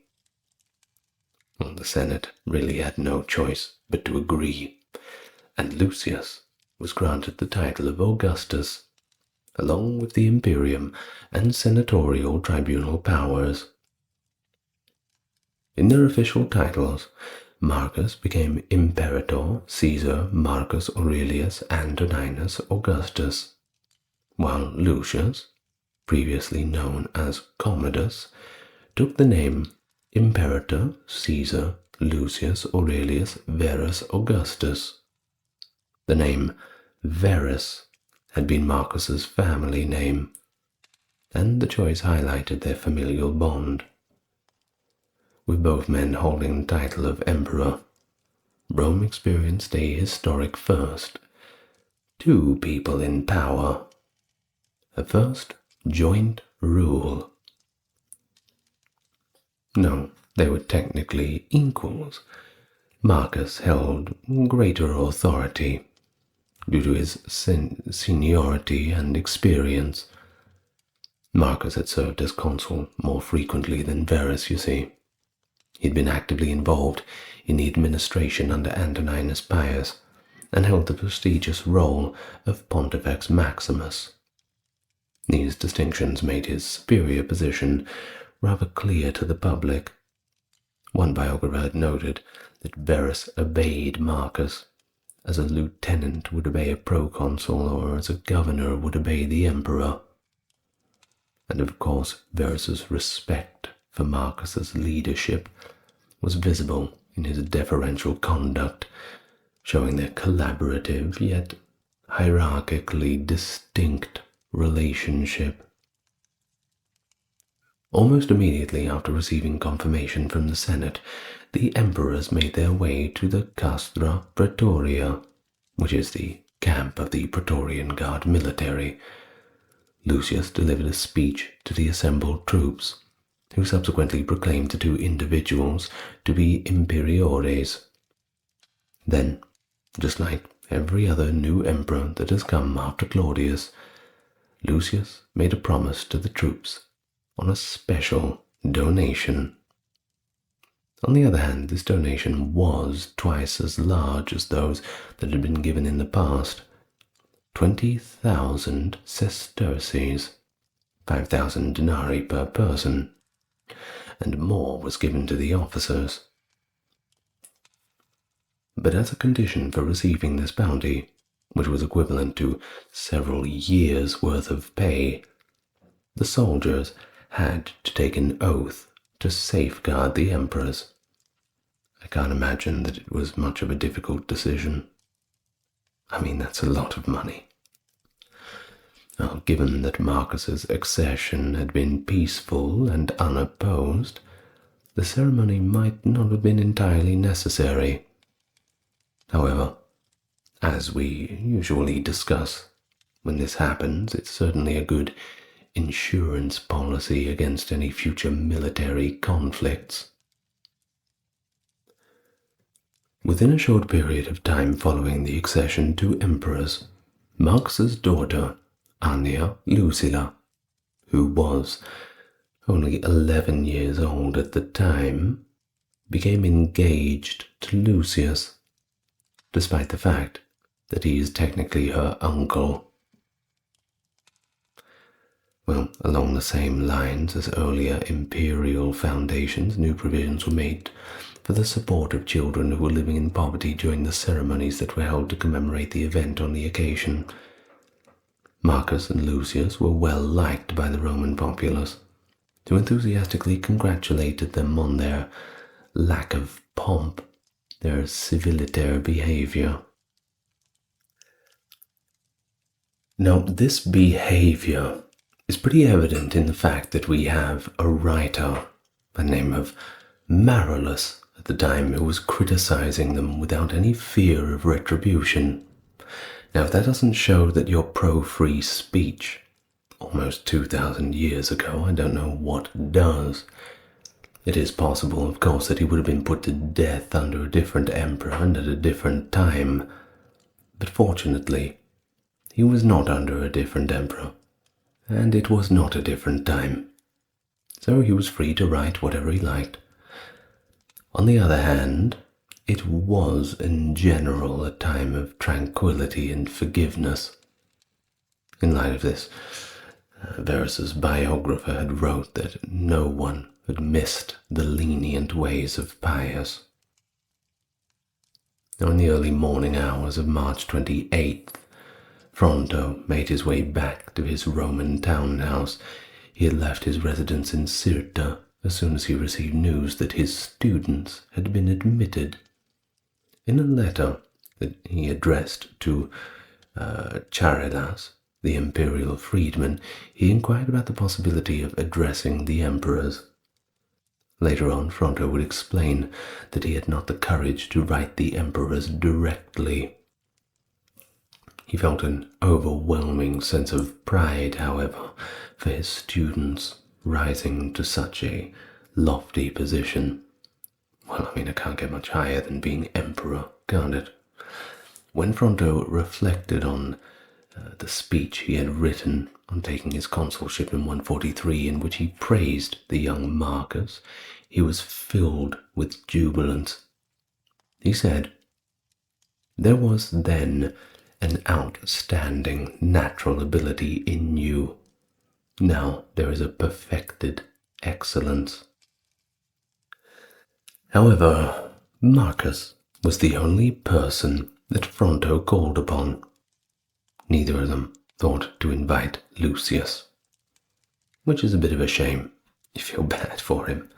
But like I said, consistently a life overshadowed by his co-ruler. This was also because of the fact that Lucius's interests were really not as high as his brother. Therefore his tutor Fronto really held him in lower regard. He was just not as bookish. Of course, early on in their reigns, both of the emperors had very smooth transitions. Marcus was able to devote his entire being to the cultivation of popular affection and the pursuit of these philosophical ideals. In the spring, there were a few minor problems that arose, but there would be more problems in the future. You see, a significant portion of Rome was actually obliterated when the Tiber River overflowed its banks in the spring of 162, and no amount of fancy philosophy is going to clean that mess up. Time to roll up the sleeves. It caused the city to be in a state of famine by drowning many animals. Both Marcus and Licinius focused their attention on the crisis that was occurring. And it has been said that during other periods of famine, the Roman emperors were responsible for providing food for the Italian communities using the Roman granaries. Now, during his final moments, Pius had spoke only about the state and foreign kings who wronged him, and he didn't mention much of anything else. In 161, one of these kings that he had mentioned by name, Vologases IV of Parthia, made his move sometime between the end of summer and the beginning of autumn. After entering the kingdom of Armenia, which was a Roman client state at the time, Vologases removed the king from power and installed his own, Epicurus, who was also an Arsacid like him. An individual named Lucius Attidius Cornelianus served as governor of Syria during the time of this invasion. Despite the fact that Attidius's term as governor was set to expire in 161, he was kept in that position through lack of any suitable replacement. This was most likely done to prevent the Parthians from having the opportunity to surprise his inexperienced successor. Marcus Sediatus Severianus, a Gaul with a great deal of experience in matter pertaining to military affairs, served as the governor of Cappadocia, which was the front line in all Armenian conflicts. His character, however, was negatively impacted as a result of his time spent in the East. Alexander of Abanoticus. He was a self-proclaimed prophet who carried a snake named Glycon around with him, but he was really just a con man. Severianus had fallen under the influence of Alexander. In addition to being friends with a large number of members of the East Roman elite, Alexander was the father of the esteemed senator Publius Mummius Sisenna Rutilianus, who was serving as the proconsul of Asia at the time. Alexander was successful in persuading Severianus that he could easily defeat the Parthians and achieve the glory all for himself. One can hardly turn that down, can't they? And so they found themselves in Elegia, a town located just beyond the Cappadocian frontiers, high up past the headwaters of the Euphrates River. Severianus led a legion into Armenia, possibly the 9th Hispania.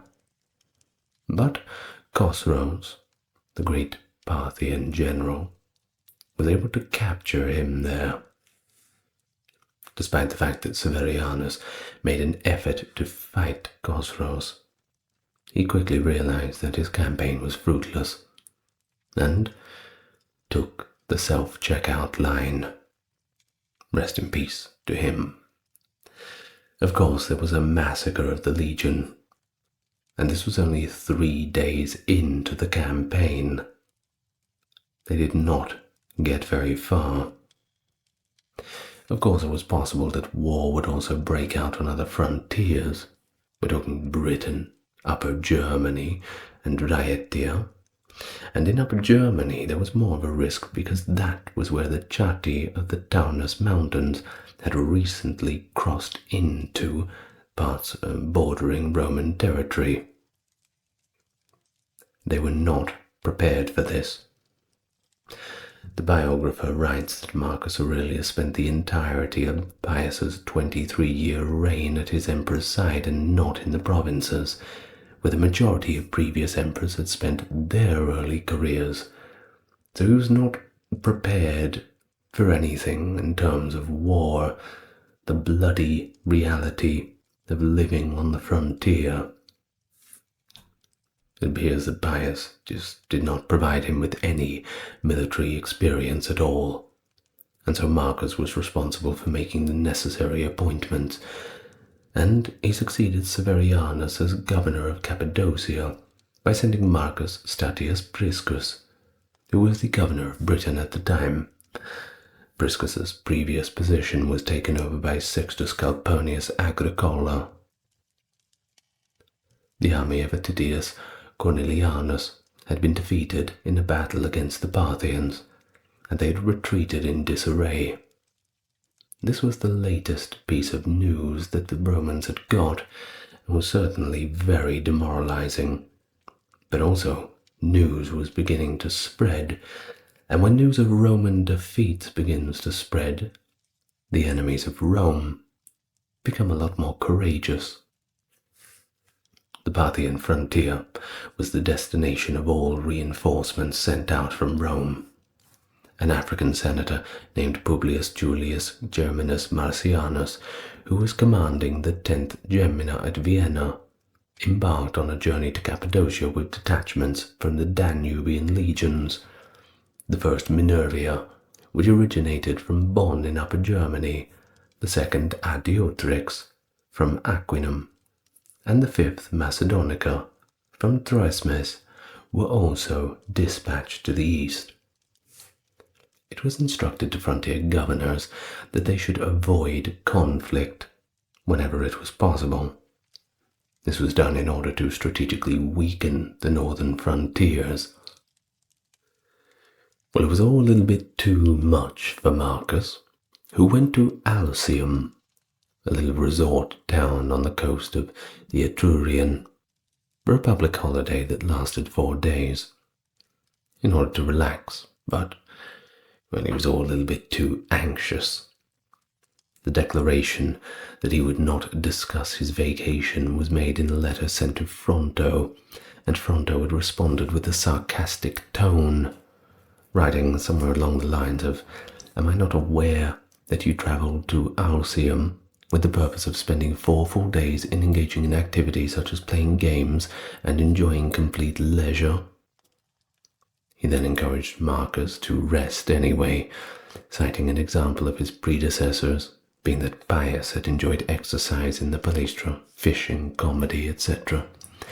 He went as far to write up a fable about the gods' division of the day between morning and evening, on the basis that Marcus had apparently been spending the majority of his evenings on judicial matters rather than leisure. Marcus was unfortunately unable to follow Fronto's recommendations, writing back, "I have duties hanging over me that can hardly be ignored." For the purpose of reprimanding himself, Marcus put on Fronto's tone and said, "You will say that my advice has done you a lot of good." Although he had rested, and would continue to do so frequently, he was still devoted to his duties. Now, the selection of reading material that Fronto sent to Marcus included Cicero's Prolege Manilia, in which the orator had argued in favor of Pompey taking supreme command in the Mithridatic War. Fronto also sent Marcus a selection of other reading material. There was a possibility that this decision to send Lucius to the Eastern Front was influenced in some way by this reference, which was appropriate given that Pompey's war had taken him to Armenia. It was determined then that Lucius should personally lead the Parthian War during the winter of 161–62, as more alarming information became available. It didn't help that a rebellion was brewing in Syria, just added to the pile of worries. The argument went that he was healthier and stronger than Marcus, making him better suited to be out there in the thick of the military frontier. According to the biographer of Lucius, however, there were hidden agendas, that being to stop Lucius's vices, to teach him to be more frugal, and to change his morals by making him fear war, and to make him understand that he was indeed an emperor and he ought to do what emperors do. In any case, Lucius departed after the Senate approved it, on his way for what I'm sure is an unforgettable experience. Marcus stayed in Rome, as the city demanded the presence of an emperor. Well, along with Lucius came two senators, that being Pontius Laelianus Larsius Sabinus and Iarlus Bassus, as well as a member of the Praetorian Guard and one of the two Praetorian prefects, Furius Victorinus. Victorinus had some familiarity with Eastern affairs from his time as procurator of Galatia. Furthermore, he was more qualified than Cornelius Repentinus, his Praetorian partner, who was allegedly influenced by Pius's mistress Galeria Lysistre to hold his position. Repentinus held the title of senator, but it was only one for show. He didn't actually have any access to senatorial circles. And thus Victorinus was the obvious choice, because the guard had to be accompanied by a prefect. Laelianus had direct experience with the Eastern Army and military tactics on the frontiers, having served as governor of both Pannonia and Syria in 153. As a reward for his service, he was named Augustorum, or companion of the emperors. As Fronto put it, Laelianus was a serious man and an old-fashioned disciplinarian, only the exact kind of person they wanted Lucius to be around. Bassus, who had also come, served as the governor of Lower Moesia. In order to manage the expeditionary forces commissariat, Lucius chose his favorite freedmen, such as Agiclitus, Coetes, Eclectus, and Geminus, who resigned their positions as praefectus Verhelicorum. In addition to general communications and transportation, the Misenum fleet was tasked with carrying the emperor. Marcus accompanied Lucius as he sailed from Brundisium to Capua in the summer of 162. Lucius hunted at Apulia and feasted in the country homes that he passed. At Canossa, he became ill, most likely from a mild stroke, and went to bed. Hurrying south to see him, Marcus prayed for his protection in front of the Senate. Fronto received a letter from Lucius detailing his treatment and recuperation, which eased his distress over the news. In response, Fronto suggested a few days of quiet bed rest and advised his students to control his cravings. After a fasting and a nice, good old-fashioned bloodletting, Lucius recovered, and all was well. As though in royal procession, Verus proceeded eastward through Corinth and Athens, accompanied by musicians and singers in a grand display, and on his way he joined the Eleusinian Mysteries and stayed with Herodes Atticus in Athens. A falling star was seen in the sky during sacrifice, traveling from west to east, seen as a good omen. He then made an unplanned stop at Erythrae and a stop in Ephesus, where he is recorded at the estate of the local nobleman Publius Vettius Antoninus. Before reaching Antioch, the ship continued its voyage through the Aegean and along Asia Minor's southern coast, stopping briefly at the renowned pleasure resorts of Pamphylia and Cilicia. The length of Verus's eastward journey is somewhat unknown. He may not have even reached Antioch until after 162. But let's be fair, there are quite a few nice places to stop along the way. Although he wintered at Laodicea and summered at Daphne, a resort just outside of Antioch, Lucius spent the majority of the campaign in Antioch itself. Panthea, a mistress from Smyrna, was adopted by him. Lucius described her as a woman of perfect body, but his biographer refers to her more of a low-born girlfriend of his. According to one biographer, Panthea might have been more beautiful than any of the statues of Phidias and Praxiteles. But of course, always in the eye of the beholder. She also spoke Ionic Greek and had a lot of Attic wit. She was also quite good at music. Certainly a good way to charm the young Lucius. Now, after reading Lucian's initial draft, Panthea chastised him for being too flattering. She didn't want to be the next Cassiopeia, so she was afraid when he compared her to a goddess. She was also powerful. Lucius was forced to shave his beard for her. Like many other things, he was ridiculed by the Syrians for this.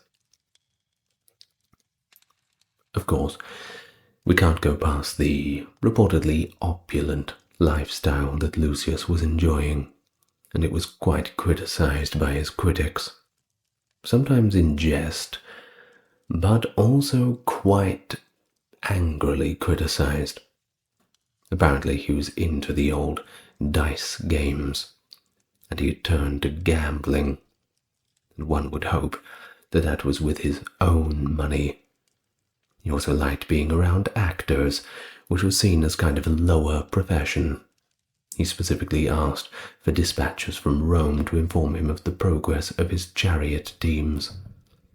As a sign of his team spirit, he carried a golden statue of Voluca, the green team's horse. Fronto refuted some of these accusations by arguing that Lucius's circuses were necessary to keep Roman populace in check, just have a little bit of fun at least. But of course the old bread and circus routine is usually to distract from poor governance.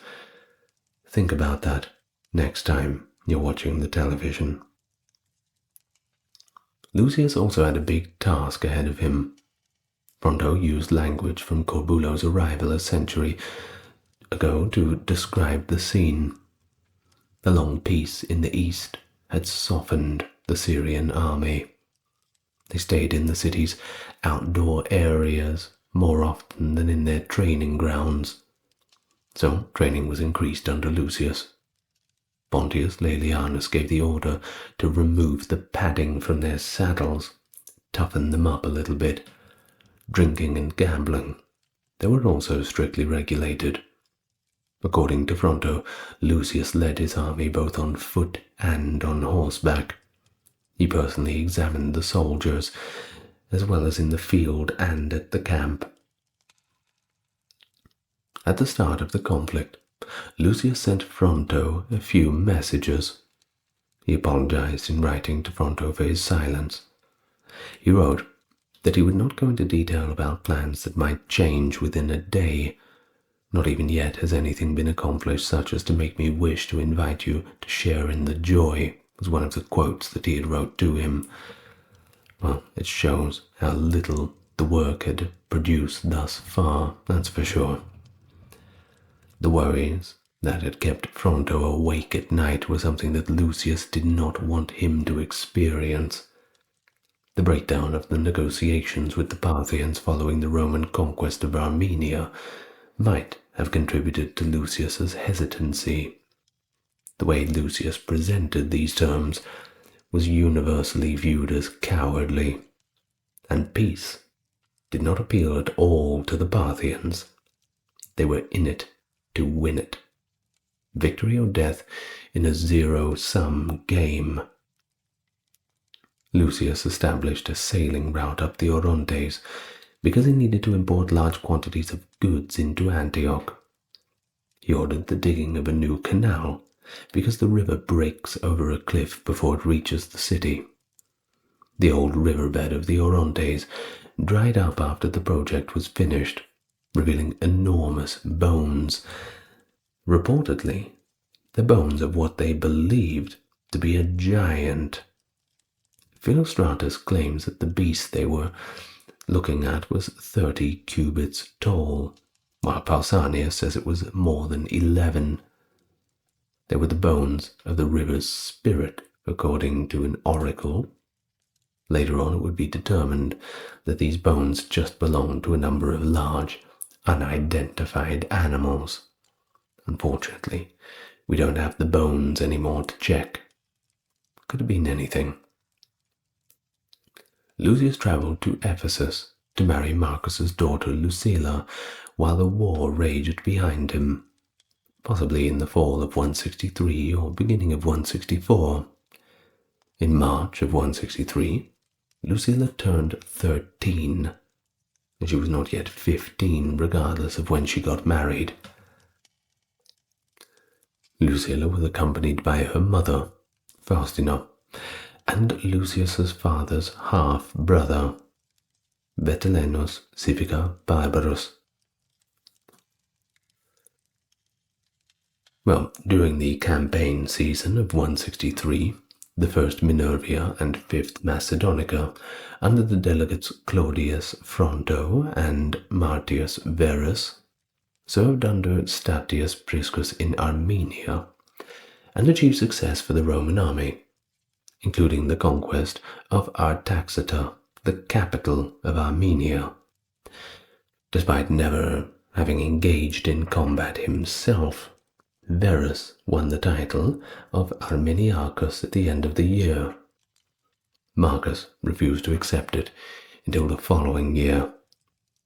Marcus, however, did not think twice about bringing the Imperator II along when Lucius was proclaimed and Imperator once more.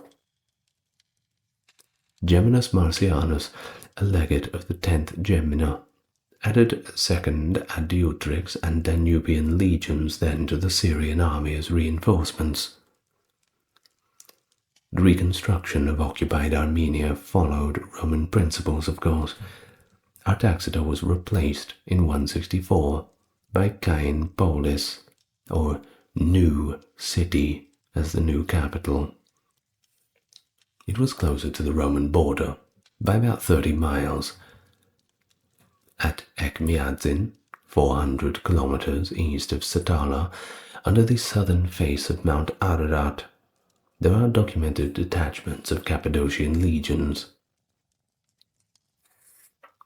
It's been described as a remarkable example of imperialism that would have required a march of at least 20 days through the mountainous terrain from the Roman border, and that is through very dry terrain, but not much water in between. No wonder so many legions ended up getting lost, simply being absorbed into that sand. Now the Parthians intervened in Osroene, a Roman client in Upper Mesopotamia, just east of Syria, with its capital at Edessa, in 163, while Statius Priscus was under occupation in Armenia. They overthrew the nation's leader, Manus, and installed their own candidate, who would hold the position until 165. Issues featuring Vologases IV on the obverse and Syriac whale the king on the reverse marked the start of the Edessene coinage record. Roman troops were repositioned downstream to cross the Euphrates at a more southerly location in retaliation.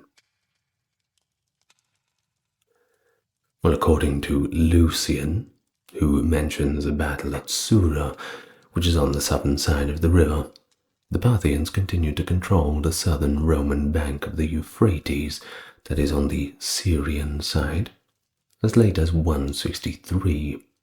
However, Roman troops had advanced north to take control of Dausra and Nicephorium on the northern Parthian bank by the end of the year. Anthemusia, a town southwest of Edessa, was captured by other Roman forces as they advanced on the Osroene from Armenia shortly after the conquest of the north bank of the Euphrates. In 164, not much happened. a little quiet, just how we like it. The majority of the year was, however, devoted to getting ready for another attack on Parthian territory. And so in 165, Roman armies invaded Mesopotamia, possibly under the command of Lucius Verus and the 5th Macedonica. Manus was reinstated, and Edessa was occupied again. The Parthians withdrew to Nisibis, but they were also overrun, and many prisoners were taken. The Parthian army scattered across the Tigris. Khosroes, their general, swam down the river and took refuge in a cave. A second force, led by the 3rd Gallica and Avidius Cassius, advanced down the Euphrates and engaged in a significant engagement at Dura. The twin metropolises of Mesopotamia, Seleucia on the right bank of the Tigris and Ctesiphon on the left, were reached by the army of Cassius by the end of the year. The royal palace of Ctesiphon was destroyed by fire. Seleucia's inhabitants, who were still predominantly Greek, by the way, as the city had been established as the capital of the Seleucid Empire, and was one of the kingdoms that followed Alexander the Great, one of the successor kingdoms. Of course, they welcomed the invaders. Got a lot more in common with the Romans than they did with anybody else.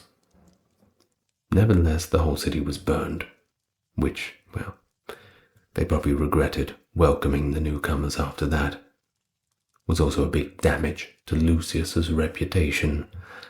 The official version claimed that the Seleucids were the first to break faith, but excuses were either made up or desperately sought. In any case, this sacking represents a particularly damaging period in the protracted decline of Seleucia. Despite a lack of supplies and the consequences of a plague that was contracted in Seleucia, Cassius's army managed to return to Roman territory without incident.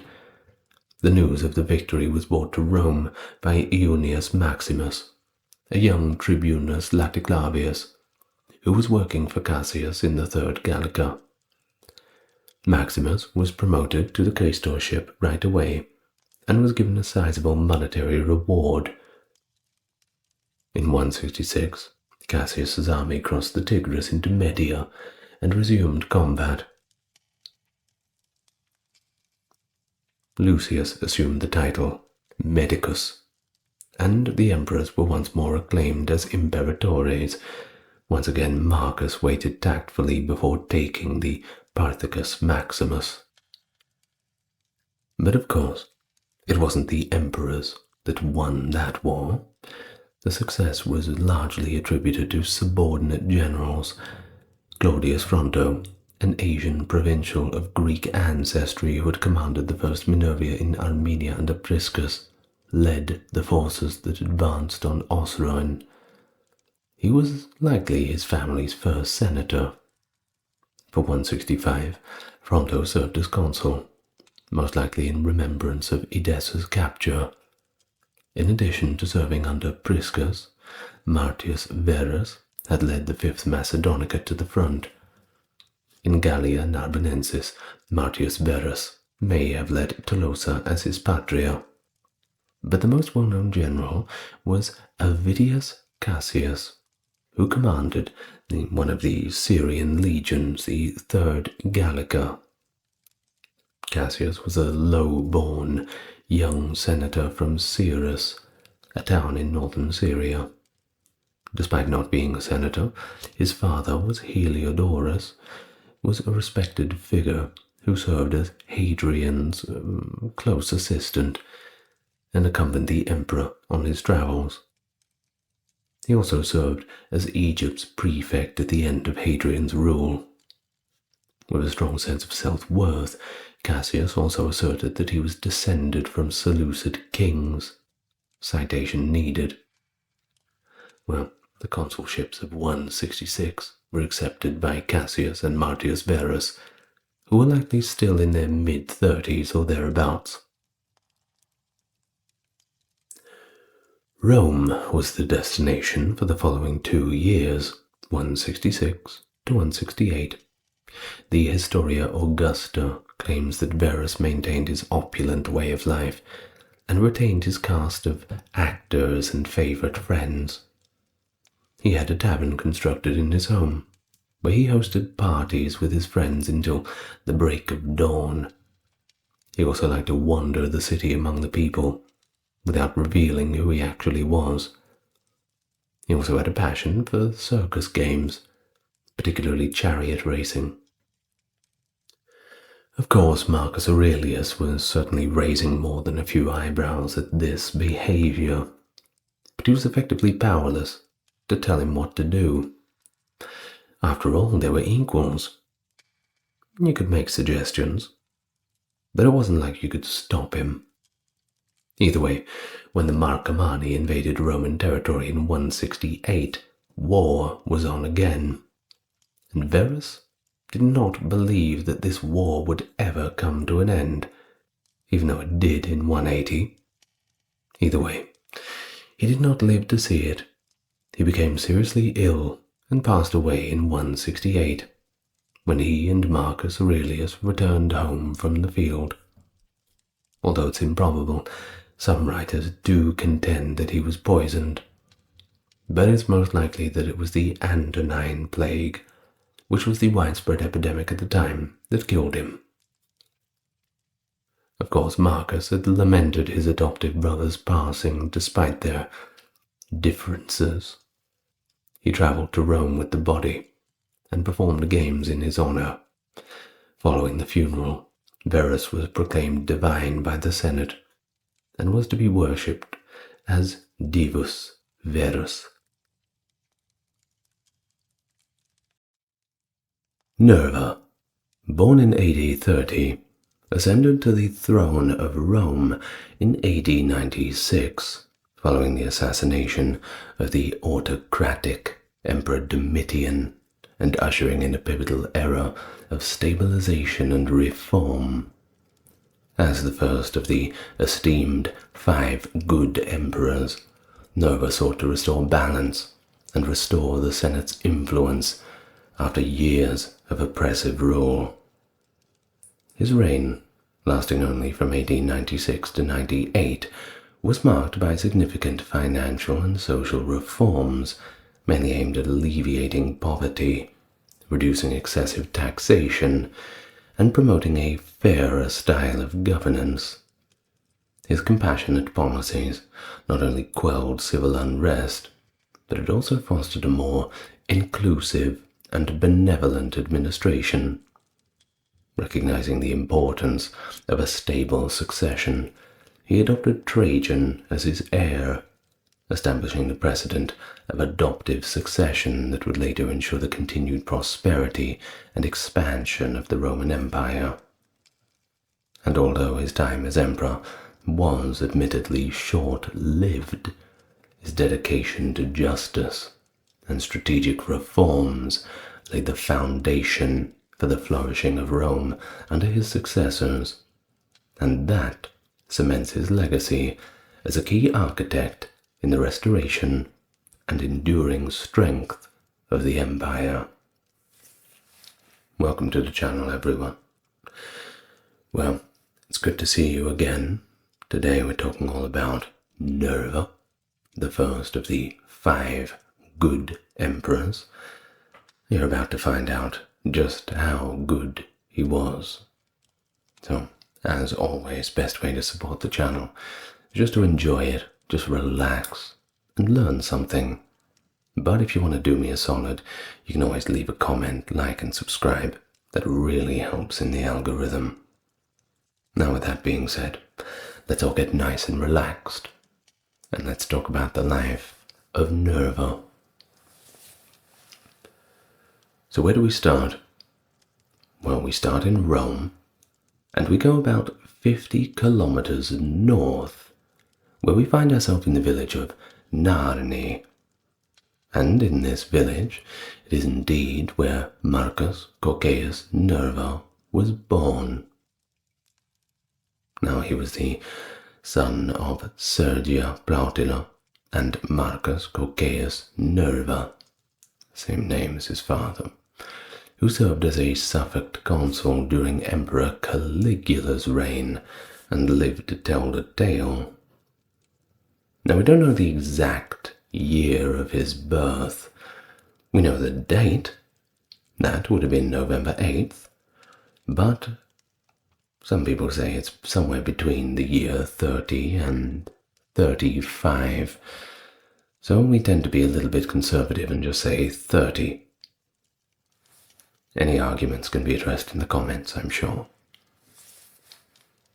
Nerva also had a sister, Coccea, who married Lucius Salvius Otho Titianus, who was the brother of Emperor Otho. Nerva's family did not belong to the patrician Julio-Claudian class of earlier times, but they were part of the newer Italian nobility and plebeian, similar to Vespasian, the founder of the Flavian dynasty. Nevertheless, the Coccei were among the most prestigious political families of the late Republic and early Empire, with members serving as consuls across multiple generations. Plenty of time to secure friends in high places. It's all going to come in handy later on, for sure. Now, on his father's side, Nerva's direct ancestors, who were each named Marcus Cocceius Nerva, were closely connected to the imperial circles from the time of Emperor Augustus. So we're talking 27 BC to AD 14, that was his reign. So going back a few generations, his great-grandfather served as both governor of Asia and also the consul in 36 BC, albeit he did abdicate the consulship the same year. His grandfather was a close friend of Emperor Tiberius, who reigned from 14 to 37, and he held the suffect consulship either in 21 or 22 AD, and accompanied Tiberius into his voluntary seclusion on Capri until his death in 33. Of course, then came Emperor Caligula, and under his rule, Nerva's father also became a consul. Through Rubelia Bassa, Tiberius's great-granddaughter, who married Gaius Octavius Laenus, Sergia Plautida's brother, the Coccei maintained connections with the Julio-Claudian dynasty.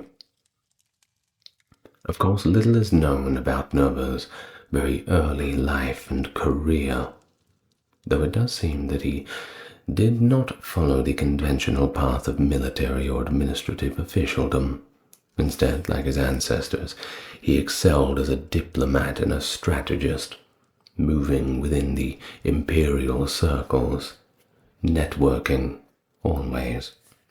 Nerva came into prominence during Emperor Nero's reign, particularly for his role in uncovering the Pisonian conspiracy of 65, although his exact contributions do remain a little unclear. Evidently, they were substantial enough to earn him rewards comparable to those given to Tigellinus, Nero's Praetorian prefect. In recognition of his service, Nero received the right to have his statues put up throughout the palace, and was awarded triumphal honors. And of course, these were typically reserved for military achievements. But putting down a conspiracy, that is a triumph of its own, especially when the emperor knows you've saved his life. You may hear Nerva also been hailed as the Tibullus of our time. That's by Nero. This was in reference to his literary skills. And, well, perhaps you don't know the name Tibullus. It's in reference to the old poet Albius Tibullus, quite popular in his own time. This was around the time of Mark Antony, who actually confiscated much of his wealth, but, well, we don't hold grudges. His works, unfortunately, did not stand the test of time. Never heard of him. Not many people have. I suppose he went out of fashion. Now Vespasian, an elderly and well-respected general who had celebrated military victories in the 40s, was another notable member of Nero's entourage. During his tenure as an imperial advisor, Nero seems to have become friends with Vespasian, who may have actually asked him to look after Vespasian's youngest son, Domitian, when Vespasian left to fight the Jewish war over in Judea-Palestine in 67. The Julio-Claudian dynasty ended when Nero took his own life on the 9th of June, 68 AD. Of course, this ushered in the turbulent Year of the Four Emperors, during which Galba, Otho, and Vitellius rose and fell in succession, until finally Vespasian took the throne on the 21st of December, 69. Even though Otho was Nerva's brother-in-law, he seems to have been one of the first and most ardent supporters of the Flavians, though almost nothing is known about his whereabouts in 69 AD. Perhaps he was keeping a low profile. Smart move. Early in the reign of Vespasian, 71 AD, Nerva received a consulship as payment for unspecified services. He was one of the few non-Flavians to receive this kind of honor under Vespasian, which was noteworthy, because not only he assumed this position early in the new government, but also because it was an ordinary consulship, rather than a less prestigious suffect consulship. Nerva once more vanishes from the annals of history after 71, most likely continuing his career as a discreet advisor to Vespasian and his sons Titus and Domitian. He later on reappears in 89 during Saturninus's uprising, with the help of a Chatti tribe. Lucius Antonius Saturninus, the governor of Germania Superior, and his 2 legions at Mainz rose up in rebellion against the empire on January the 1st, 89, with the help of Titus Flavius Norbanus, the procurator of Raetia. Lappius Maximus, the governor of Germania Inferior, immediately moved into the area. The rebellion was put down in no less than 24 days, and its leaders from Mainz were put to death, quite brutally. Better luck next time, kid. Those who had helped defeat them were, of course, duly rewarded, and the rebellious legions, they were sent to the front of Illyricum, not the most glamorous posting. Nerva and Domitian shared the consulship at the beginning of the year after the uprising. Once more, the honor implied that Nerva had contributed to the conspiracy's discovery, possibly in a manner akin to that of the Pisonian plot under Nero. As an alternative, Domitian might have chosen Nerva as his co-worker to highlight the regime's stability and status quo. Either way, the empire could finally resume its normal order now that that terrible uprising had been put down. Back to business as usual. As for Domitian, he was assassinated September 18th, 96, as part of a palace plot orchestrated by court officials. He was never really that popular. Marcus Cocceius Nerva was then crowned emperor by the Senate on the very same day, according to the Ostian calendar, or Fasti Ostiensis. For the first time, instead of merely formally approving a decision made by the army, the Praetorian Guard, or a former emperor in his testament, the Roman Senate, actually selected a new emperor. Even with his background in politics, this was an impressive decision, since Nerva was elderly, childless, and had largely avoided the spotlight. Both ancient and contemporary writers have conjectured that he was involved in Domitian's murder, even though his likely innocence would have made him acceptable to the Domitianic faction.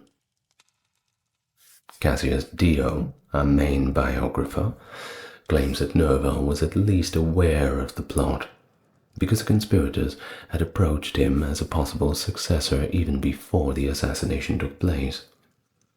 In contrast, Suetonius makes pretty much no mention of Nerva. However, it is possible that he left out his part out of tact. Suetonius would have been less tactful to imply that the dynasty owed its succession to murder, given that his writings were published under Nerva's direct descendants, Trajan and Hadrian. You don't want to make them look bad. Well, however, Nerva did not enjoy broad support within the empire, and his reputation as a Flavian loyalist would have made him unappealing to the conspirators. Modern historians believe Nerva was crowned emperor just on the Senate's initiative alone, and just hours after the assassination news broke. Well, we don't quite know the exact facts. Putting things down to years, months, and days is hard enough, but hours, it's kind of impossible. Nerva was, however, seemingly regarded as a safe choice, because he was elderly and childless, even though his age and poor health made him seem an unlikely candidate. In addition, he enjoyed the respect of a sizable portion of the Senate, and had strong ties to the Flavian dynasty. Nerva had witnessed the chaos that followed Nero's death, and was aware that even a brief delay could spark another civil war, not something that anybody wanted. Thus, he accepted the invitation, rather than turn it down and risk the revolts that come afterwards. Nerva and the Senate don't really seem to have been part of the plot against Domitian, however, but the decision may have been hurried simply to prevent those civil wars. The Senate imposed damnatio memoriae on Domitian after Nerva became emperor. That mainly means destroying the statues, demolishing his arches, removing his name from public records. Think of these words, damnatio, damnation, and memoriae, memory. So we damn his memory. Numerous portraits of Domitian that already existed, like those on the Cancellaria reliefs, were merely recarved to resemble Nerva, a slight makeover in the marble. This made it possible to recycle the old content and create new images quickly. So it didn't take too long for them to damn his memory to not even the pages of history, more the dustbin of history.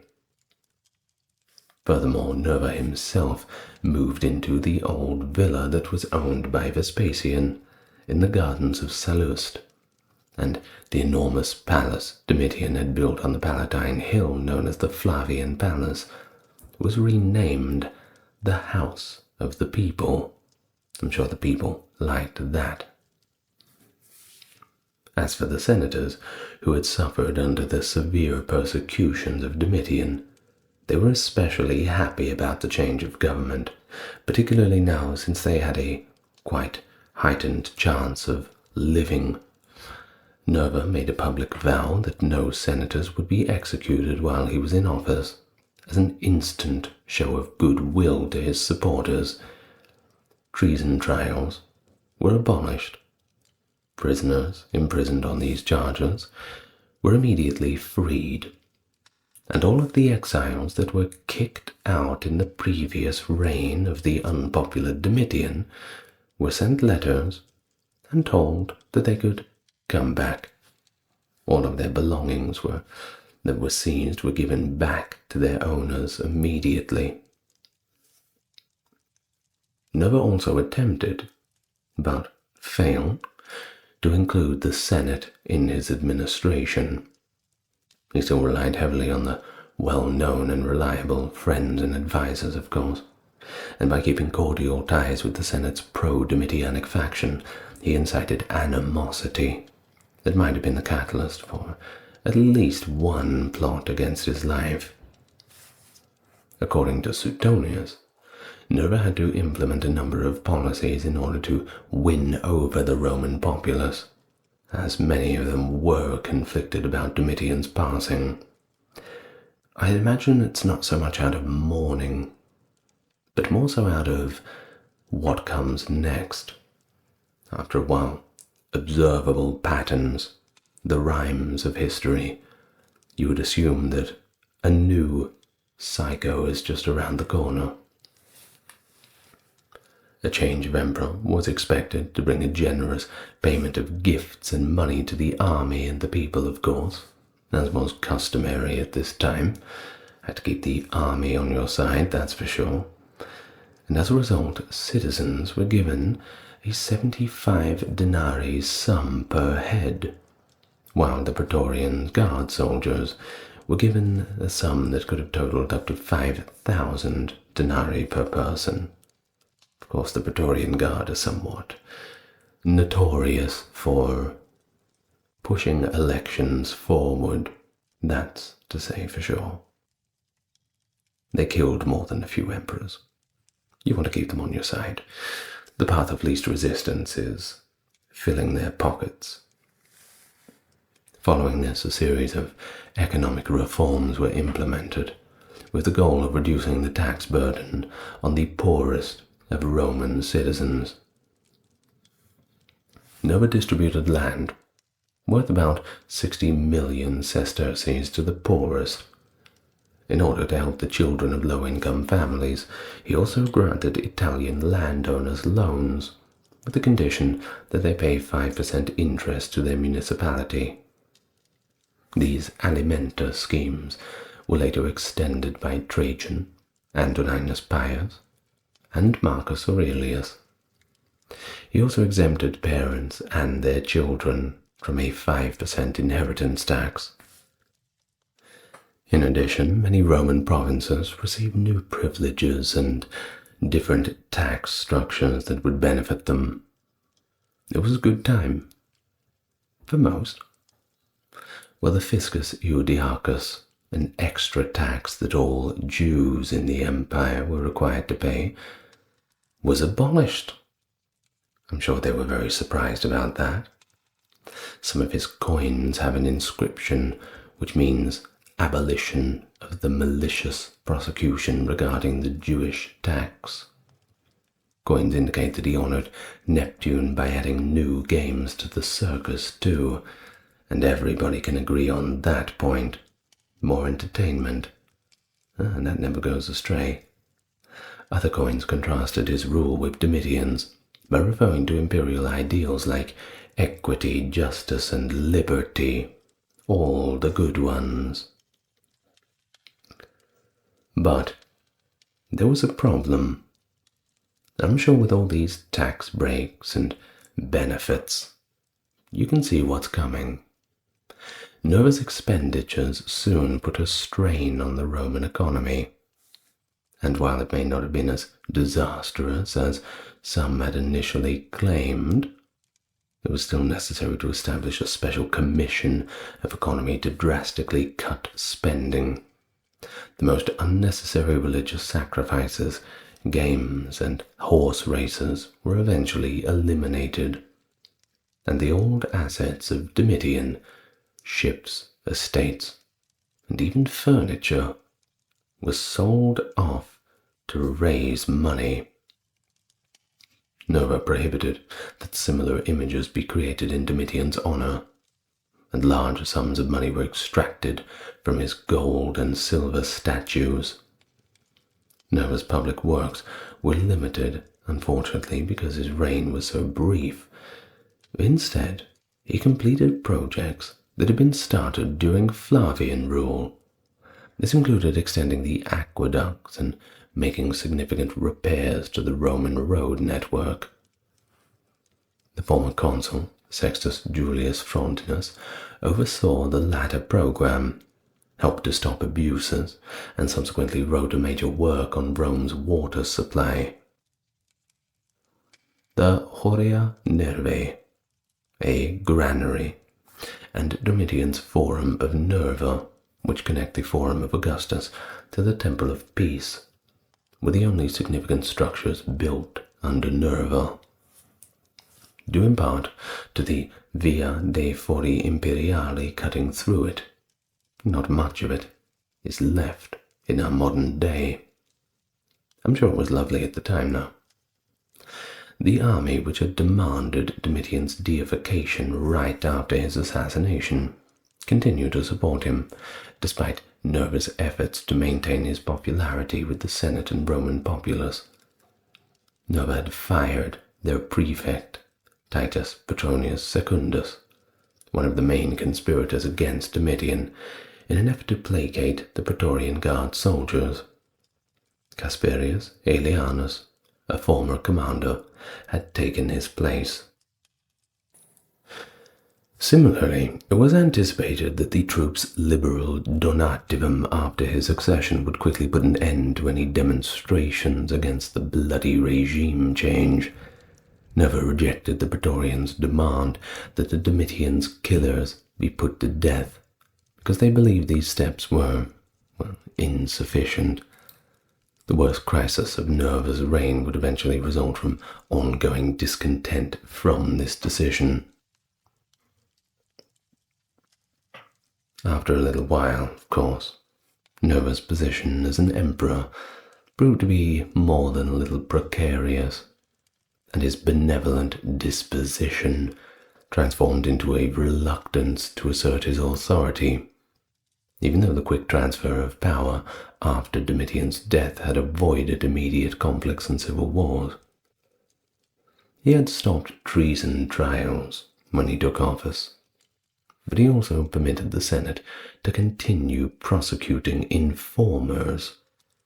Due to the chaos caused by everyone acting in their own best interests, as of course they would, and attempting to make amends with personal rivals, the consul, Fronto, famously said that Domitian's tyranny was ultimately better than Nerva's anarchy.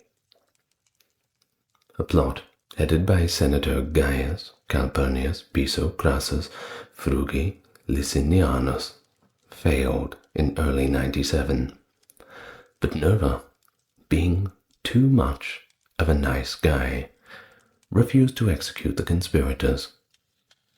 The Senate were not pleased with this. Perhaps he was a little bit out of his depth. When you're an emperor, you need to know how to play both sides of the coin. The lack of a clear successor made matters even worse, and Nerva's advanced age and creeping illness made them even more urgent. He only had distant relatives, you see, and as far as children, he had none of his own, making him unfit for public office. It would be necessary to select a successor from among the generals or governors of the empire, and by the year 97, Nerva seems to have been thinking about adopting Marcus Cornelius Nigrinus Curiatus Maternus, who was a strong governor with a good reputation in the province of Syria. Those who backed the more well-liked military leader, Trajan, a general of the armies at the German frontier, were in secret opposition. When the Praetorian Guard, under the command of Casperius Aelianus, besieged the imperial palace and captured Nerva in October of 97, these tensions were well and truly at their breaking point. He didn't have much of a choice. He had to give in to their pressure, agreeing to turn over Domitian's killers, and even thanking the dissident Praetorians in a speech. Well, I suppose it all goes in with his personality. Too nice. They hunted down and killed Domitian's former chamberlain, that being Parthenius, and Titus Petronius Secundus. He got the same fate. Although Nerva escaped this whole attack unscathed, his authority was irreparably damaged, and at this point no one was really taking him seriously anymore. No gravitas, as they say. Later, Trajan sent out the commanders who had given the order for the guard to besiege Nerva at his house. Nerva understood that without the backing of an heir who was supported by an army and the populace, his position as emperor could effectively no longer be maintained. Essentially, he abdicated after announcing shortly after that Trajan had been adopted as his successor. In 98, Trajan was officially given the title of Caesar and shared the consulship with Nerva. We have a section from Cassius Dio dealing with this. It goes like this.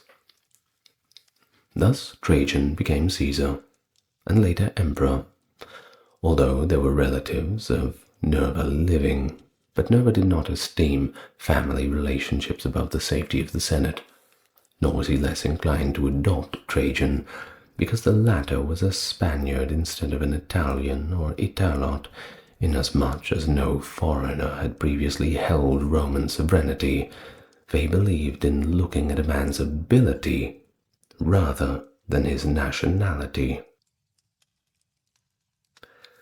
Well, how very progressive of him. However, Nerva actually, in reality, had very limited options for who he could choose as his successor, in contrast to the viewpoint here that is popularized by Cassius Dio. He was in dire need of one who could repair his damaged reputation in the face of this serious crisis. Trajan was the only one with the necessary military background, connections, and consular heritage. Scholars also dispute Dio's assertion that Trajan was not of Italian ancestry, since Trajan's ancestry is known to have originated in Umbria, and that is the same region where Nerva was born. So if Trajan is all of a sudden a foreigner, so is Nerva by that same reckoning. But some contemporary historians do not agree with Edward Gibbon's well-known claim. That is the author of Decline and Fall of the Roman Empire, if you're not aware. A very long and complex text. Where am I? That's right. Some contemporary historians do not agree with Gibbon's well-known claim that Nerva thereby created a tradition of succession through adoption among the 5 good emperors. There's certainly arguments to be made. When doing a private audience on the 1st of January 98, the first day of his 4th consulship, Nerva suffered from a stroke. He contracted a fever shortly after, and on January 27th, at his villa in the gardens of Sallust, he passed away. His ashes were interred in the mausoleum of Augustus after he was deified by the Senate. Trajan, Nerva's now adopted son, succeeded him without any incident and was warmly welcomed by the Roman populace. Pliny the Younger claims that Trajan built a temple in the honor of Nerva, but we're yet to find anything conclusive of that. Additionally, a commemorative coin series for the deified Nerva wasn't released until 10 years after Trajan's passing. I'm sure the collectors were waiting for that one. However, Cassius Dio claims that Casperius Aelianus, the guard prefect who led a mutiny against Nerva, was fired immediately when Trajan took power. He was lucky he wasn't executed or exiled. Much of Nerva's life has remained unknown to us, because there simply aren't many written sources about this time period. Writing later on, the 3rd century historian Cassius Dio wrote the most comprehensive surviving account of Nerva's reign, and we're quite lucky to have that. But it is written more than a century after Nerva's death. His Roman history covers almost 1,000 years, from Aeneas's arrival in Italy to the year 229 itself when it was written. An excerpt biography from the Epitome de Caesaribus, a work credited to the historian Aurelius Victor in the 4th century, gives us a little more information. And then we have the histories, written by Tacitus, a more thorough work. It's thought to provide a more detailed account of Nerva's life. Rome's history is chronicled in the Histories work, which spans 3 decades, from Emperor Nero's death in 69 AD to Domitian's passing in 96. Only the first 5 books, which cover the year of the 4 emperors, remain significant, though as a significant portion of the work has been lost. However, Tacitus portrays Nerva as the dawn of a most happy age, when Nerva blended things once irreconcilable, serenity and freedom. In the preface to his biography of Gnaeus Julius Agricola, he tends to be quite positive towards Nerva. None of these surviving histories, however, provide a thorough analysis of Nerva's policies, but they all speak quite favorably of his brief rule. Cassius Dio and Aurelius Victor both highlight his discernment and restraint, with Dio praising his choice to take Trajan as his heir. And then we have Edward Gibbon, of course, the historian from the 18th century, who popularized these ideas in his book History of the Decline and Fall of the Roman Empire. From 96 to 180, the Roman Empire was governed by absolute power under the guidance of wisdom and virtue, according to Edward Gibbon, of course. Under the leadership of these 5 successive rulers, Gibbon regarded Nerva as the first of the 5 good emperors. But even Gibbon acknowledges, however, that Nerva might not have had the credentials needed for a successful reign, at least in comparison to his successors. You see, he had barely embraced the purple from Domitian's killers when he realized that his advanced age could not stop the wave of public unrest that had grown during his predecessor's protracted tyranny. The good respected his mild disposition, but the degenerate Romans needed someone with more vigor, whose justice should frighten the guilty. And he's got a damn good point. Especially in these times, we have a lot of angry people, regardless of how good the emperor is. If it's somebody who can be walked all over and simply lets people who are plotting to kill him go scot-free, well, you can get away with anything, can't you? And that is not good for the stability of a society. It seems that he was also not a very good speaker, and that he did his best in small groups where his generally composed approach to issues may have impressed others.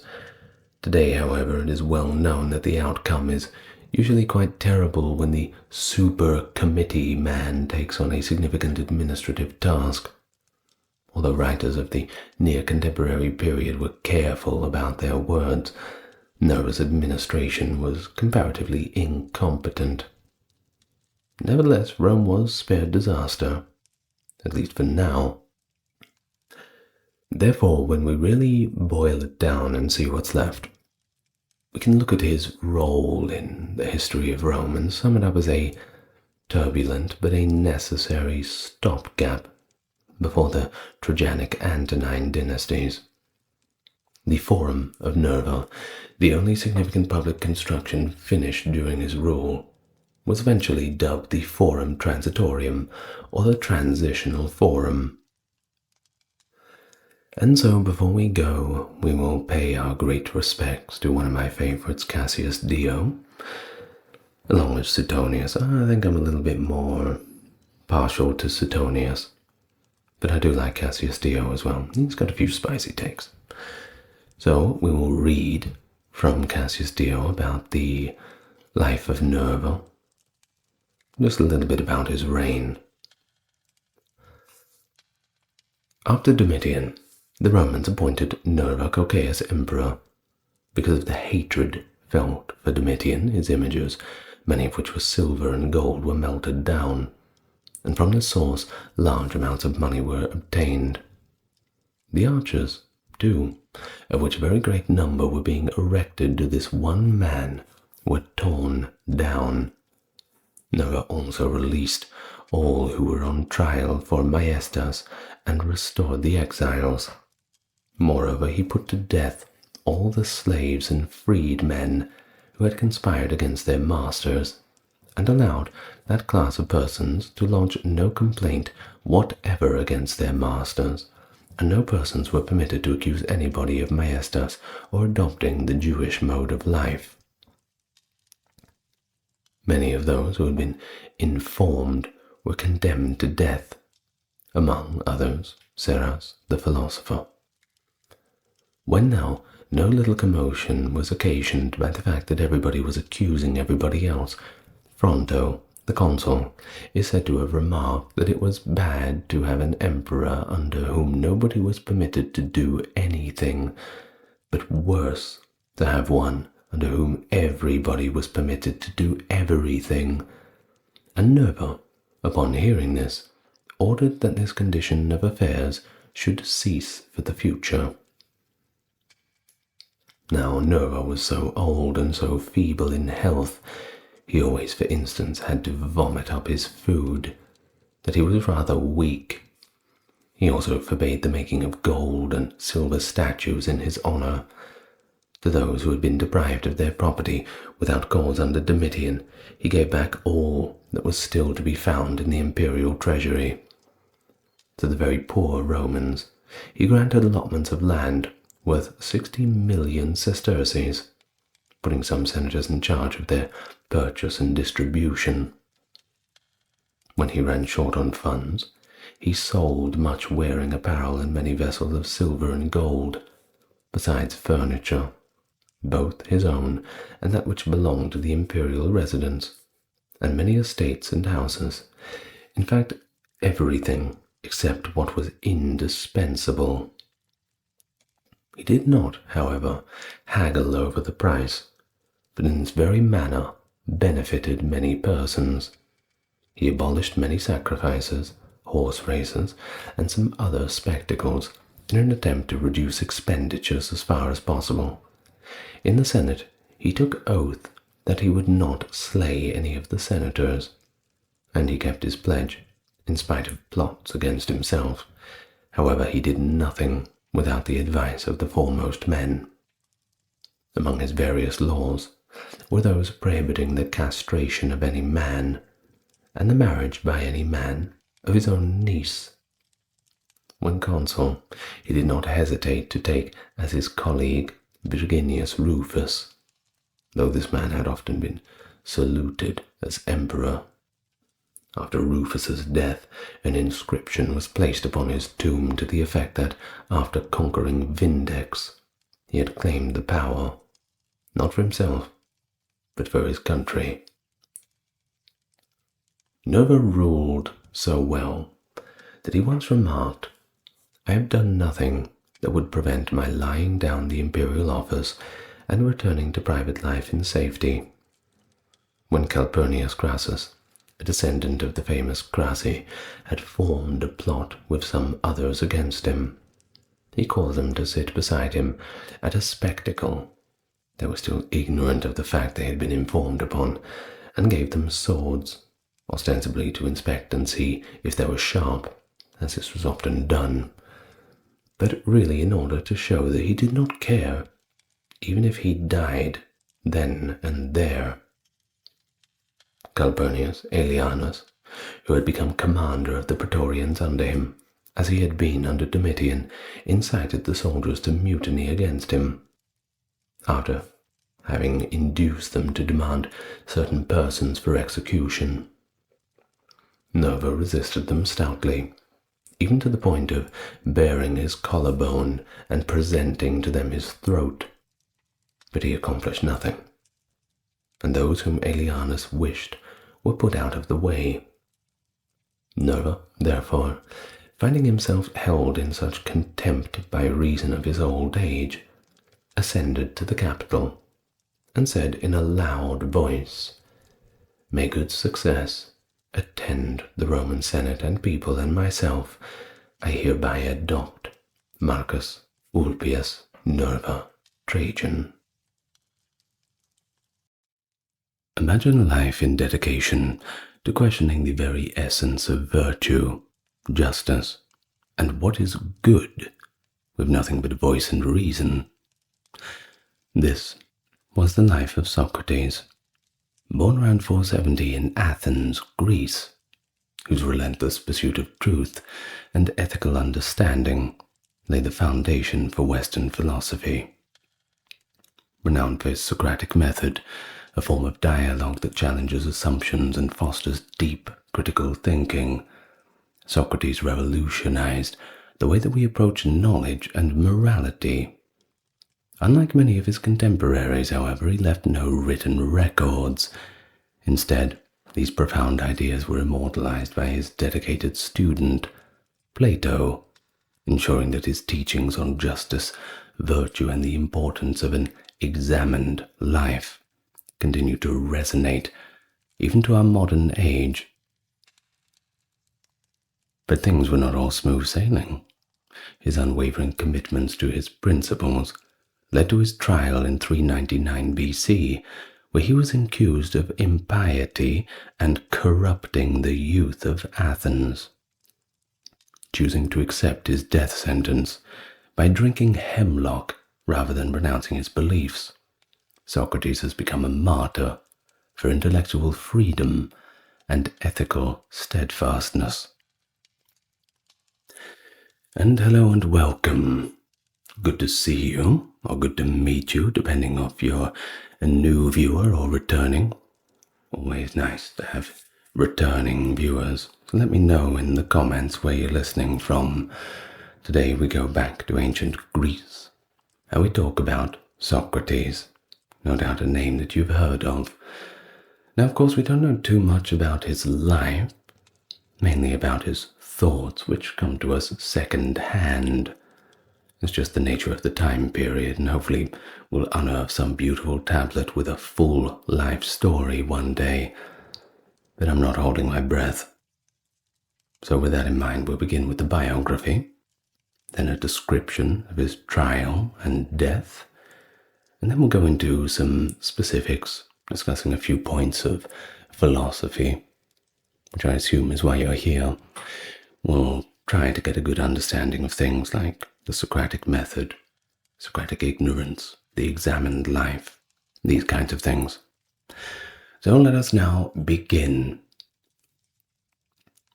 So Socrates, because he was born to relatively well-off Athenians, being Sophroniscus, a stoneworker, and Phanerate, a midwife, in the Athenian deme of Alopes in 470 or 469, Socrates was naturally an Athenian citizen. And that means a lot. Certainly the center of the world for a great many things around 470 BC. Now, as was traditional, he lived near his father's family and received a portion of his father's estate. And he did quite well for himself. This allowed him to live very comfortably, without having to worry about money, food, anything like that.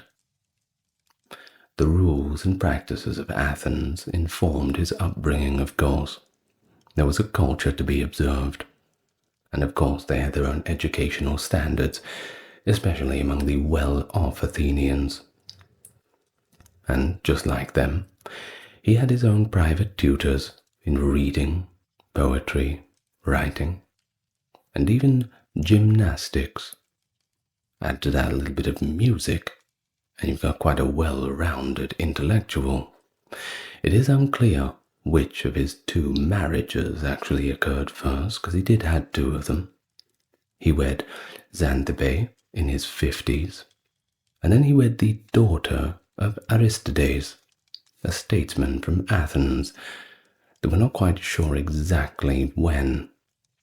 We do know that his first wife did bless him with 3 sons, and according to Plato, Socrates also served his country honorably during the Peloponnesian War, where he stood out in 3 separate campaigns. Now the Athenians, particularly the younger ones, they were captivated by Socrates, but his friends, close ones, who dared to say it, made fun of him quite a lot because of his famously unattractive features. Apparently he had bulging eyes, a large stomach, and a flat, turned-up nose. I mean, you've seen the thumbnail. It's not very flattering.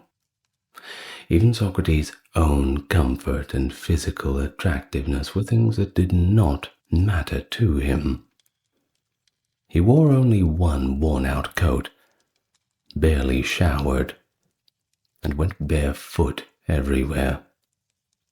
He didn't completely abstain from food, drink, and physical pleasures, but he did cut back.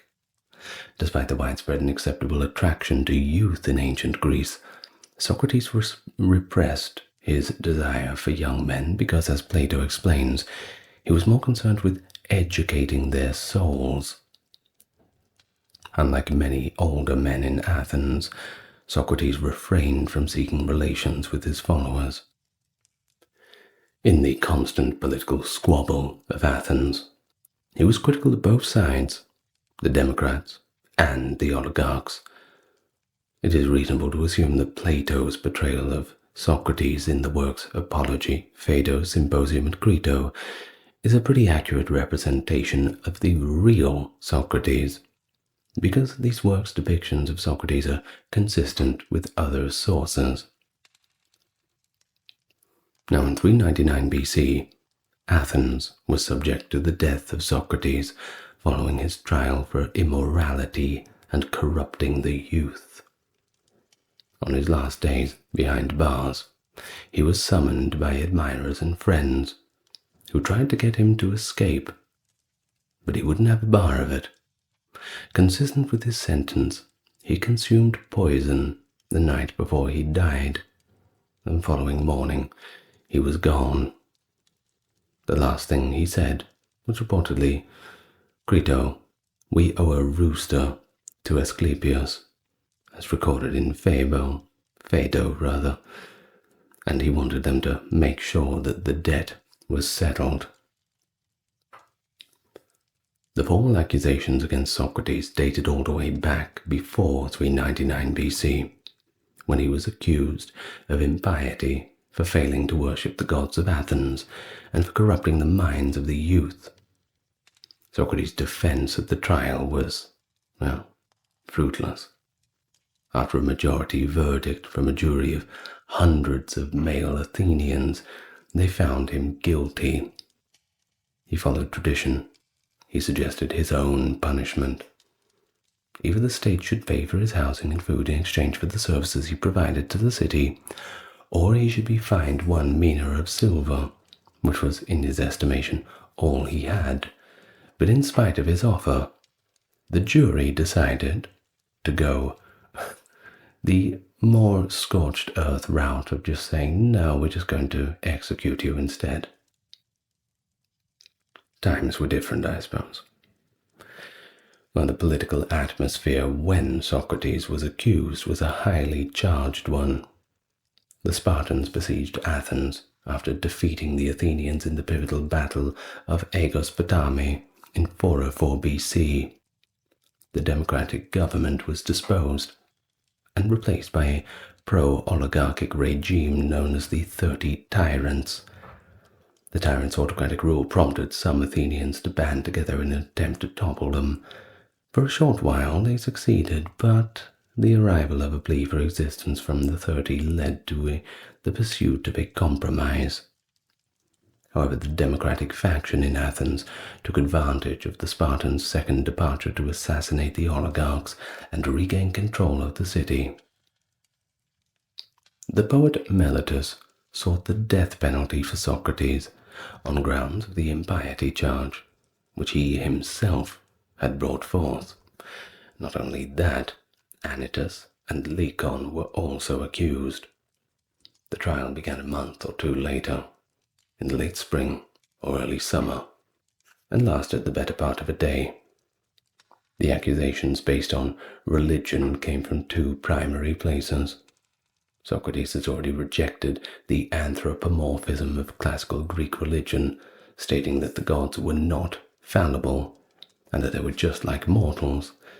And second, according to his accusers, he had appeared to have a daimonion, or an inner voice. At the outset of Plato's apology, Socrates responds to the many accusations leveled at him. There is talk that Socrates is a sophist, or an atheist natural philosopher of sorts, the kind of figure shown in The Clouds of Aristophanes, and he must first dispel that possibility. In response to claims that he had corrupted young people, Socrates said that he had never deliberately corrupted anyone, because it would be illogical to do so, because corruption in itself is bad. Well, regarding the second accusation, Socrates requests more information. Socrates' atheism is leveled once again by Meletus in response.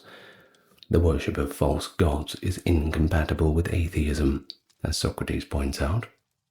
Since his actions ultimately benefit Athens, he asserts that he is God's gift to the Athenians, and that the city stands to lose the most if he is condemned to death.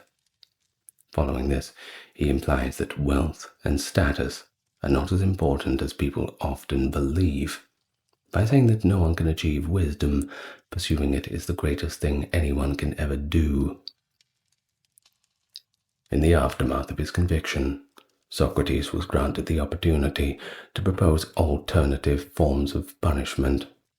But of course, he turned everything down. The death penalty was his only choice. Academics are still divided on the subject of what exactly prompted the Athenians to condemn Socrates. There are a few doubtful hypotheses that exist. One holds that Socrates' conviction was based on his religious beliefs only, while the other holds he was accused and found guilty due to political affiliations. Religion and the state in ancient Athens were not completely distinct. The fact that the accusations of impiety predominate the narratives of the trial by Plato and Xenophon lent credence to the idea of a religious persecution. According to these narratives, Socrates did not try to deny that he did not believe in the gods of Athens. The fact that numerous atheist philosophers and skeptics of the period evaded prosecution is another counter to this argument. There is an argument for political persecution that states Socrates was persecuted because people saw him as simply an enemy of democracy. During the rule of the 30 tyrants, Socrates and his students were largely opposed to democracy. The fact that the Athenians granted amnesty to their citizens in 403 to prevent a civil war from breaking out following the fall of the 30 tyrants typically cast doubt that it was a political persecution. The accusers may have based their rhetoric on events that occurred before 403 BC, as shown in the trial text of Socrates and other texts relating to it. Well, either way, he didn't get away with it, and the hemlock went down. So with that out of the way, let's first discuss a few things about the philosophical aspects, what he's really known for. But first we have a term that you're no doubt familiar with. That is the Socratic method. We've all heard of it, but what exactly is it? Well, his signature technique, the elenchus, is a defining feature of Plato's Socrates. It shines brightest in Plato's earlier writings, Token Republic, Critogorgias, and many more. And what follows is the standard elenchus procedure. In Socrates' parables, a group of young men and boys listen as he challenges an established authority on a given subject. Through their exchanges, Socrates demonstrates how the expert's views and arguments are at odds with one another.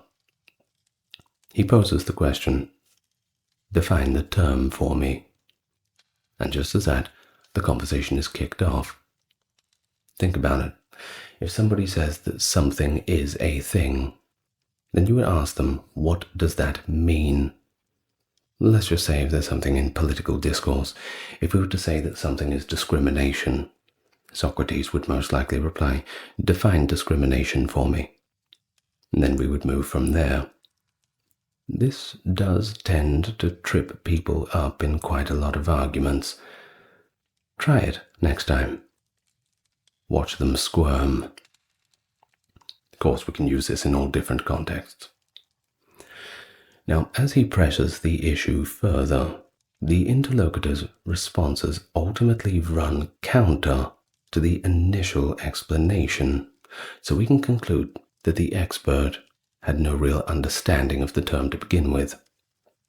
One or both of the parties to the conversation might propose alternative meanings. Socratic inquiry then turns its attention to that revised definition. Socrates and his interlocutor aim to get closer to the truth with each iteration of question and answer. Frequently they persist in showing their lack of knowledge, since the interlocutor's definitions usually reflect the prevailing view on a subject. The debate casts doubt on that view as it goes on. See, even Socrates uses the Socratic method to evaluate his own views. Therefore, Socrates does not impart a dogmatic philosophy. Instead, while he and his students and interlocutors seek the truth, he freely admits his own ignorance. Of course, everyone chimes in with their own opinions, and academics have cast a bit of doubt on the Socratic method, its authenticity, and really its precise characteristics. Ancient philosophy expert Gregory Vlastos asserted that the Socratic method does not work for determining whether a proposition is true or false. Instead, it was a means to demonstrate the incoherence of the interlocutor's beliefs. Whether or not we believe that Socrates is trying to disprove an assertion determines the dominant school of thought on this point of view. The first school of thought holds that Socrates is using this strategy to either affirm or refute a claim. This strategy is known as the constructivist approach. The neo-constructivist view maintains that all Socrates is trying to do is show how the original argument's premises and conclusion are contradictory. Now, prioritizing the search for definitions is how Socrates begins most discussions. We have questions like, what is justice? What is goodness? What is courage? And it's these things that serve as that springboard for conversations. And Socrates seeks a definition from an authority on the topic. Socrates sought out distinct instances of virtue to illustrate its characteristics before attempting to even define them. Socrates sought a definition in an attempt to exorcise the atmosphere from the radical skepticism of sophists, who, according to Guthrie, had questioned the substance of many virtues during the time that Socrates lived. Some academics contend that Socrates does not support the principle of definitional priority, since he does not support it in all of his writings. Some have claimed that Plato, and not Socrates, is the one who is responsible for this emphasis on definition. Although he acknowledges Socrates' support for definition is paramount, philosopher Peter Geach deems that this method is flawed. It is possible to know a proposition without knowing its precise words, he says. Well, since he does not understand the nature of ethical concepts like arete, i.e. goodness, courage, Plato's Socrates frequently admits that he is ignorant. Socrates asserts, "I thought even as a happy man, if he really possesses this art and teaches for such a moderate fee, while his life is hanging in the balance during his trial. Without a doubt, I would take great pride in myself if I were aware of these things, but alas, I am not." Even though he claims to be ignorant, Socrates seems to have some knowledge in several of Plato's dialogues and can come across as quite opinionated. And then we find the Socratic paradox, which has multiple proposed explanations, the most common of which is that Socrates is simply being inconsistent. One possible interpretation is that Socrates is trying to teach his interlocutor something by being ironic or even modest. He doesn't want to hand him the answers to the philosophical questions, so he basically just lets him think on his own account. The fact that Socrates has different ideas about what knowledge means is another possible explanation. He may consider himself knowledgeable in terms of lower-level cognition, which he acknowledges as part of his own knowledge, or in terms of a systemized understanding of an ethical topic, which Socrates categorically denies any proficiency in. Well, whatever the case may be, pretty much everyone agrees that Socrates gets the first step towards wisdom, is admitting that one does not know anything.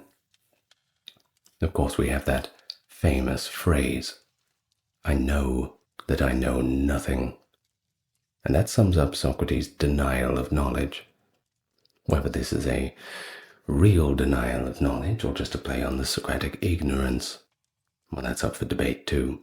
I suppose it depends on the context. Despite the fact that this viewpoint appears elsewhere in Plato's early works on Socrates, it is commonly ascribed to Socrates due to a statement in Plato's Apology. But in other remarks, he suggests or even asserts that he is knowledgeable. This is illustrated by his statement in the other section of Plato's Apology that goes as thus.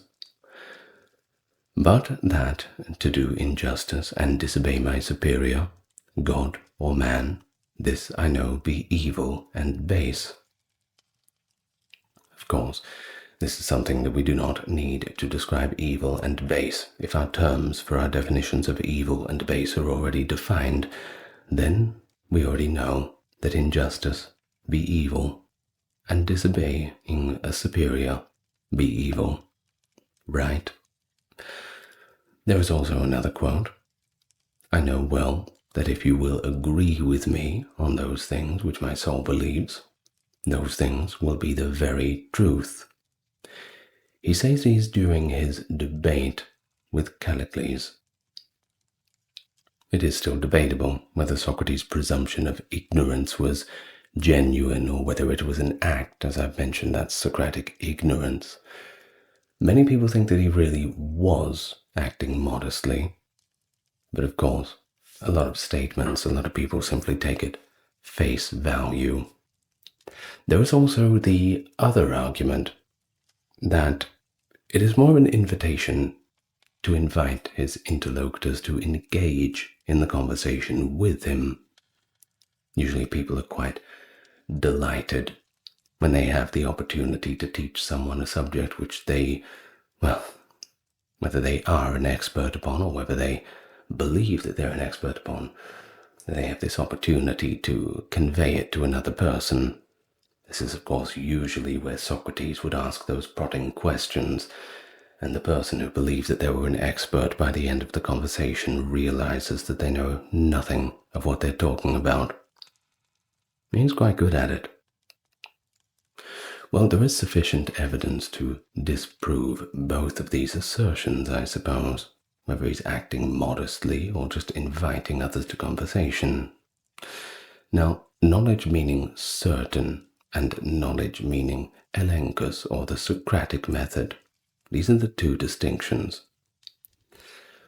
Well, knowledge, C, refers to facts that cannot be debated, while knowledge, E, this is the difference between certain and elenchus, is the information that came from Socrates' elenchus.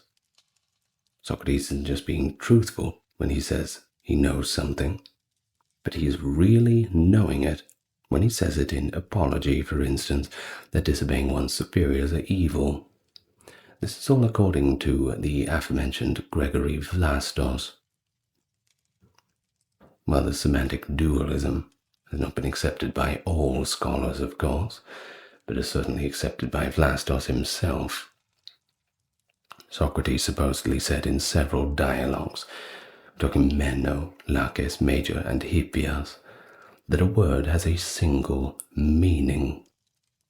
According to James H. Lesher, Socrates may have believed that individuals can know certain ethical propositions, even though he asserted that he did not know anything about the essence of virtues.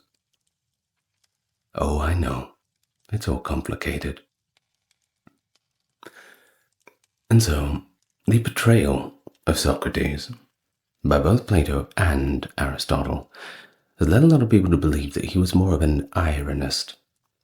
The reader may wonder if Socrates is trying to make a pun because his irony is so understated, and in some sections even slightly humorous. Socratic irony abounds in Plato's Euthyphro. Euthyphro, who remarks, "It is not, I think, any random person could do this, prosecute one's father correctly, but surely one who is already far progressed in wisdom." Upon hearing the story for the first time, "Most important that I become your student," is Socrates' response to Euthyphro's boast about his knowledge of divinity. When addressing his interlocutors or using flattering praise, Socrates is often perceived as ironic. Opinions, of course, are among scholars divided regarding Socrates' use of irony. One school of thought holds that Socratic irony has been around since the Hellenistic era and is used as a playful, attention-getting device. According to an alternative school of thinking, Socrates uses irony to obfuscate his philosophical message, making it intelligible only to those who can discern which of his statements are ironic and which are not. A more nuanced pattern of irony in Socrates has been uncovered by Vlastos. According to him, Socrates' statements can be interpreted in two ways: ironic statements and non-ironic statements. When he denies knowing anything, that's an example. When Socrates claims to be ignorant of ethical issues, Vlastos takes it as an ironic statement, in the sense that knowledge refers to a baser kind of cognition, but in the other sense, Socrates is being serious. There are a lot of other scholars who do disagree with this, but it's well worth mentioning. Now, all human action, whether directly or indirectly, is motivated, according to Socrates, by the pursuit of eudaimonia. How closely Socrates linked virtue and knowledge to eudaimonia is still up for debate, but he did think that they were linked. A common interpretation of Socrates' teachings is that eudaimonia and virtue were synonymous. On the other hand, the identical and sufficiency, these contend that virtue is always a pathway to eudaimonia. The question of whether According to Socrates, people want what is good, or at least what they think is good, is another contentious issue. Just quickly, eudaimonia is effectively a kind of, let's just compare it with hedonia. Hedonia being from the word hedonic, being a kind of short-term happiness, short-term pursuit of happiness. We're thinking about low-value activities. You're playing a video game or watching a movie. There are other ways of pursuing happiness, taking the very short-term route. These are hedonic pursuits. And then, of course, in contrast, you have eudaimonia, which is a more long-term and virtue-based chase of happiness. Whether you get happiness or not, well, that's also up for debate. But you think about things like working on a project, building a house, building a career, building a marriage, a family. These things are eudaimonic pursuits, requiring a lot more time and effort. But you're better off in the long run. Knowledge, in general, plays a central role in Socrates' moral intellectualism. He's known as a virtue intellectualist because he thought that knowledge was the foundation of all virtue, and without knowledge, there can be no virtue. Also, according to his theory, motivational intellectualism, people are led by their intellect to understand their desires rather than their impulses. The idea that no one errs willingly, which Socrates alludes to in Plato's Protagoras, has become symbolic of Socratic virtue intellectualism.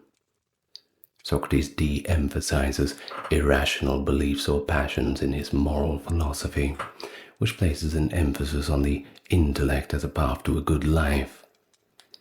In the Gorgias and Meno, two of Plato's dialogues, Socrates explains to Meno his belief that no one wants bad things unless they do not know what is good and what is bad. These dialogues primarily support Socrates' intellectual motivism. And then, of course, there is the idea of akrasia, behaving irrationally, in opposition to one's knowledge and beliefs. Most people think that Socrates didn't make room for illogical wants. However, there are others who argue that Socrates did not recognize illogical motivations, but he denied that they were the main factor in decision-making. By refusing to conform to the religious norms of his day, Socrates questioned the authority of his contemporaries and altered the course of religious debate for generations to come.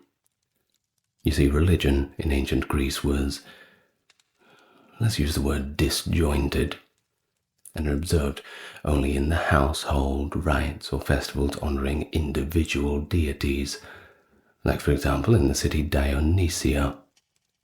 There weren't actually any sacred texts that existed. It was more a word-of-mouth thing, oral traditions, and just carried on through generations. But this didn't mean that religion was not an integral part of people's lives. Of course it was. Sacrifices were the primary means by which individuals fulfilled their religious obligations, of which, well, the obligations would depend on who you were, where you were, and when it was. Well, since the ancient times, people have still argued about whether Socrates was a religious man or just a provocative atheist. Accusations of the impiety were leveled against him during his trial, and this controversy still persists to this very day. Alcibiades, Euthyphro, and Apology are where Socrates mostly addresses spirituality and the afterlife. From the work, he says, "Then this part of her resembles God, and whoever looks at this and comes to know all that is divine will gain thereby the best knowledge of himself." Socrates concludes in Alcibiades that the human soul is connected to divinity. In all of his talks about religion, he maintains a logical perspective, Far from the common practice of his day, Socrates concludes in Euthyphro that offering sacrifices to the gods is really pointless, particularly when done in expectation of some kind of positive return. He argues that philosophy and the quest for knowledge should take precedence as the primary forms of devotion to the gods. His disapproval of conventional religious practices, which he linked to material gain, suggested that the Athenians should look within for their spiritual fulfillment. Regardless, Socrates, contrary to popular belief at the time, maintained that the gods were essentially just and wise. Regarding the connection between devotion and the dictates of a powerful deity, Socrates poses the following question to his interlocutor. Is something good because it is God's will? Or is it good because it is God's will? So which comes first, the good or the God? Socratic thought diverges from this conventional Greek theology, which presumed the lex talionis, the eye for an eye principle, to be self-evident. Goodness, according to Socrates, does not depend on gods, and gods must be devout individuals themselves. By telling the jurors that he acknowledged the gods more than his accusers, Socrates affirms a belief in the gods in Plato's Apology. God's existence is presumed for Socrates in Plato's dialogues. He never questions their existence. While Socrates' discussion of the great unknown after death in Apology lends credence to the idea that he is at least agnostic, his dialogue with his students on the last day in Phaedo expresses his firm belief in the soul's immortality. Oracles, divinations, and other messages from the gods seem to have been also believed by him. These portents did not give him hope for moral matters, but rather foretold the bad things to come. Of course, a lot of people have different beliefs on how Socrates' religious beliefs and his rigorous rationalism relate to one another. Some people believe that Socrates confirmed every divine sign by interpreting it through his own secular reason. According to Socrates, since virtue is a kind of knowledge, there is really only one virtue. And people are bad, according to Socrates, because they don't know enough yet. They need to be enlightened. They're not bad, they just don't know any better. A union of virtues, of course, flows from this unity of knowledge. The well-known proverb, "No one errs willingly," is based on this principle. Socrates uses bravery as an example of a virtue that can be united in Protagoras. He argues that one can take the risk if they are aware of the specific danger. While some sources claim that Socrates had sexual relations with young people like Alcibiades, others maintain that his friendship with boys were purely platonic and aimed at helping them grow as individuals.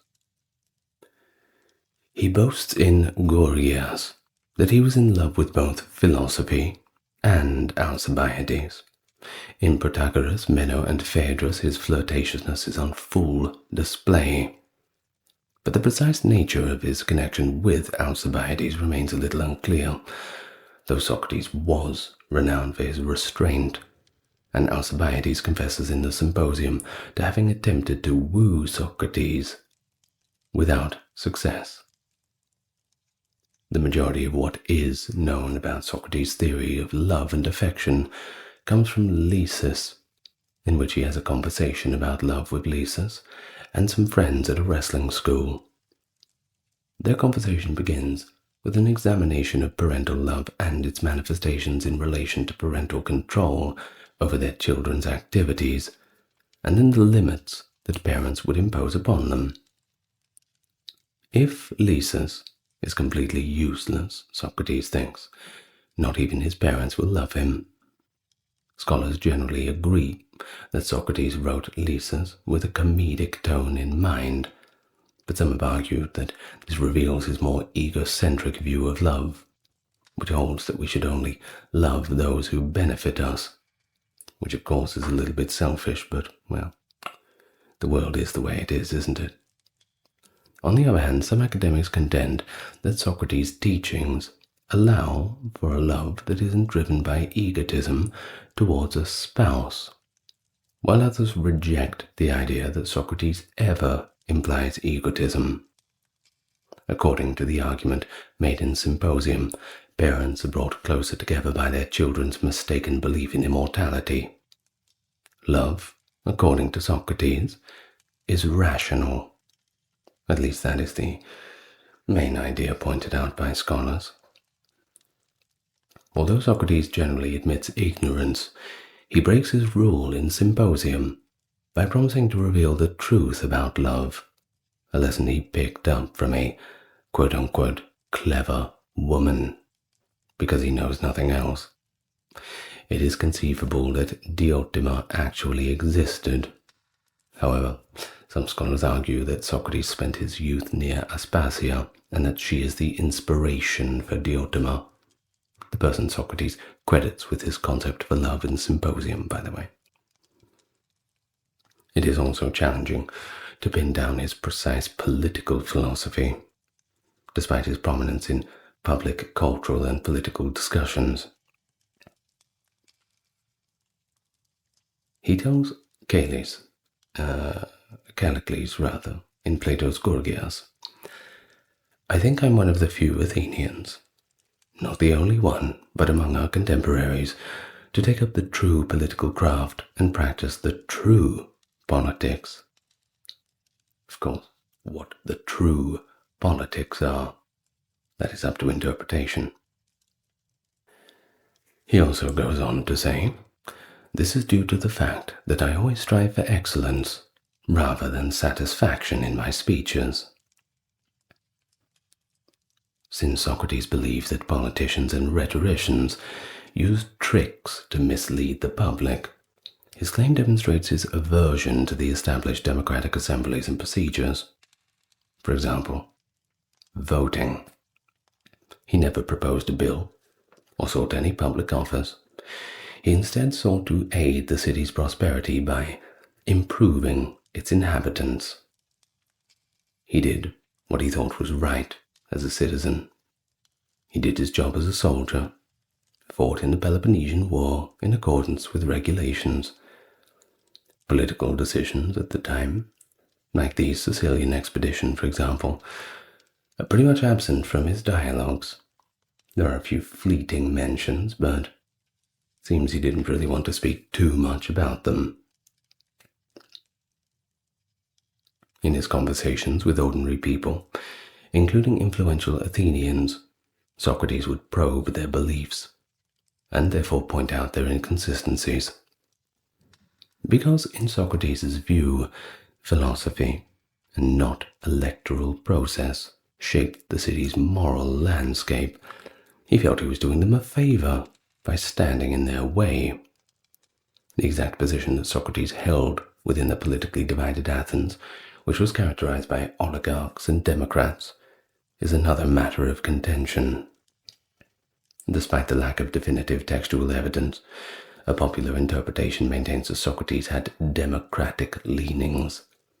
This is based on the following reasoning: that he defied one command from the oligarchic 30 tyrants' government. He respected Athens' laws and political systems, which were established by democratic thinkers of earlier times, and also his affinities for the ideals of democratic Athens, and that was the main reason why he did not wish to evade execution and prison. Protagoras displays anti-democratic traits. Socrates disdained the opinion of the many and was critical of the democratic process, and the majority of his friends actually supported oligarchy. So there is some evidence that Socrates had leant towards it a little bit himself. According to an alternative, but admittedly less popular theory, Socrates was a supporter of democratic republicanism. which places more of an emphasis on citizen engagement. Now, liberal ideology emerged during the Age of Enlightenment. We could probably trace the roots back even further. Of course, another theory does hold that Socrates was a supporter of these liberal values, ones that we might not find too far removed from the Age of Enlightenment or the Renaissance. He argues that the city and its inhabitants have an advantageous relationship in credo and apology, which form the basis of the argument. Socrates argues that the city dwellers have moral agency and the option to leave at any time, but that remaining in the city signifies submission to its authority and laws. Conversely, civil disobedience has Socrates as its progenitor, which is kind of ironic. This line is suggested by Socrates' strong opposition to injustice, as his refusal to obey the 30 tyrants' order to arrest Leon. In Critias, he states, "One ought to never act unjustly, even to repay a wrong that has been done to oneself." Looking at the bigger picture, Socrates would say that people should obey the state's command, unless, and here's the caveat, unless they believe them to be unjust and not within the confines of virtue. To which, of course, a conversation would obviously be started. And what is virtue? How are we defining the terms? You see how it just goes around and round in circles. Well, either way, following his passing, Socrates had a tremendous effect on the field of philosophy. I mean, obviously, we're still talking about him. Almost every philosophical school of thinking that emerged after Socrates had him as their antecedent, including, of course, the Academy of Plato, the Lyceum of Aristotle, the Cynics, and the Stoics. But there is the exception of the Pyrrhonists and the Epicureans. Socrates continued to garner more and more attention, right up until the 3rd century AD. Philosophical schools differed substantially in their interpretation of Socrates' ideas because he had not provided answers to the most basic of questions. We're talking about the meaning of life and the character of virtue. He didn't provide answers. He just left us with more questions. Of course, according to the popular belief, he changed the emphasis of philosophy from studying nature to actually being a study of human affairs. And of course, well, that is indeed what we view philosophy as now, as far as I'm concerned. Welcome. The following is a reading from a work titled Ancient and Modern Celebrated Free Thinkers by Charles Bradlaugh, working under the pseudonym Iconoclast, first published in 1877. It is about the life and philosophies of Zeno the Stoic. If you like this sort of stuff, you better subscribe, and you'll get plenty more of it in the future. Let's all get relaxed and begin. Zeno was born at Citius, a small maritime town in the island of Cyprus. This place having been originally peopled by a colony of Phoenicians, Zeno is sometimes called a Phoenician. But at the period when he flourished, it was chiefly inhabited by the Greeks. The date of his birth is uncertain, but must have been about the year BC 362. His father was a merchant, and Zeno appears to have been in the early part of his life engaged in mercantile pursuits.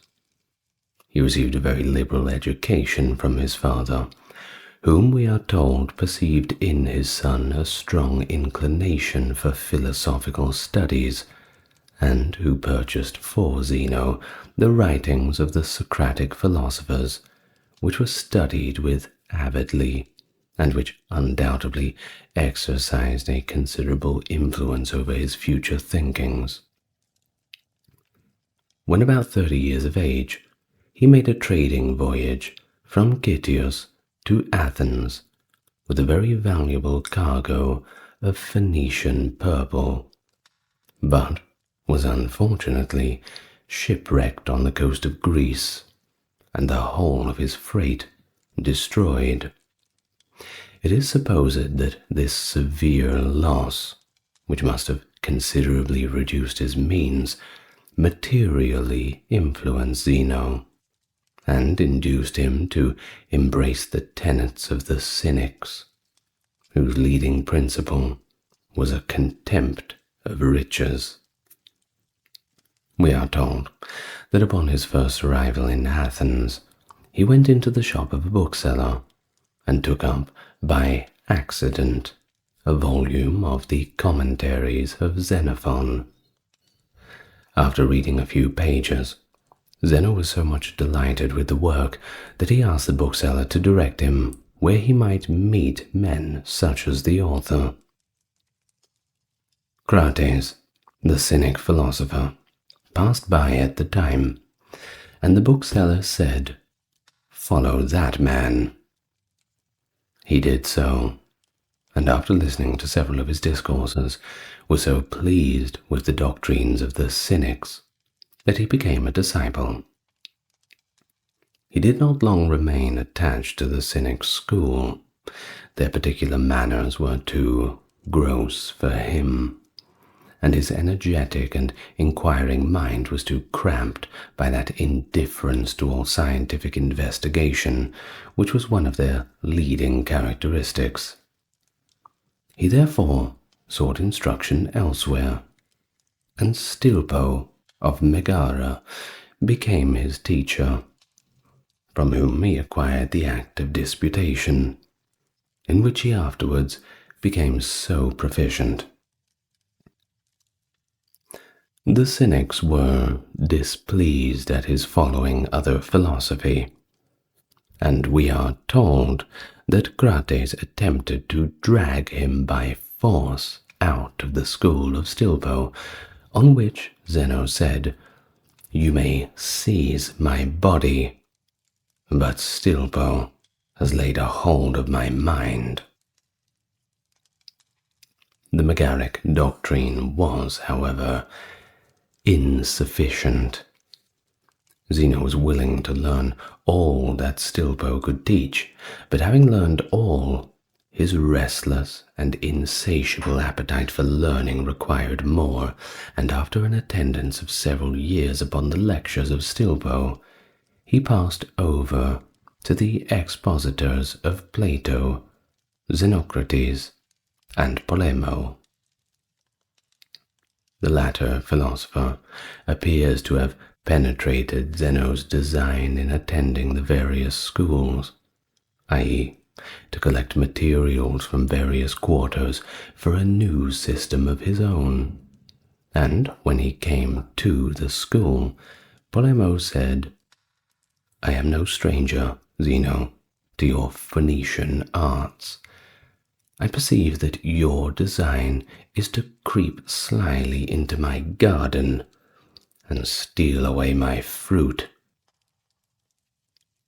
After 20 years of study, having mastered the tenets of various schools, Zeno determined to become the founder of a sect himself.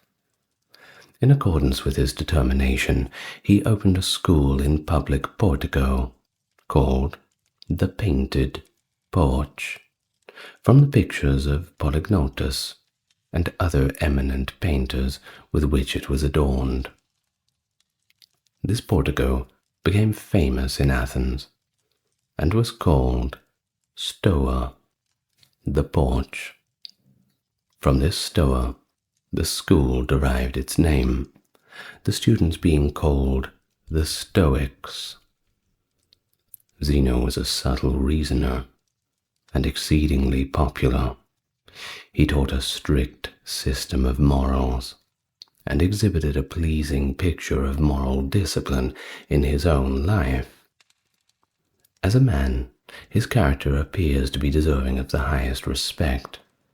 He became exceedingly respected and revered at Athens, for the probity and severity of his life and manners, and consistency thereof with his doctrine. He possessed so large a share of public esteem that the Athenians decreed him a golden crown, and on account of his approved integrity, deposed the keys of their citadel in his hands. Antichos Gonates, the king of Macedon, was a constant attendant at his lectures whilst at Athens, and when that monarch returned, he earnestly invited Zeno to his court. During the philosopher's lifetime, the Athenians erected a statue of brass as a mark of the estimation in which they held him. Zeno lived to the extreme age of 98, when, as he was leaving his school one day, he fell and broke his finger. The consciousness of his infirmity afflicted him so much that he exclaimed, "Why am I thus importuned? Earth, I obey thy summons." And immediately going home, he put his affairs in order and strangled himself. In person, Zeno was tall and slender. His brow was furrowed with thought, and this, with his long and close application to study, gave a tinge of severity to his aspect.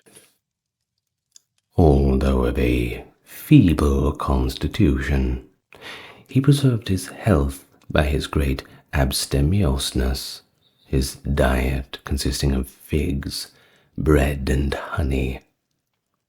He was plain and modest in his dress and habits, and very frugal in all of his expenses, showing the same respect for the poor as for the rich, and conversing as freely with the slave as he did with the king. Independent in spirit, he broke off all communication with his friend Democharis, because that person had offered to procure a gratuity for Zeno from the king of Macedon. His system appears to have been little more than a collection from various lessons of whatever was most in unison with his peculiar habit of thought, and an attempt to reconcile and combine one system in the various elements of different theories, taking from so many schools various portions of their doctrine. He seems to have provoked the antagonism of many of his contemporaries, and several philosophers of learning and ability employed their eloquence to diminish the growing influence of the new school. Towards the close of his life, he found a powerful antagonist in the person of Epicurus, and the Epicureans and Stoics have since treated each other as rival sects. Zeno's school appears to have been generally a resort for the poor, and it was a common joke among his adversaries that poverty was the charm from which he was indebted for his scholars. The list of his disciples, however, contains the names of some very rich and powerful men, who may have regarded the Stoic theory as a powerful counter-agent to the growing effeminacy of the age. After Zeno's death, the Athenians, at the request of Antigonus, erected a monument to his memory in the Keramikura. From the particulars which have been related to concerning Zeno, it will not be difficult to perceive what kind of influence his circumstances and character must have had upon his philosophical system. If his doctrines be diligently compared with the history of his life, it will appear that, having attended upon many eminent preceptors, and being intimately conversant with their opinions, he complied out of their various tenets a heterogeneous system, on the credit of which he assumed to himself the title of the founder of a new sect. The dialectic arts, which Zeno learned in the school of Diodorus Cronus, he did not fail to apply with the support of his own system and to communicate to his followers. As to the moral doctrine of the Cynic sect, to which Zeno strictly adhered to the last, there could be no doubt that he transferred it almost without alloy into his own school. In morals, the principal difference between the Cynics and the Stoics was that the former disdained the cultivation of nature, and the latter affected to rise above it. On the subject of physics, Zeno received his doctrine through the channel of the Platonic school, as will fully appear from a careful comparison of their respective systems. The Stoic philosophy, being in this manner of heterogeneous origin, it necessarily partook of the several systems of which it composed. The idle quibbles, jejune reasonings, and imposing sophistry, which so justly exposed the schools of the dialectic philosophers to such ridicule, found their way into the porch, where much time was wasted, and much ingenuity thrown away upon questions of simply no importance. Cicero censures the Stoics for encouraging in their schools a barren kind of disputation, and employing themselves in determining trifling questions, in which the disputants can have no interest, and which, at the close, leaves them neither wiser nor better.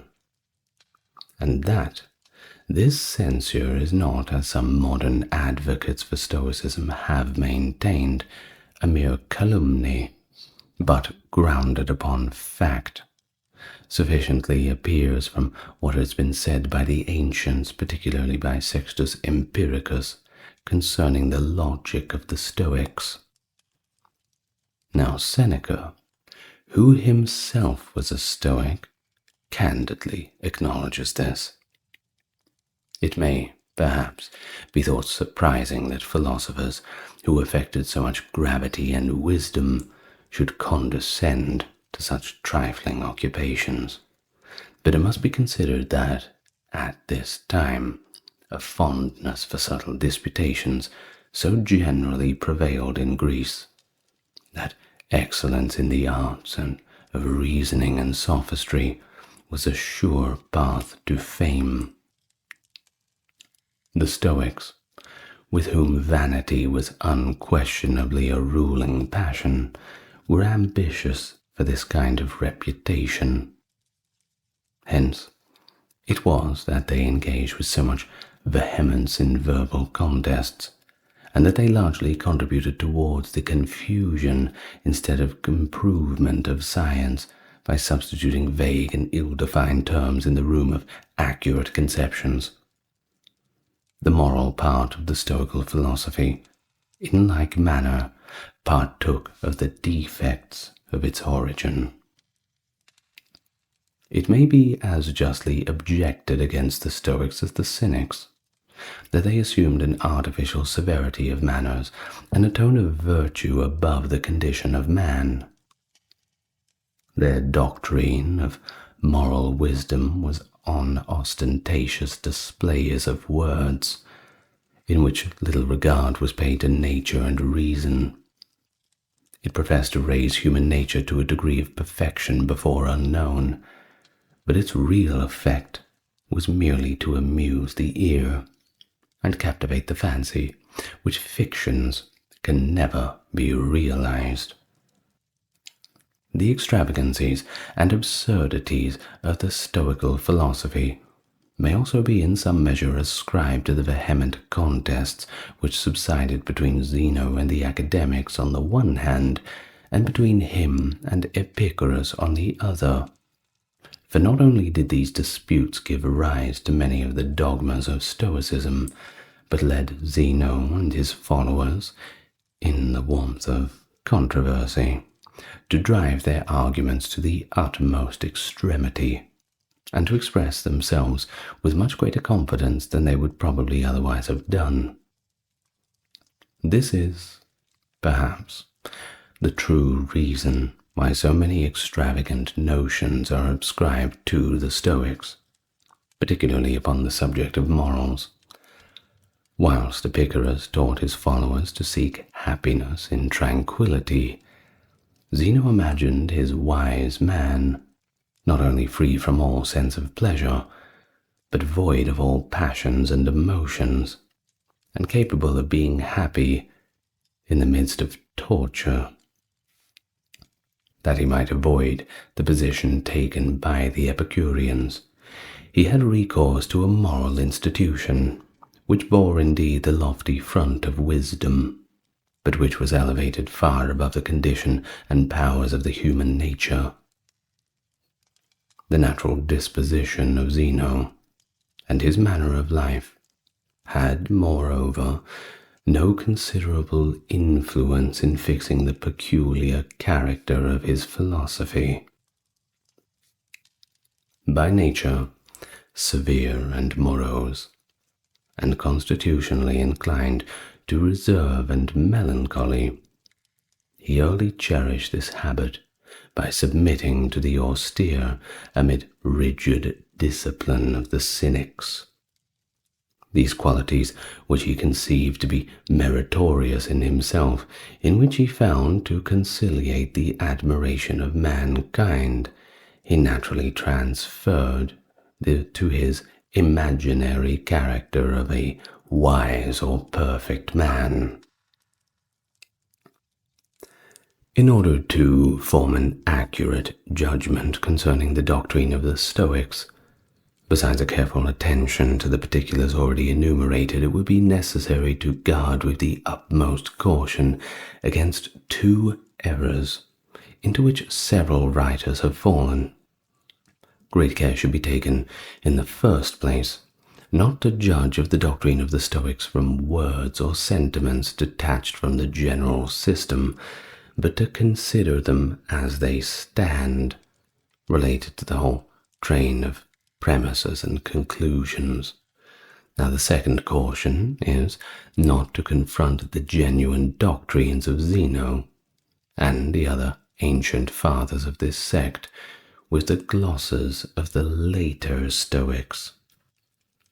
Out of many proofs of this change which might be adduced, we shall select one which is more worthy of notice, as it has occasioned many disputes among the learned.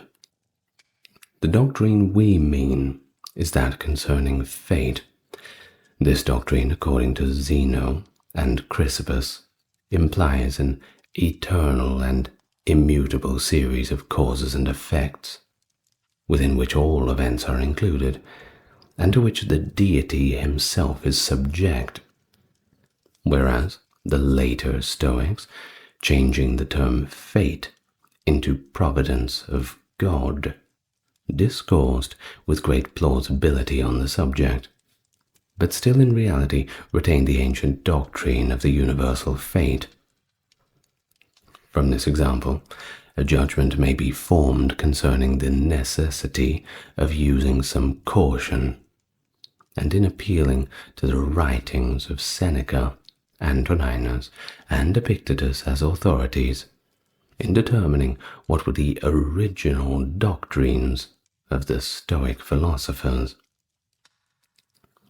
Concerning philosophy in general, the doctrine of the Stoics was that wisdom consists in the knowledge of things divine and human, that philosophy is such an exercise of the mind as produces wisdom, that in this exercise consists the nature of virtue, and consequently that virtue is a term of extensive meaning, comprehending the right employment of the mind in reasoning, in the study of nature, and in morals. The wisdom of the Stoics is either progressive through several stages, or perfect when every weakness is subdued and every error corrected without the possibility of a relapse into folly or vice or of being enslaved again by any passion or afflicted by any calamity. With Socrates and the Cynics, Zeno represented virtue as the only true wisdom. But being disposed to extend the pursuits of his wise men into the regions of speculation and science, he gave, after his usual manner, a new signification to an old term, and comprehended the exercise of understanding in the search of truth, as well as the government of appetites and passions, under the general term virtue. The great importance of the united exercise of the intellectual and active powers of the mind are thus beautifully asserted by the philosophical emperor. Let everyone endeavor so to think and act that his contemplative and active faculties may at the same time be going towards perfection. His clear concepts and certain knowledge will then produce within him entire confidence within himself, unperceived perhaps by others, though not affectedly concealed, which will give a simplicity and dignity to his character, for he will at times be able to judge concerning the several objects which come before him, what is their real nature, what place do they hold in the universe, how long they are by nature fitted to the last, of what materials they are composed, by whom they may be possessed, and who is able to bestow them or take them away. The sum of the definitions and rules given by the Stoics concerning logic is this. Logic is either rhetorical or dialectic. Rhetorical logic is the art of reasoning and discoursing on those subjects which require a diffuse kind of declamation. Dialectic is the art of close argumentation in the form of disputation or dialogue. The former resembles an open, the latter a closed hand. Rhetoric is of three kinds: deliberative, judicial, and demonstrative. The dialectic art is the instrument of knowledge, as it enables a man to distinguish truth from error, and certainty from bare probability. This art considers things as expressed by words, and words themselves. External things are perceived by a certain impression, made either upon some parts of the brain or upon the percipient faculty, which may be called an image, since it is impressed upon the mind, like an image of a seal upon wax. This image is commonly accompanied with a belief of the reality of the thing perceived, not necessarily, since it does not accompany every image, but those only which are not attended with any evidence of deception. Where only the image is perceived in itself, the thing is apprehensible. Where it is acknowledged and approved as the image of some real thing, the impression is called apprehension, because the object is apprehended by the mind as a body grasped by the hand. Such apprehension, if it will bear the examination of reason, is knowledge. If it is not examined, it is mere opinion. If it will not bear this examination, it is misapprehension. The senses, corrected by reason, give a faithful report, not by affording a perfect apprehension of the entire nature of things, but by leaving no room to doubt their reality. Nature has furnished us with these apprehensions as the elements of knowledge, whence further conceptions are raised in the mind, and a way is opened for the investigations of reason.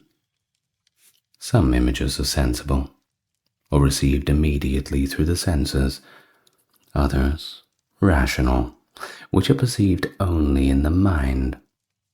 These latter are called notions, or simply ideas.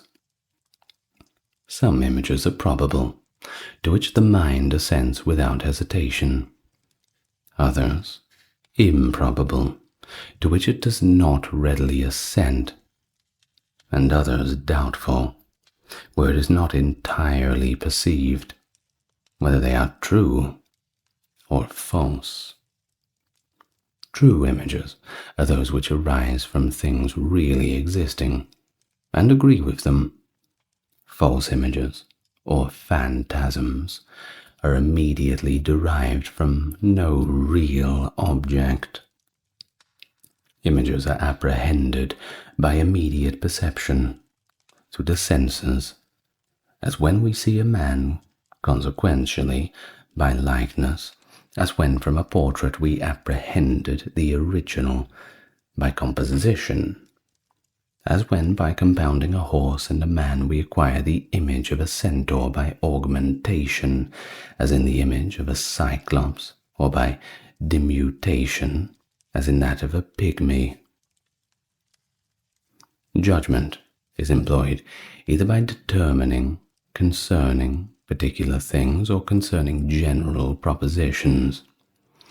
In judging of things, we make sure to use some of our senses as a common criterion or measure of apprehension, by which we judge whether a thing is or is not, or whether or not it exists with certain properties, or we apply to that thing concerning which a judgment is to be formed some artificial measure, as a balance, a rule, etc. Or we call in other peculiar measures to determine things not perceptible by the senses. In judging of general propositions, we make use of our preconceptions, or universal principles, as criteria or measures of judgment. The first impressions from the senses produce in the mind an involuntary emotion, but a wise man afterwards deliberately examines them, that he may know whether they be true or false, and assents to or rejects them as the evidence which offers itself to his understanding appears sufficient or insufficient. This assent or approbation will indeed be necessarily given or withheld according to the ultimate state of the proofs which are adduced, as the scales of balance will sink or rise according to the weights which are placed upon them.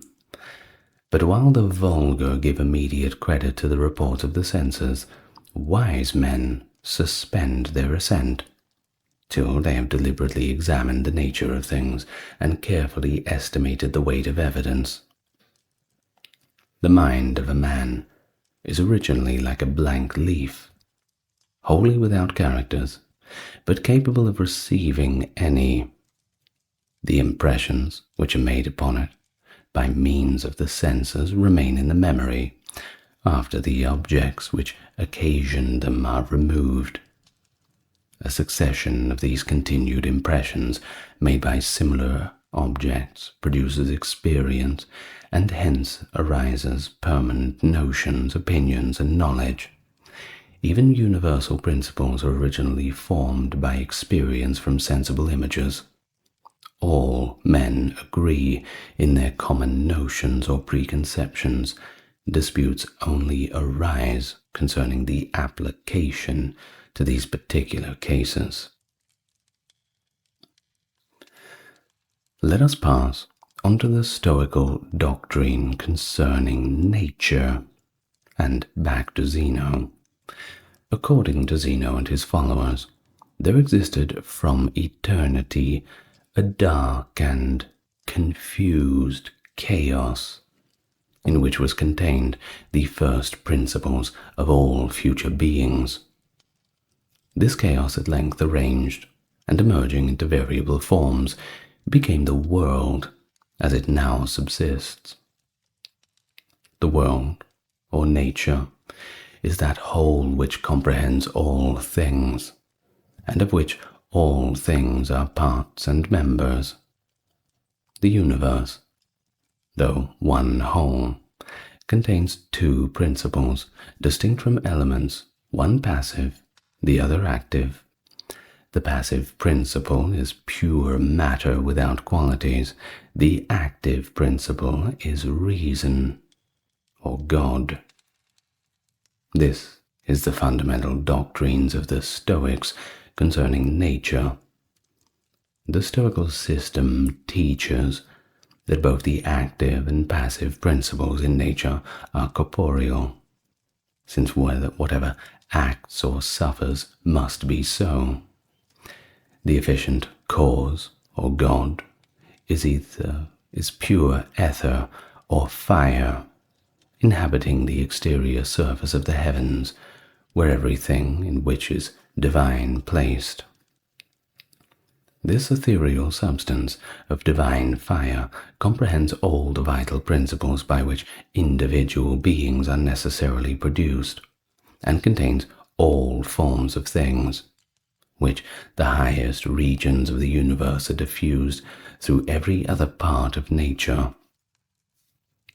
Seneca, indeed, calls God incorporeal reason, but by this term he can only mean to distinguish the divine ethereal substance from gross bodies, for according to the Stoics, whatever has a substantial existence is corporeal. Nothing is incorporeal, except that infinite vacuum which surrounds the universe. Even mind and voice are corporeal, and in like manner, deity. Matter, or the passive principle in the Stoic system, is destitute of all qualities, but ready to receive any form, inactive and without motion, unless moved by some external cause.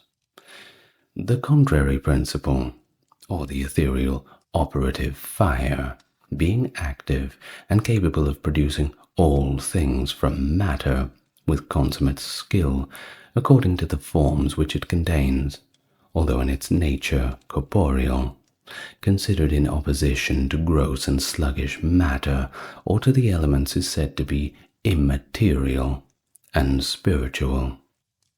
For want of carefully attending to the preceding distinction, some writers have been so far imposed upon by the bold innovations of the Stoics in use of terms as to inter from the appellations from which they sometimes apply to the deity, that they conceived him so strictly and properly incorporeal.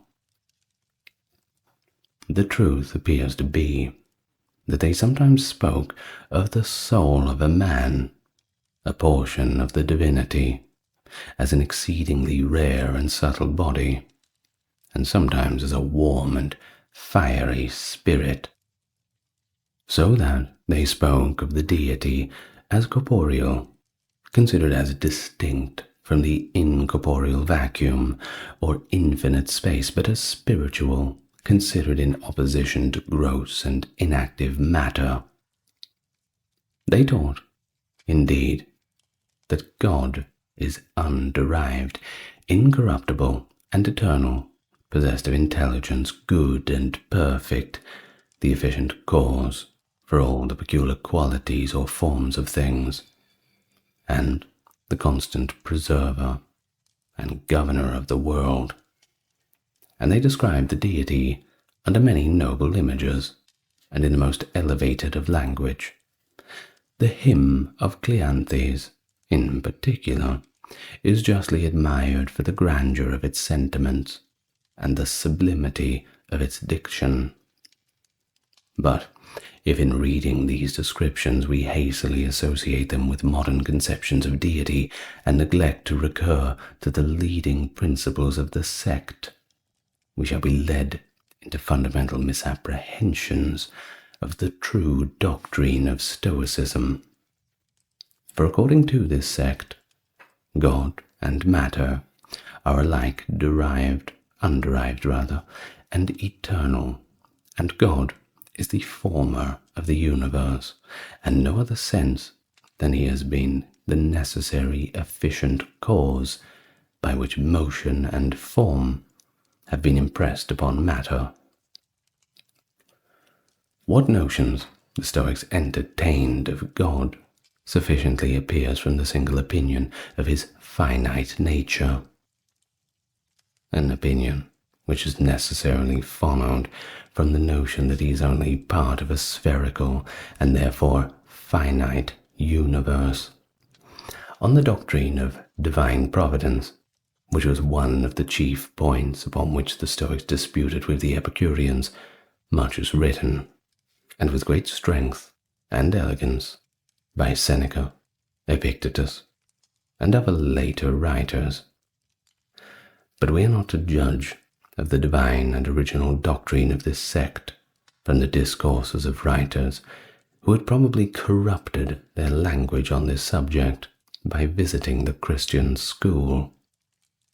The only way to form an accurate judgment of their opinions concerning providence is to compare their popular language upon this head with their general system, and explain the former consistently with the fundamental principles of the latter. If this be fairly done, it will appear that the agency of deity is, according to the Stoics, nothing more than the active motion of a celestial ether, or fire, possessed of intelligence, which at first gave form to the shapeless mass of gross matter, and being always essentially united to the visible world by the same necessary agency, preserves its order and harmony. The Stoic idea of providence is not that of a being, wholly independent of matter, freely directing and governing all things, but that of a necessary chain of causes and effects arising from the action of power, which is itself a part of the existence which it regulates, and which equally with that existence is a subject to the immutable law of necessity. Providence, in the Stoic creed, is only another name for absolute necessity, or fate to which God and matter, or the universe which consists of both, is immutably subject. The rational, efficient, and active principle in nature, the Stoics called by various names: nature, fate, Jupiter, God. What is nature, says Seneca, but God, the divine reason inherent in the whole universe and in all of its parts? Or you may call him, if you please, the author of all things. And again, whatever appellations imply celestial power and energy may be justly applied to God. His names may properly be as numerous as his officers. The term nature, when it is all distinguished in the Stoic system from God, denotes not a separate agent, but that order of things which is necessarily produced by his perpetual agency. Since the active principle of nature is comprehended within the world, and with matter makes one whole, it is necessary follows that God penetrates, pervades, and animates matter, and the things which are formed from it, or in other words, that he is the soul of the universe. The universe is, according to Zeno and his followers, a sentient and animated being. Nor was this a new tenet, but in some sort the doctrine of all antiquity. Pythagoras, Heraclitus, and after these, Zeno, taking it for granted that there is no real existence which is not corporeal, conceived nature to be one whole, consisting of a subtle ether and gross matter, the former the active, the latter the passive principle, as essentially united as the soul and body of man that is, they supposed God, with respect to nature, to be not a coexisting, but an informing principle. Now concerning the second principle in the universe, matter, and concerning the visible world, the doctrine of the Stoics is briefly this. Matter is the first essence of things destitute of, but capable of receiving qualities. Considered universally, it is an eternal whole, which neither increases nor decreases.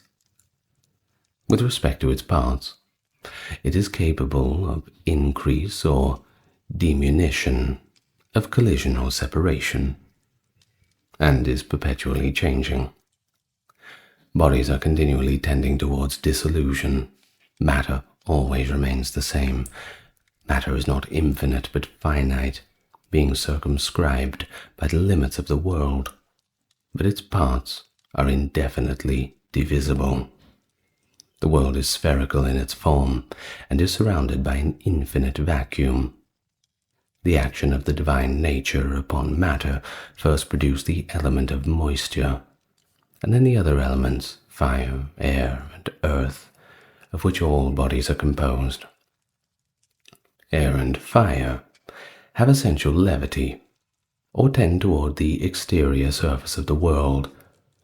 Earth and water have essential gravity, or tend towards the center. All the elements are capable of reciprocal conversion, air passing into fire or into water, earth into air and water, but there is this essential difference among the elements, that fire and air have within themselves a principle of motion, while water and earth are merely passive. This world, including the whole of nature, God and matter, subsisted from eternity, and will forever subsist. But the present regular frame of nature had a beginning, and will have an end. The parts tend towards dissolution, but the whole remains immutably the same. The world is liable to destruction from the prevalence of moisture or of dryness, the former producing a universal inundation and the latter a universal conflagration. These succeed each other in nature as regularly as winter and summer. When the universal inundation takes place, the whole surface of the earth is covered with water, and all animal life is destroyed, after which nature is renewed and subsists just as before, till the element of fire, becoming prevalent in its turn, dries up all the moisture, converts every substance into its own nature, and at last, by a universal conflagration, reduces the world to its pristine state. At this period, all material forms are lost in one chaotic mass. All animated nature is reunited to the deity, and nature again exists in its original form, as one whole, consisting of God and matter.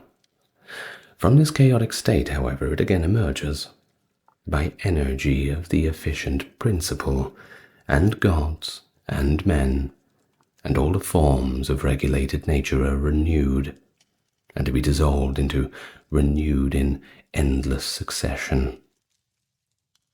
The above is collated from Ritter, Enfield, and Lewes as a specimen of one of the earlier phases of free thought.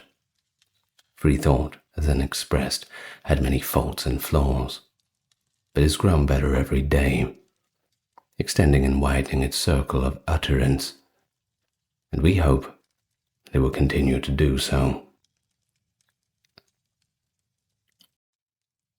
Hello and welcome. The following is a reading from ancient and modern celebrated free thinkers by Charles Bradlaugh, pseudonym Iconoclast, first published in 1877, is a section about the philosopher Epicurus. I've already done a reading on Zeno of Citium from this same author, which had some hot takes, if we want to put it that way. So I thought I would do the one about Epicurus. As always, a link to this public domain work is in the description. And if you like it, well, you know what to do. Click the like button and then the subscribe button. You know what to do. Well, let's begin. Now it begins with a little bit of an introduction from this author, Iconoclast. The words with which this page is headed may be found in the current and established dictionaries of the present day, and it shall be our task to show that never was slander more foul, calumny more base, or libel more cowardly, than when it associated the words of luxury and sensuality with the memory of the Athenian Epicurus. The much worn anecdote of the brief endorsed, "The defendant has no case, abuse the plaintiff's solicitor," we will apply here. The religionists had no case. The Epicurean philosophy was impregnable as far as theological attacks were concerned, and the theologians have therefore constantly and vehemently abused its founder, so that, at last, children have caught the cry, as though it were an enunciation of a tact, and have grown into men believing that Epicurus was a sort of discriminating hog who wallowed in the filth which some have miscalled pleasure. Epicurus was born in the early part of the year of 344 BC, the third year of the 109th Olympiad, at Gargatus, in the neighborhood of Athens. His father, Neocles, was of the Aegean tribe. Some allege that Epicurus was born in the island of Samos, but, according to others, he was taken there when he was very young by his parents, who formed a portion of a colony of Athenian citizens, sent to colonize Samos after its subjugation by Pericles. The father and mother of Epicurus were in very humble circumstance. His father was a schoolmaster. His mother, Charistrata, acted as a kind of priestess, curing diseases, exorcising ghosts, and exercising other fabulous powers. Epicurus has been charged with sorcery, because he wrote several songs for his mother's solemn rites. Until 18, he remained at Samos and neighboring Isle of Teos, from whence he removed to Athens, where he resided until the death of Alexander. When disturbances arising, he fled to Colophon.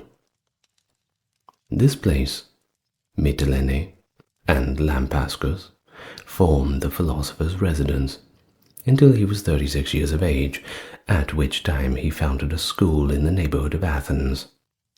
He purchased a pleasure garden, where he taught his disciples until the time of his death. We are told by Laertius that those disciples who were regularly admitted into the school of Epicurus lived together, not in the manner of the Pythagoreans, who cast their possessions into a common stock, for this, in his opinion, implied mutual distrust rather than friendship, but upon such a footing of friendly attachment that each individual cheerfully supplied the necessities of his brother. Now the habits of the philosopher and his followers were temperate and exceedingly frugal, and formed a strong contrast to the luxurious, although refined, manners of the Athenians. At the entrance of the garden, the visitor of Epicurus found the following inscription: the hospitable keeper of this mansion, where you will find pleasure, the highest good, will present you with barley cakes and water from the spring. These gardens will not provoke your appetite by artificial dainties, but satisfy it with natural supplies. Will you not, then, be well entertained? And yet the owner of the garden, over the gate of which these words were placed, has been called a glutton and a stomach worshipper. From the age of 36 until his decease, he does not seem to have quitted Athens, except temporarily. When Demetrius besieged Athens, the Epicureans were driven into great difficulties for want of food, and it is said that Epicurus and his friends subsisted on small quantity of beans which he possessed, of which he shared equally with all of them. To better prosecute his studies, Epicurus lived a life of celibacy. Temperate and continent himself, he taught his followers to be likewise, both by example and precept. He died 273 BC, in the 73rd year of his age, and at that time his warmest opponents seem to have paid him the highest compliments to his personal character, and on reading his life and the detailed accounts of his teachings, it seems difficult to imagine what has induced calumny which has been heaped upon his memory. We cannot quote from his own works, in his own words, because, although he wrote very much, only a summary of his writings has come to us uninjured.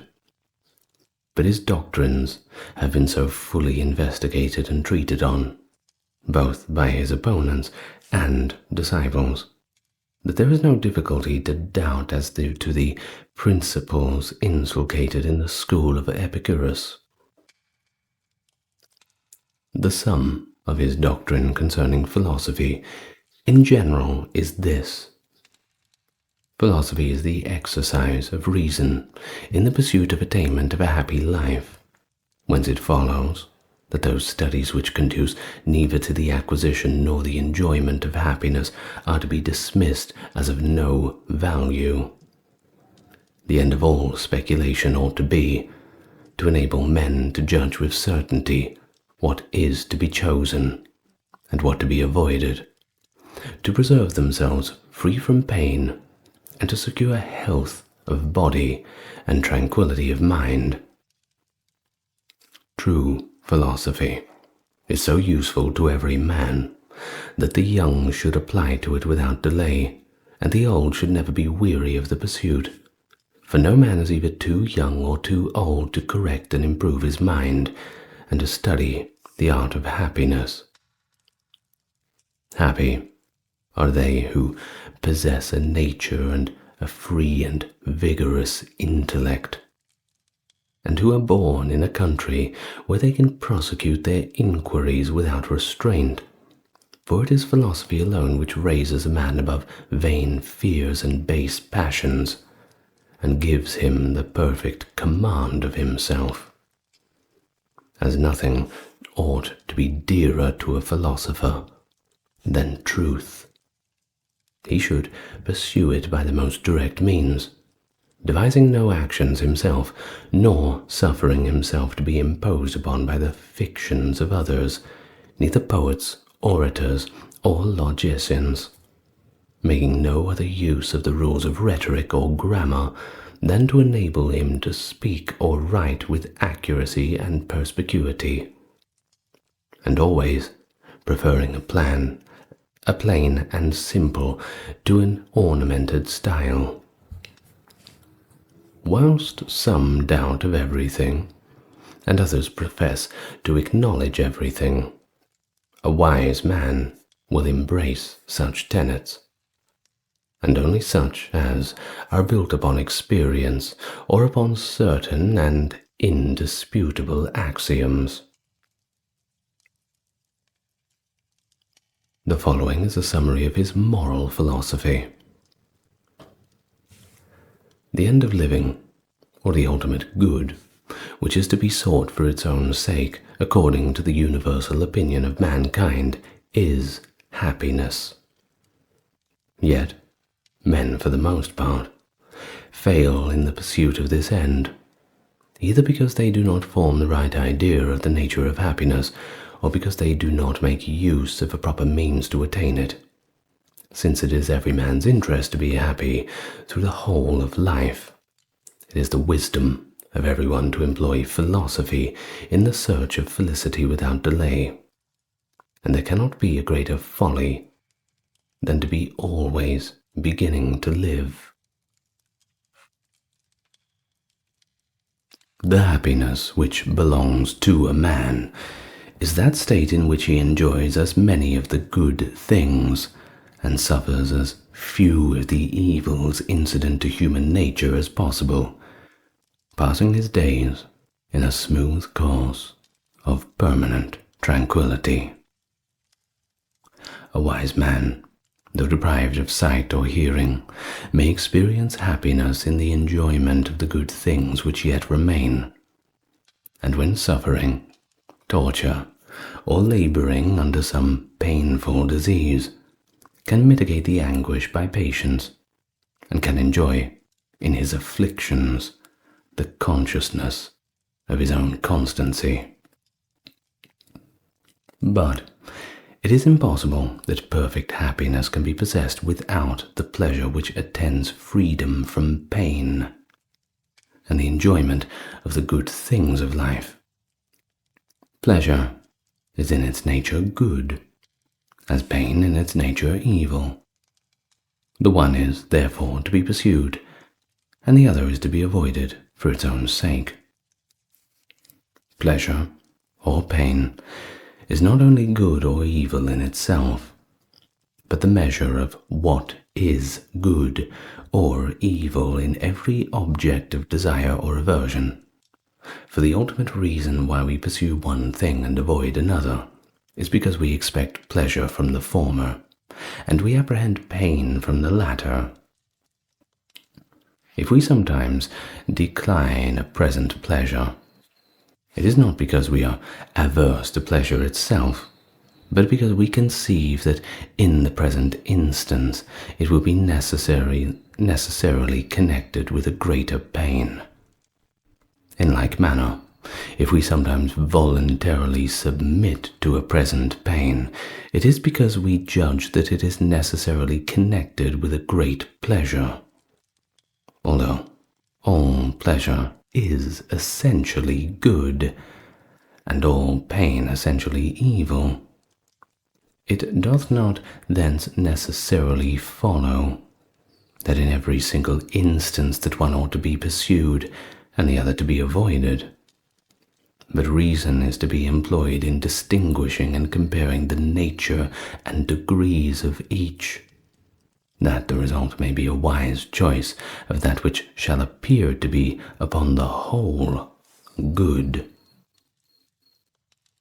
That pleasure is the first good, appears from the inclination from which every animal, from its first birth, discovers to pursue pleasure and avoid pain, and is confirmed by the universal experience of mankind, who are inclined to action by no other principle than desire of avoiding pain or obtaining pleasure. There are two kinds of pleasure, one consisting in a state of rest, in which both body and mind are undisturbed by any kind of pain, the other arising from an agreeable agitation of the senses, producing a correspondent emotion in the soul. It is upon the former that the enjoyment of life chiefly depends. Happiness may therefore be said to consist in bodily ease and mental tranquility. When pleasure is asserted to be the end of living, we are not then to understand that violent kind of delight or joy which arises from the gratification of the senses and passions, but merely the placid state of mind, which results from the absence of every cause of pain or uneasiness. Those pleasures which arise from agitation are not to be pursued as in themselves the end of living, but as means of arriving at that stable tranquillity in which true happiness consists.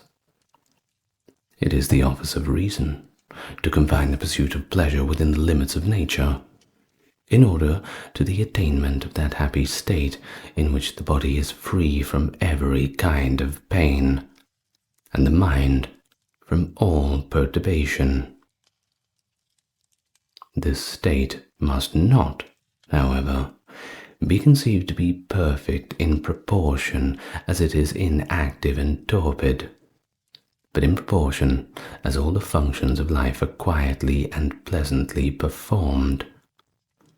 A happy life neither resembles a rapid torrent, nor a standing pool, but is like a gentle stream that glides smoothly and silently along.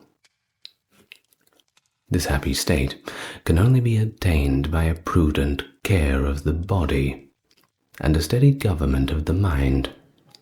The diseases of the body are to be prevented by temperance or cured by medicine, or rendered tolerable by patience. Against the diseases of the mind, philosophy provides sufficient antidotes. The instruments which it employs for this purpose are the virtues, the root of which, when all the rest proceed, is prudence. This virtue comprehends the whole art of living discreetly, justly, and honorably, and is, in fact, the same thing with wisdom. It instructs men to free their understandings from the clouds of prejudice, to exercise temperance and fortitude in the government of themselves, and to practice justice towards others. Although pleasure or happiness, which is the end of living, be superior to virtue, which is only the means, it is every one's interest to practice all the virtues, for in a happy life, pleasure can never be separated from virtue. A prudent man, in order to secure his tranquillity, will consist his natural disposition in the choice of his plan of life. If, for example, he be persuaded that he should be happier in a state of marriage than in celibacy, well, he ought to marry. But if he be convinced that matrimony would be an impediment to his happiness, he ought to remain single. In like manner, such persons are naturally active, enterprising, or ambitious, or such as by condition of their birth are placed in a way of civil officers, should accommodate themselves to their nature and situation by engaging in public affairs, while such as are from natural temper fond of leisure and retirement, or from experience or observation are convinced that a life of public business would be inconsistent with their happiness, are unquestionability at liberty, except where particular circumstances call them to the service of their country, to pass their lives in obscure repose. Temperance is that discreet regulation of the desires and passions by which we are enabled to enjoy pleasures without suffering any consequent inconvenience. They who maintain such a constant self-command as never to be enticed by the prospect of present indulgence, to do that with which will be productive of evil, obtain the truest pleasure by declining pleasure, since of all desires some are natural and necessary, others natural but not necessary, and others neither natural nor necessary, but the offspring of false judgment. It must be the office of temperance to gratify the first class, as far as nature requires, to restrain the second within the bounds of moderation, and as for the third, resolutely to oppose, and, if possible, entirely repress. Sobriety, as opposed to inebriety and gluttony, is an admirable use in teaching men that nature is satisfied with a little, and enabling them to content themselves with simpler and frugal fare. Such a manner of living is conducive to the preservation of health, renders a man alert and active in all offices of life, affords him an exquisite relish of the occasional varieties of a plentiful board, and prepares him to meet every reverse of fortune without the fear of want. Continence is a branch of temperance, which prevents diseases, infamy, remorse, and punishment to which those are exposed who indulge themselves in unlawful amours. Music and poetry, which are often employed as incentives to licentious pleasure, are to be cautiously and sparingly used. Gentleness, as opposed to an irascible temper, greatly contributes to the tranquillity and happiness of life, by preserving the mind from perturbation, and arming it against the assaults of calumny and malice.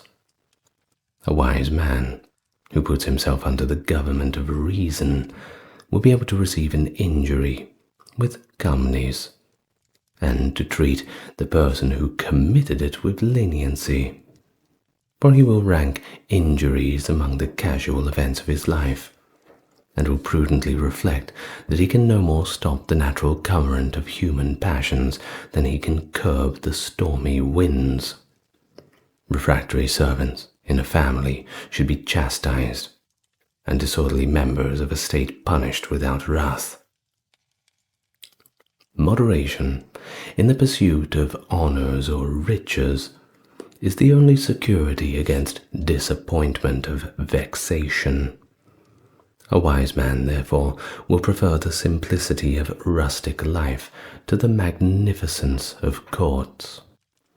Future events a wise man will consider as uncertain, and will therefore neither suffer himself to be elated with confident expectation, nor to be depressed by doubt and despair, for both are equally destructive of tranquillity. It will contribute to the enjoyment of life, to consider death as the perfect termination of a happy life, which it becomes us close like satisfied guests, neither regretting the past nor anxious for the future. Fortitude, the virtue which enables us to endure pain and banish fear, is of great use in producing tranquillity. Philosophy instructs us to pay homage to the gods, not through hope or fear, but from veneration of their superior nature. It moreover enables us to conquer the fear of death by teaching us that it is no longer proper objects of terror, while we are, death is not, and when death arrives, we are not, so that it neither concerns the living, nor does it concern the dead. The only evils to be apprehended are bodily pain and distress of mind. Bodily pain it becomes a wise man to endure with patience and firmness, because if it be slight, it may easily be borne, and if it be intense, it cannot last long.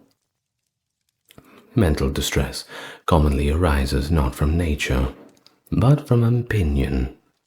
A wise man will therefore arm himself against this kind of suffering, by reflecting that the gifts of fortune, the loss of which he may be inclined to deplore, were never his own, but depended upon circumstances which he could not command. If, therefore, they happen to leave him, he will endeavor as soon as possible to obliterate the remembrance of them, by occupying his mind in pleasant contemplation and engaging in agreeable avocations. Justice respects man as living in society, and is the common bond without no society can subsist. This virtue, like the rest, derives its value from its tendency to promote the happiness of life.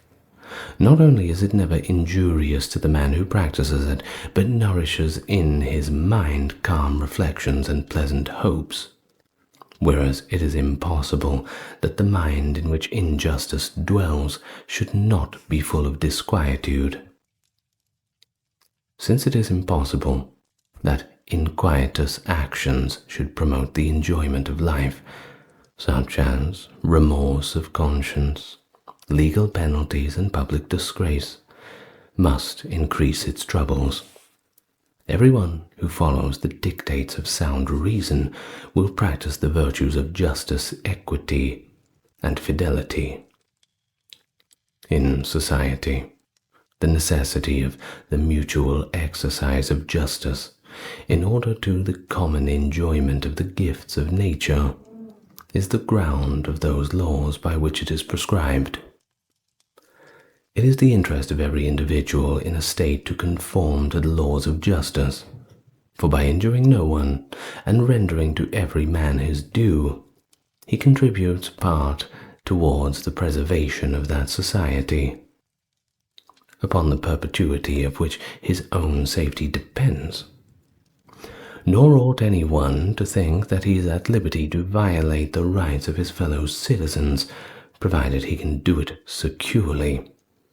For he who has committed an unjust action can never be certain that it will not be discovered, and however successfully he may conceal it from others, that this will avail him little, since he cannot conceal it from himself. In different communities, different laws may be instituted according to the circumstances of the people who compose them. Whatever is thus prescribed is to be considered as a rule of justice, so long as the society shall judge the observance of it to be for the benefit of the whole. But whenever any rule of conduct is found upon experience not to be conducive to the public good, being no longer useful, it should no longer be prescribed. Nearly allied to justice are the virtues of beneficence, compassion, gratitude, piety, and friendship. He who confers benefits upon others procures to himself the satisfaction of seeing the stream of plenty spreading around him for the fountain of his beneficence. At the same time, he enjoys the pleasure of being esteemed by others. The exercise of gratitude, filial affection, and reverence for the gods is necessary in order to avoid the hatred and contempt of all men. Friendships are contracted for the sake of mutual benefit, but by degrees they ripen into such disinterested attachment that they are continued without any prospect of advantage. Between friends there is a kind of league, that each will love the other as himself. A true friend will partake of the wants and sorrows of his friend, as if they were his own. If he be in want, he will relieve him. If he be in prison, he will visit him. If he be sick, he will come to him. Nay, situations may occur in which he would not scruple to die for him. It cannot then be doubted that friendship is one of the most useful means of procuring a secure, tranquil, and happy life. No man will we think, find anything in the foregoing summary to justify the foul language used against Epicurus and his moral philosophy. The secret is in the physical doctrines, and this secret is that Epicurus was actually, if not intentionally, an atheist. The following is a summary of his physical doctrine. Nothing can ever spring from nothing, nor can anything ever return to nothing. The universe always existed, and will always remain, for there is nothing into which it can be changed. There is nothing in nature, nor anything can be conceived besides body and space. Body is that which possesses the properties of bulk, figure, resistance, and gravity. It is this alone which can touch or be touched. Space is the region which is or may be occupied by body, and which affords it an opportunity of moving freely. That there are bodies in the universe is attested by the senses.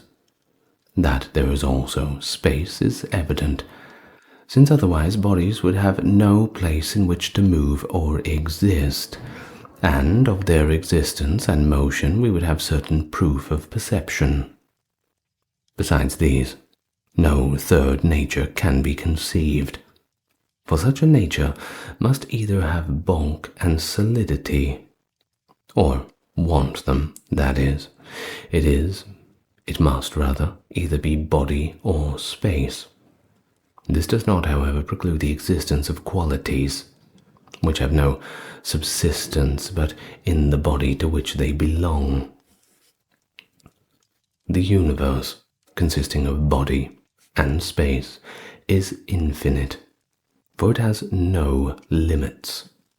Bodies are infinite in multitude, space is infinite in magnitude.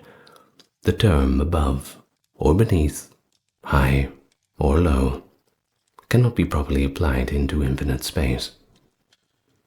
The universe is to be conceived as immovable, since beyond it there is no place into which it can move, and as eternal and immutable, since it is neither liable to increase nor decrease, to production nor decay. Nevertheless, the parts of the universe are in motion and are subject to change. All bodies consist of parts of which they are composed, and to which they may be resolved, and these parts are either themselves simple principles, or may be resolved into such.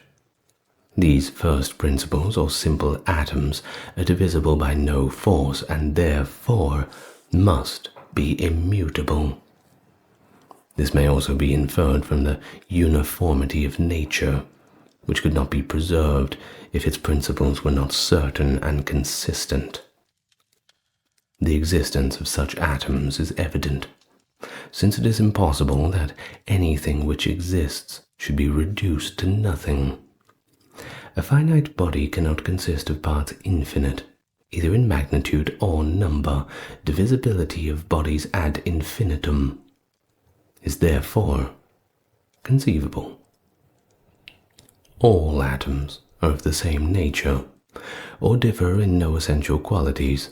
From their different effects upon the senses, it appears, however, that they differ in magnitude, figure, and weight.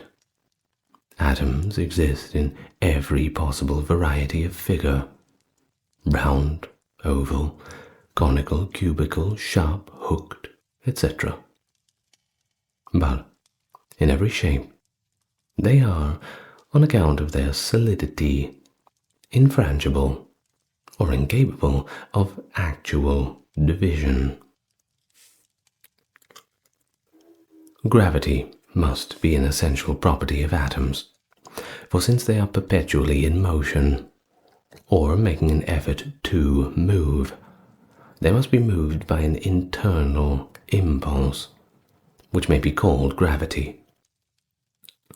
The principle of gravity, that internal energy which is the cause of all motion, whether simple or complex, being essential to the primary corpuscles or atoms, they must have been incessantly and from eternity in actual motion.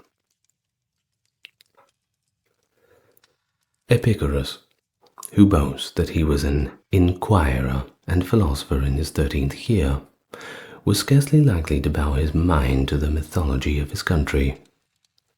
A man who, when he was but a schoolboy, insisted upon an answer to this question: whence came chaos? Could hardly be expected to receive as admitted facts the fabulous legends as to Jupiter and other gods. His theology is, however, in some respects, obscure and unintelligible. For while he zealously opposed the popular fables which men misname god ideas, he at the same time admitted the existence of material gods, whom he placed in the intervals between the infinite worlds, where they passed a life undisturbed by aught, and enjoyed happiness which does not admit of augmentation. These inactive gods play a strange part in the system of Epicurus, and it is asserted that many of these ordinary conceptions of deity were put forward by the philosopher to screen him from the consequences of attaching to a charge of atheism. Dr. Heinrich Ritter, who does not seem very friendly disposed towards Epicurus or his philosophy, repudiates this notion, and argues, Epicurus was not in truth an atheist, and alleges that he was a mere pretense on his part, and that from his very theory of knowledge that the existence of gods could be deduced. This has been much litigated. It is quite evident that Epicurus neither regarded the gods in the capacity of creators, controllers, or rulers, so that his theism, if it be theism, was not of a very superstitious character.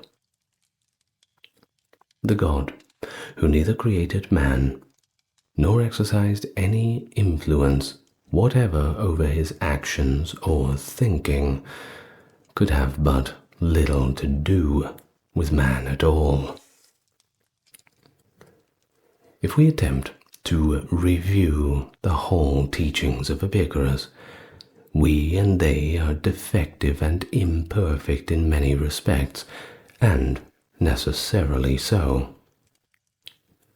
We say necessarily so because the imperfect science of the day limited the array of facts presented to the philosopher, and narrowed the base upon which he was to erect his system. We must expect, therefore, to find the structure weak in many points, because it was too large for the foundation.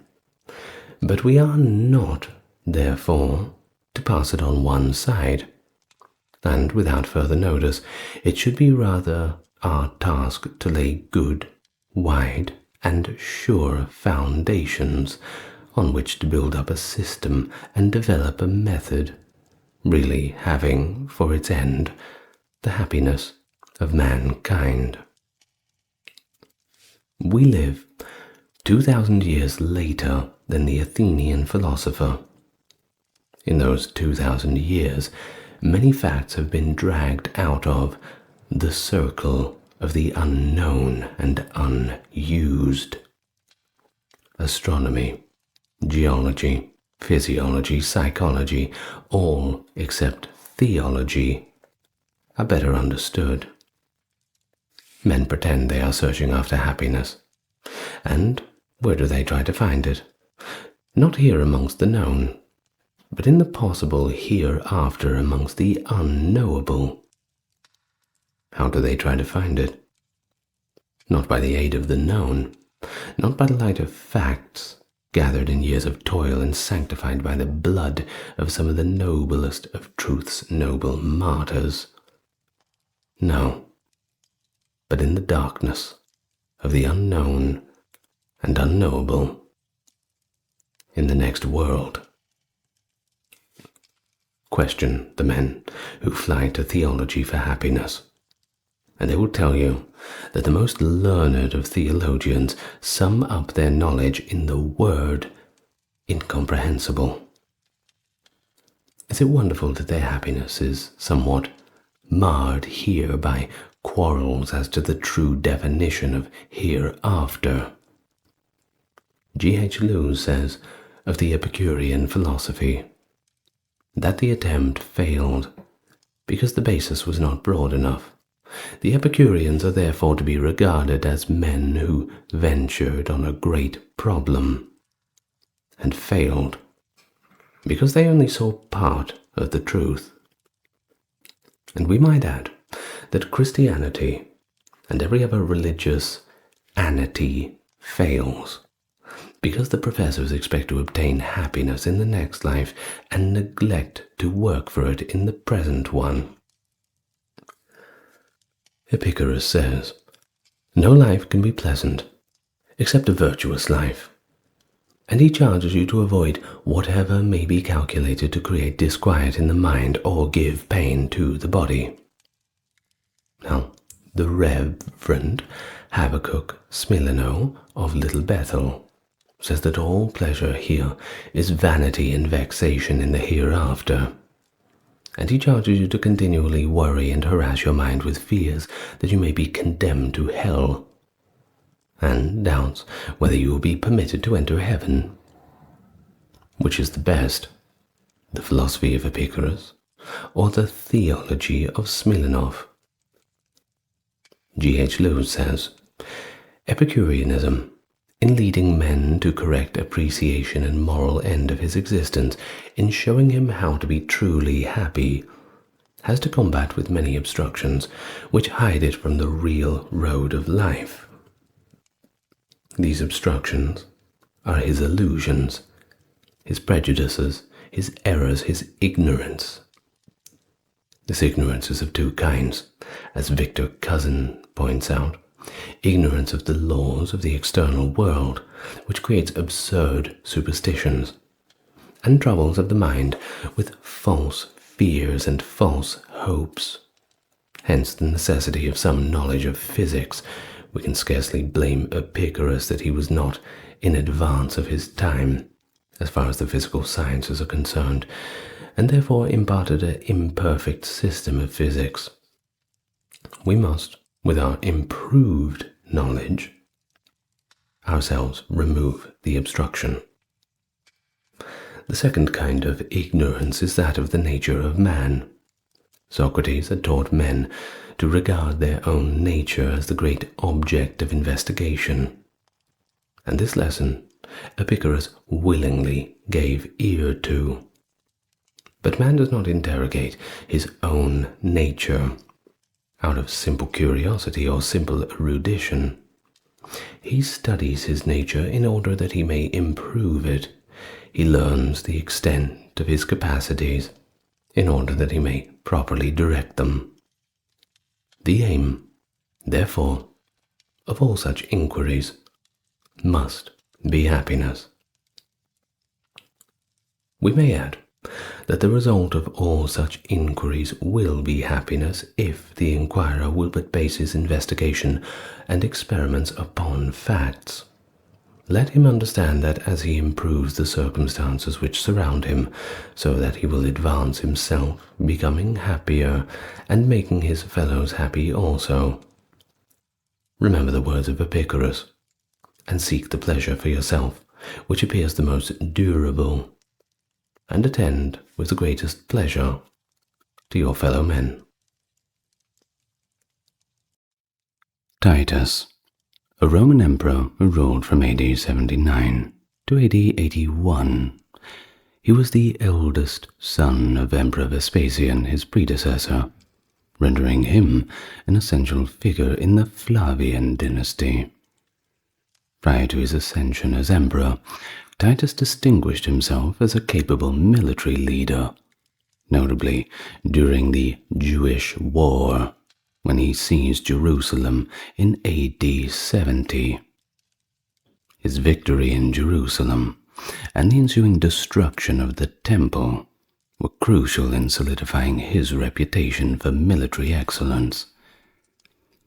His brief tenure as emperor was characterized by numerous calamities, including the eruption of Mount Vesuvius in AD 79, which obliterated the city of Pompeii and Herculaneum, and a fire that devastated Rome itself for 3 days in AD 80, succeeded by a plague for good measure.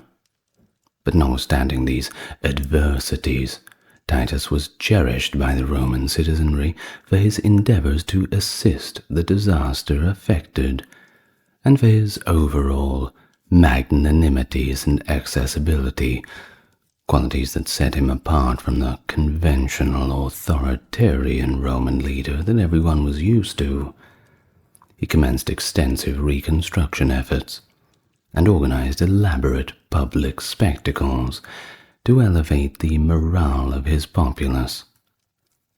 But he died abruptly in AD 81 and was succeeded by his younger sibling Domitian. His was a reign that was short, but frequently deemed compassionate and efficient, cementing his legacy as an excellent leader during one of Rome's most arduous epochs. Hello and welcome. Talking about Titus today. I'm sure you're excited.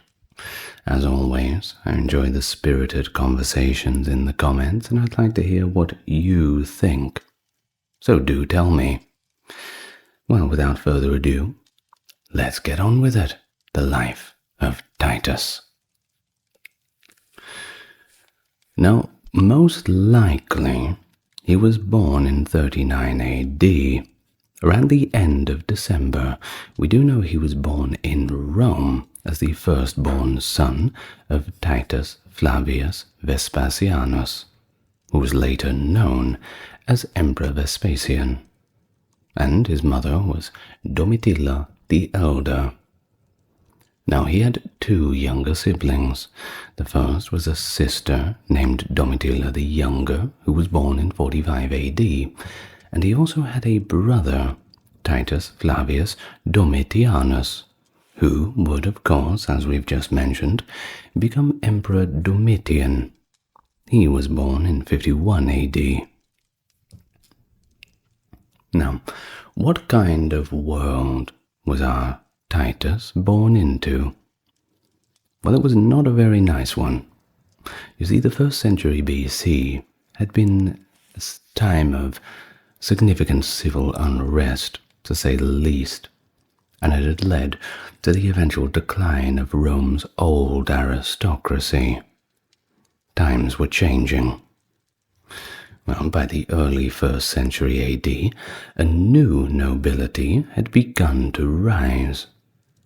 The Flavian family, to which Titus belonged, well, they came from humble origins.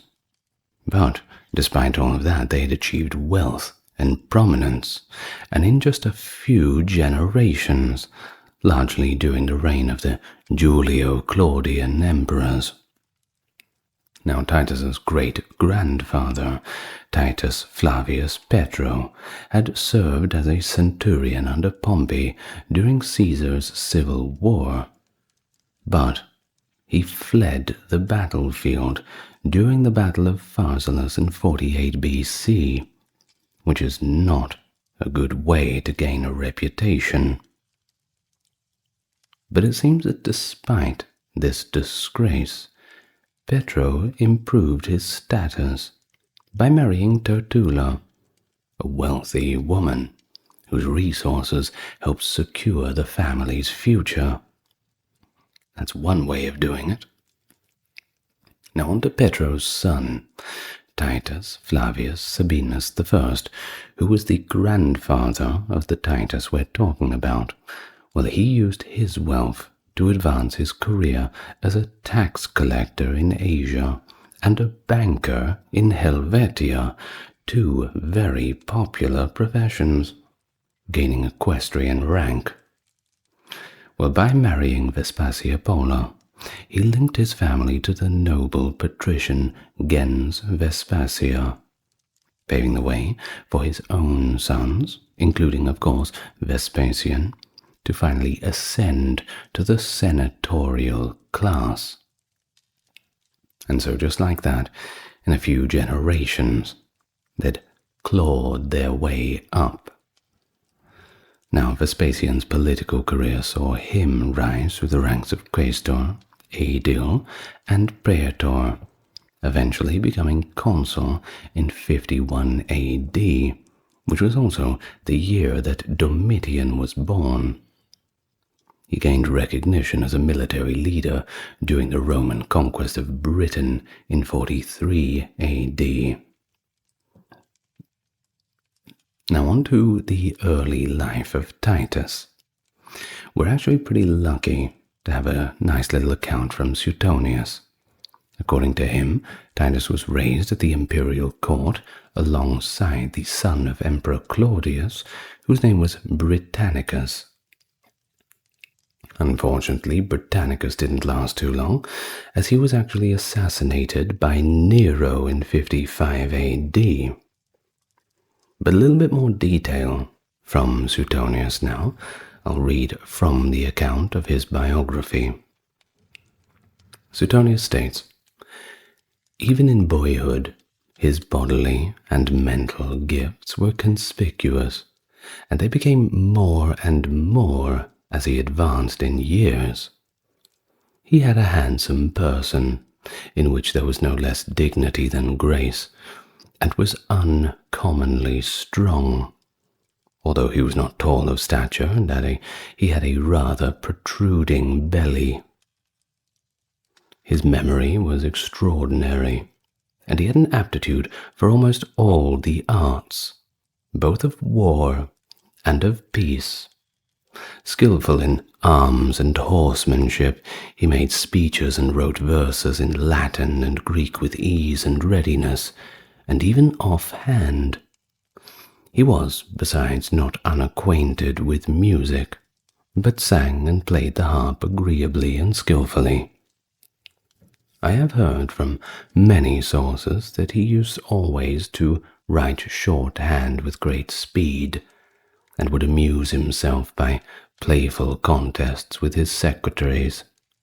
Also, that he could imitate any handwriting that he had ever seen, and often declared that he might have been the prince of forgers." End of the account from Suetonius. Well, that certainly paints a picture of a rather interesting young man, isn't it? Well, we'll skip forward a little bit. Now, between 57 and 59, he served as a military tribune in Germania, which is probably the most chaotic place you could have served at that time. He additionally served in Britannia, and likely came around 60 with the reinforcements required following Boudicca's insurrection. You see, Boudicca was the queen of the Iceni tribe up in Britannia, who almost had the Romans. There's always that image of her on that frightening chariot charging in.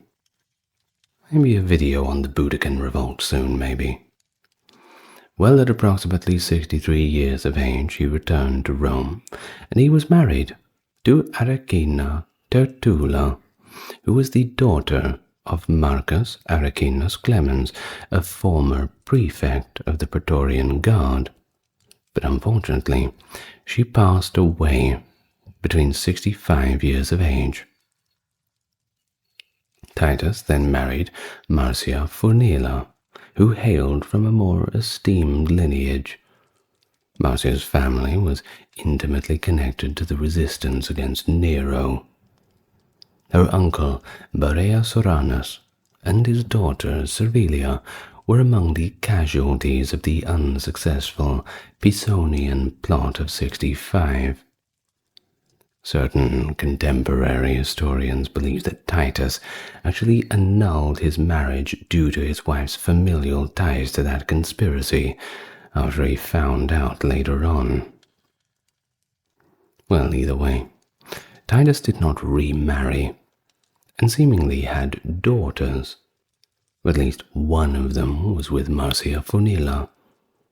The sole individual recognized to have reached adulthood was one Julia Flavia, possibly the child of Titus and Arachina, whose mother also bore the name Julia. During this time, Titus was also engaged in legal matters, and for all his hard work, he managed to achieve the position of Quaestor. In 66, the Jewish population of Judea province insurrected a rebellion against the Roman Empire. Cestius Gallus, the legate of Syria, was vanquished at the Battle of Beth Horon and compelled to withdraw from Jerusalem. King Agrippa II, one who was in favor of Rome, and his sister Berenice escaped to Galilee, where they subsequently surrendered to the Romans. Nero designated Vespasian to suppress the uprising, who was immediately sent to the area with the 5th and 10th legions. Subsequently, Titus arrived at Ptolemais with the 15th. The Romans, comprising 60,000 professional soldiers, readied themselves to advance across Galilee and go to Jerusalem. Now, in terms of our sources for this, we have Josephus, a Roman Jewish historian who was around at the time. He extensively documented the history of war in his work, The War of the Jews. Josephus acted as a captain at the city of Jotvat during the Roman invasion of Galilee in 67. Following a protracted siege of 47 days, the city finally capitulated, resulting in an estimated 40,000 casualties. But Titus, however, he was not merely focused on concluding the conflict. Well, after surviving one of the multiple group life-takings, Josephus capitulated to Vespasian and was taken prisoner. He then stated that he had supplied the Romans with intelligence regarding the ongoing insurrection, and by 68 the Roman army had controlled the entire coast of northern Judea, achieving major victories at Tarichae and Gamala, where Titus demonstrated his skill as a capable strategist. But the final and most crucial fortified city maintained by the Jewish resistance was Jerusalem. The campaign abruptly ceased at the announcement of Nero's demise. Concurrently, the Roman Senate proclaimed Galba, the governor of Hispania, as emperor, and Vespasian, he opted to await additional instructions and dispatched Titus to welcome the new princeps. Prior to arriving in Italy, Titus discovered that Galba had been assassinated and succeeded by Otho, the governor of Lusitania, while Vitellius and his forces in Germania were mobilizing to advance upon the city with the aim of deposing Otho. To avoid the peril of being captured by either faction, he terminated his journey to Rome and reunited with his father in Judea. Concurrently, Otho was vanquished in the first battle of Bedriacum, and subsequently, the writing on the wall took the self-checkout line. Now, upon receiving the news, all of those soldiers who were stationed in Judea and the province of Egypt assumed control and proclaimed Vespasian as emperor the 1st of July, 69 AD. Vespasian acquiesced, and following discussions by Titus, allied with Gaius Licinius Mucianus, the ruler of Syria. A formidable contingent from the Judean and Syrian legions advanced towards Rome under Mucianus's leadership, while Vespasian proceeded to Alexandria, delegating authority to Titus to quell the Jewish insurrection.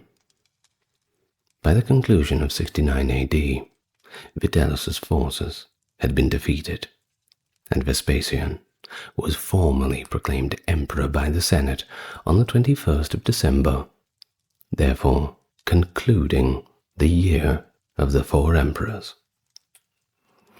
Now at the same time, the Jews became entangled in a civil conflict by fracturing the resistance in Jerusalem into multiple factions. You see, the Sicarii under Menachem ben Judah did not endure for too long. The Zealots, led by Eleazar ben Simon, ultimately succumbed to the Galilean leader John of Gush Halav, and the other northern rebel commander, Simon bar Giora, succeeded in asserting control over the Idumeans. Of course, Titus steps in and lays siege to Jerusalem. The Roman army was reinforced by the formidable 12th Legion, who was previously vanquished under Cestius Gallus, while Vespasian dispatched Tiberius Julius Alexander, the governor of Egypt, from Alexandria to serve as Titus's second-in-command. And so, in comes Titus to encircle the city, with legions 5, 12, and 15, one on the western flank and one legion 10 on the Mount of Olives to the east. He exerted pressure on the food and water resources of the residents by permitting pilgrims to enter the city for Passover celebrations, and thereafter not letting them leave, which is one hell of a strategy, you've got to admit. Overburdened, there was simply not enough food and water to go around. Well, the Roman army was persistently troubled, however, by Jewish incursions, one of which almost led to the capture of Titus himself. Well, following Josephus's unsuccessful negotiations for surrender, the Romans renewed their assault and swiftly penetrated the first and second walls of the city. Titus commanded the crucifixion of the Jewish deserters around the city wall to instill fear in the resistance. And at one point, the Jews were depleted by starvation, and upon the breakthrough of the frail third wall, intense and bloody hand-to-hand combat erupted. Ultimately, the Romans seized the Antonia fortress and commenced a direct attack on the gates of the Second Temple. Upon breaching the gate, the Romans ignited the upper and lower city, culminating in the obliteration of the temple. Upon the extinguishing of the fires, Titus commanded the obliteration of the remaining city, purportedly aiming for the name of Jerusalem to be forgotten forever. The temple was destroyed, and Titus's soldiers declared him imperator in recognition of their triumph. And thus Jerusalem was pillaged, resulting in the death or dispersal of a significant portion of the inhabitants. Josephus asserts that over 1 million individuals perished during the siege, but this might be a little bit of an exaggeration. In fact, modern scholarship dismisses this estimate as, frankly, implausible, given that over 1 million individuals were in the land of Israel at that time in total, with half of them being Jewish, and significant Jewish communities persisted in the region post-war, including in the severely affected area of Judea. Nonetheless, Around 97,000 individuals were apprehended and enslaved, including Simon Bar Giora and John of Giscala. A multitude sought refuge in regions surrounding the Mediterranean Sea. Titus allegedly declined to take a victory wreath, asserting that he had not achieved the triumph independently, but had served as the instrument of divine retribution against his people. Well, back to Josephus. According to him, the Jewish diaspora at the fall of the temple was located in Parthia, which is kind of like modern-day Persia. We have Babylonia, Arabia, and some individuals went beyond the Euphrates to a place called Adiabene, which in these days you can find referred to as Kurdistan. Now Titus, unable to voyage to Italy in winter, hosted grand events at Caesarea Maritima and Berytus, before proceeding to Zuegma on the Euphrates, where Volgases I of Parthia bestowed upon him a crown. During his journey to Antioch, he affirmed the customary rights of the Jewish population in that city. En route to Alexandria, Alexander paused in Memphis to consecrate the sacred Apis bull. Suetonius indicates that this incited alarm, as the ceremony necessitated, by tradition, Titus donning a diadem, a symbol that the Romans had linked to monarchy.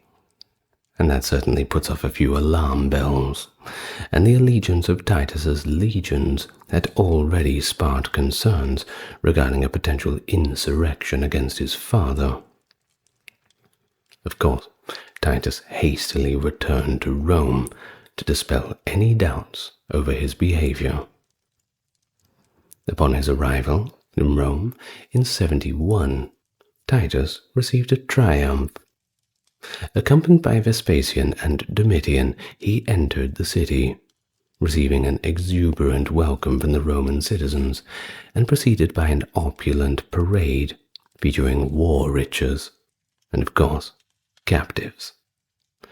Josephus depicts a procession featuring substantial quantities of gold and silver transported along the road, succeeded by intricate reenactments of the conflict, Jewish captives, and ultimately the treasures seized from the Temple of Jerusalem, including the menorah and the Pentateuch. Simon Bar Giora was taken to the Forum and executed, and the procession concluded with religious sacrifices at the Temple of Jupiter. The Arch of Titus, located at one entrance of the Forum, commemorates his victory. Now, back to Vespasian for a while.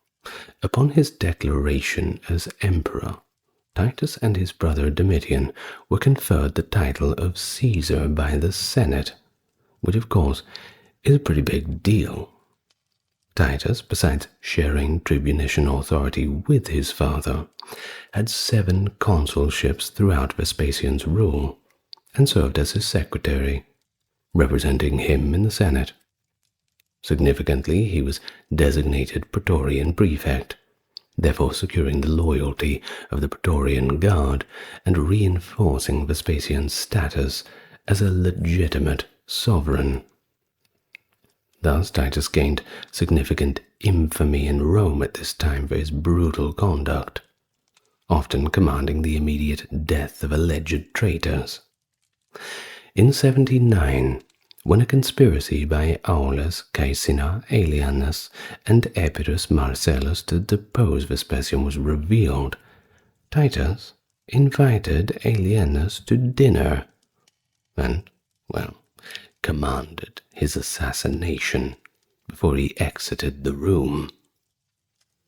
No dessert, I assume.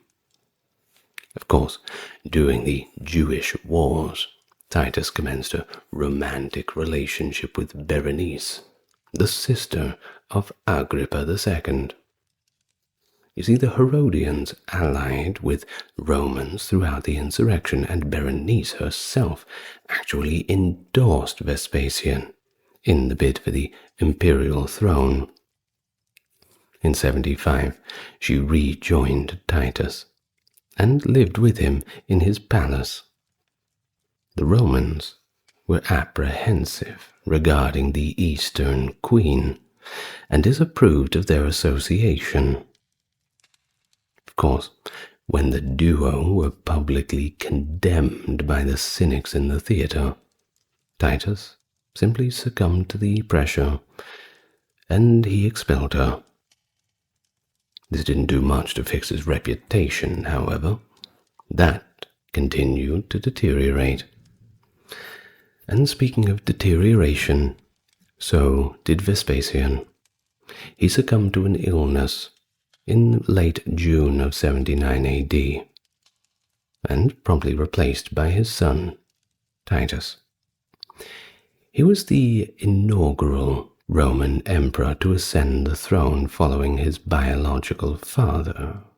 You see, Titus, as pharaoh of Egypt, assumed the titulary autocrator Titus Caesarus Hunnefer Benermeret, which means Emperor Titus Caesar, the perfect and popular youth. Due to his numerous purported vices, many Romans worried that he would simply become another Nero, and nobody wanted that.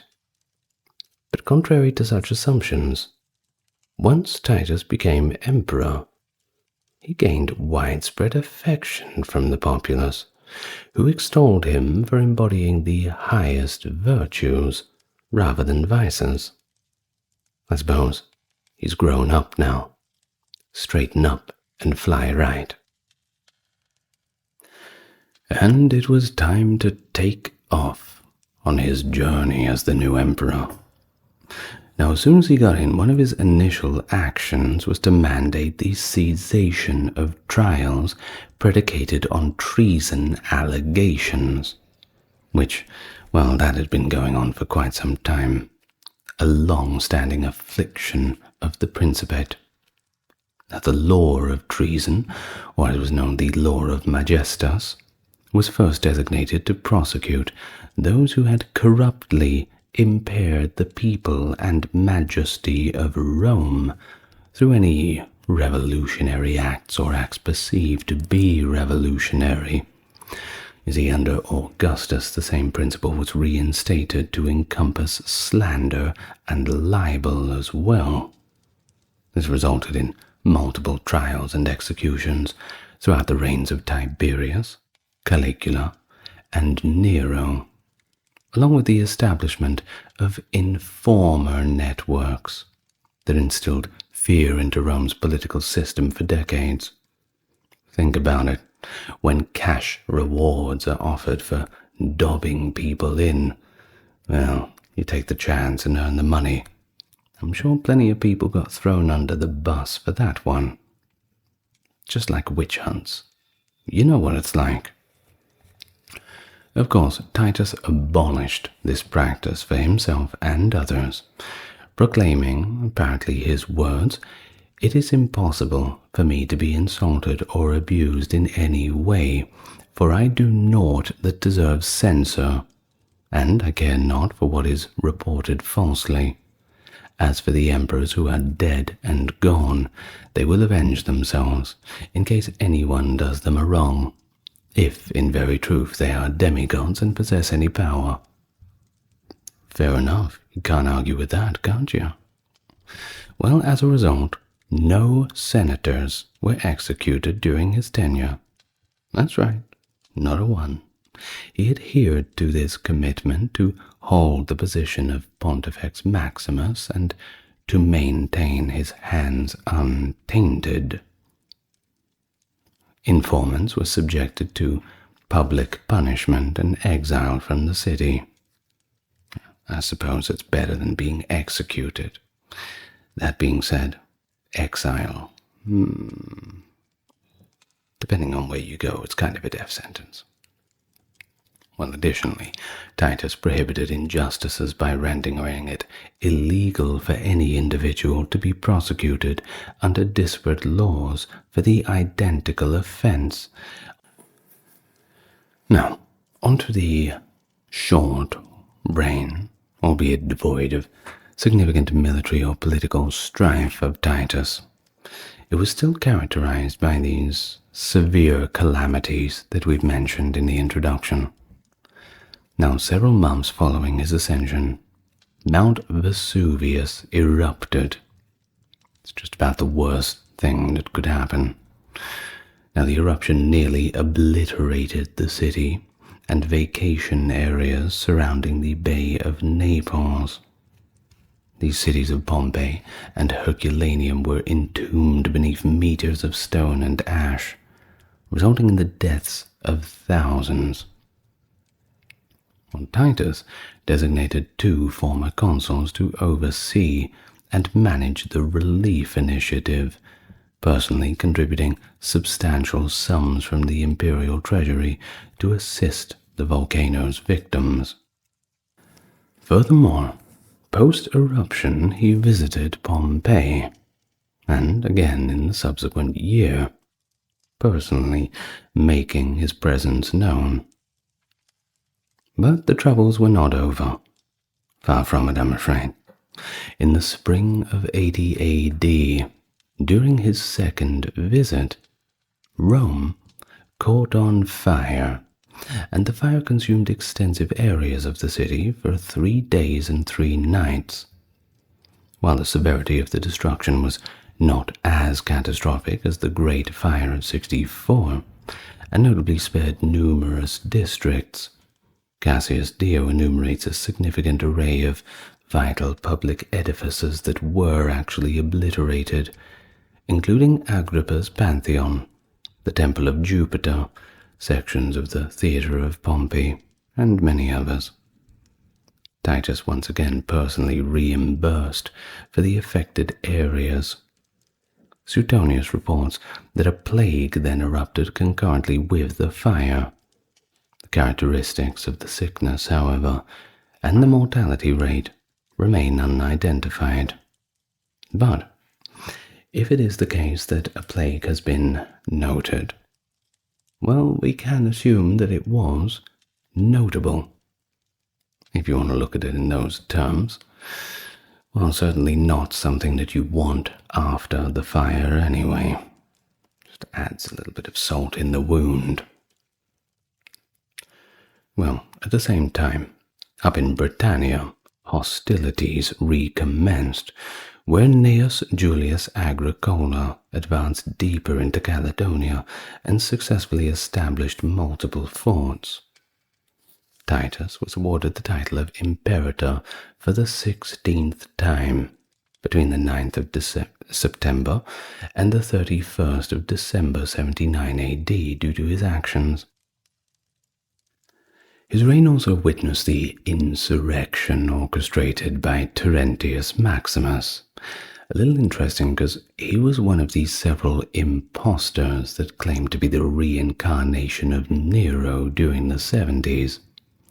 You see, despite Nero's reputation as a universally despised tyrant, evidence suggests that he maintained considerable popularity in the eastern provinces for a significant portion of his reign. Now, claims of Nero's survival following his overthrow were exacerbated by ambiguous circumstances surrounding his demise and several prophecies that predicted his resurgence.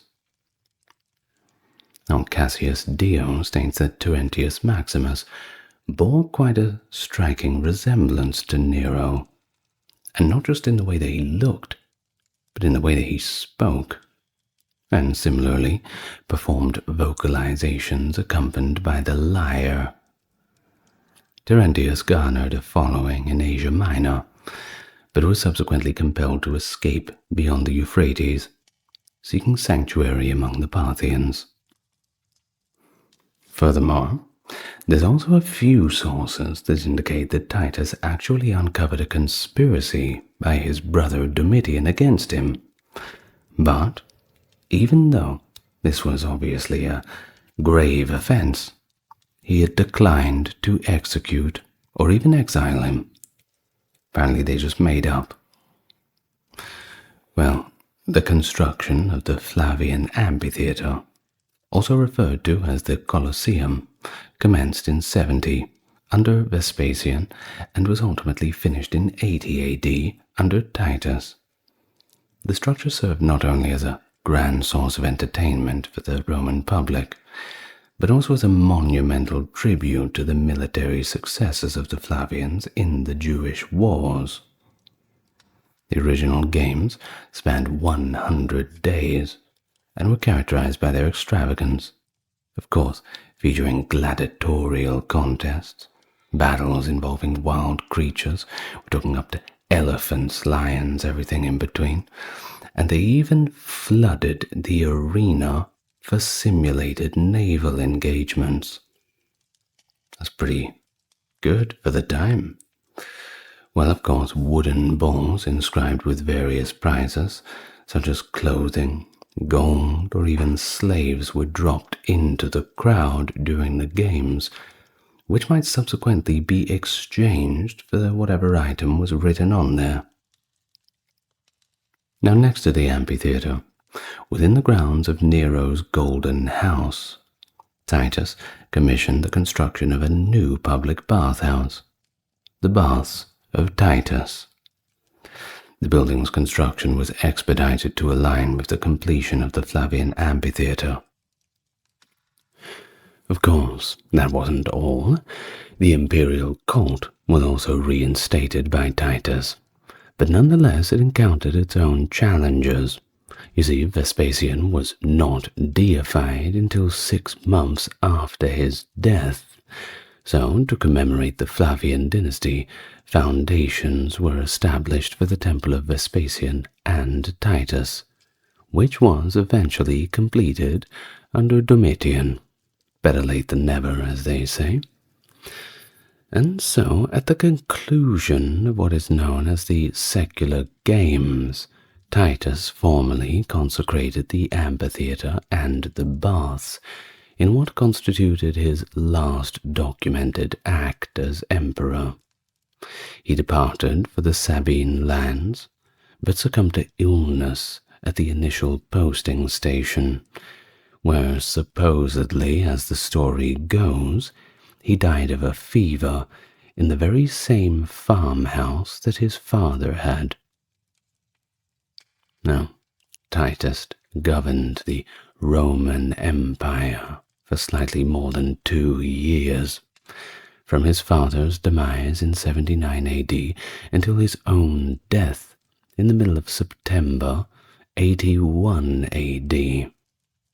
Of course, as we know, Domitian succeeded him, and his initial act as emperor was to deify his brother, which is, well, that's pretty nice of him, isn't it? But the story's not quite over yet. You see, historians have conjectured about the precise circumstances of his demise and the era to which Titus referenced in his last words. You see, reportedly his last words were, "I have made but one mistake." Well, what on earth does that mean? Well, Philostratus suggested that he was poisoned by Domitian using a sea hare, and that Apollonius of Tyana had prophesied his demise. Suetonius and Cassius Dio assert that he succumbed to natural causes, however both implicate Domitian for abandoning the ill Titus. Was that the error? Trusting his brother? Surely it couldn't have been that bad, with the initial act of deifying him right after his death. But was this a cover-up? Well, Cassius Dio perceived the error as failing to execute Titus's brother.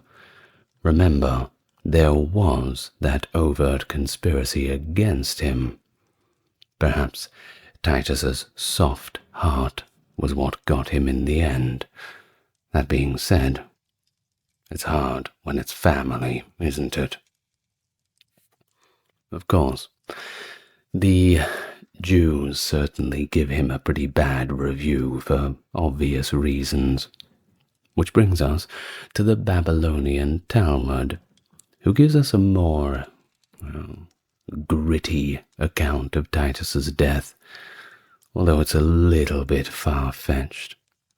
But let's talk about it anyway, because there's nothing better than the gritty details.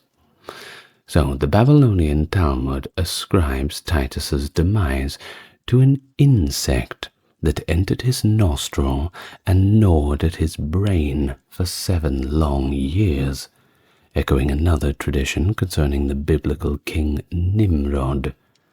Rabbinic law states that Titus was a descendant of Esau, who audaciously confronted God.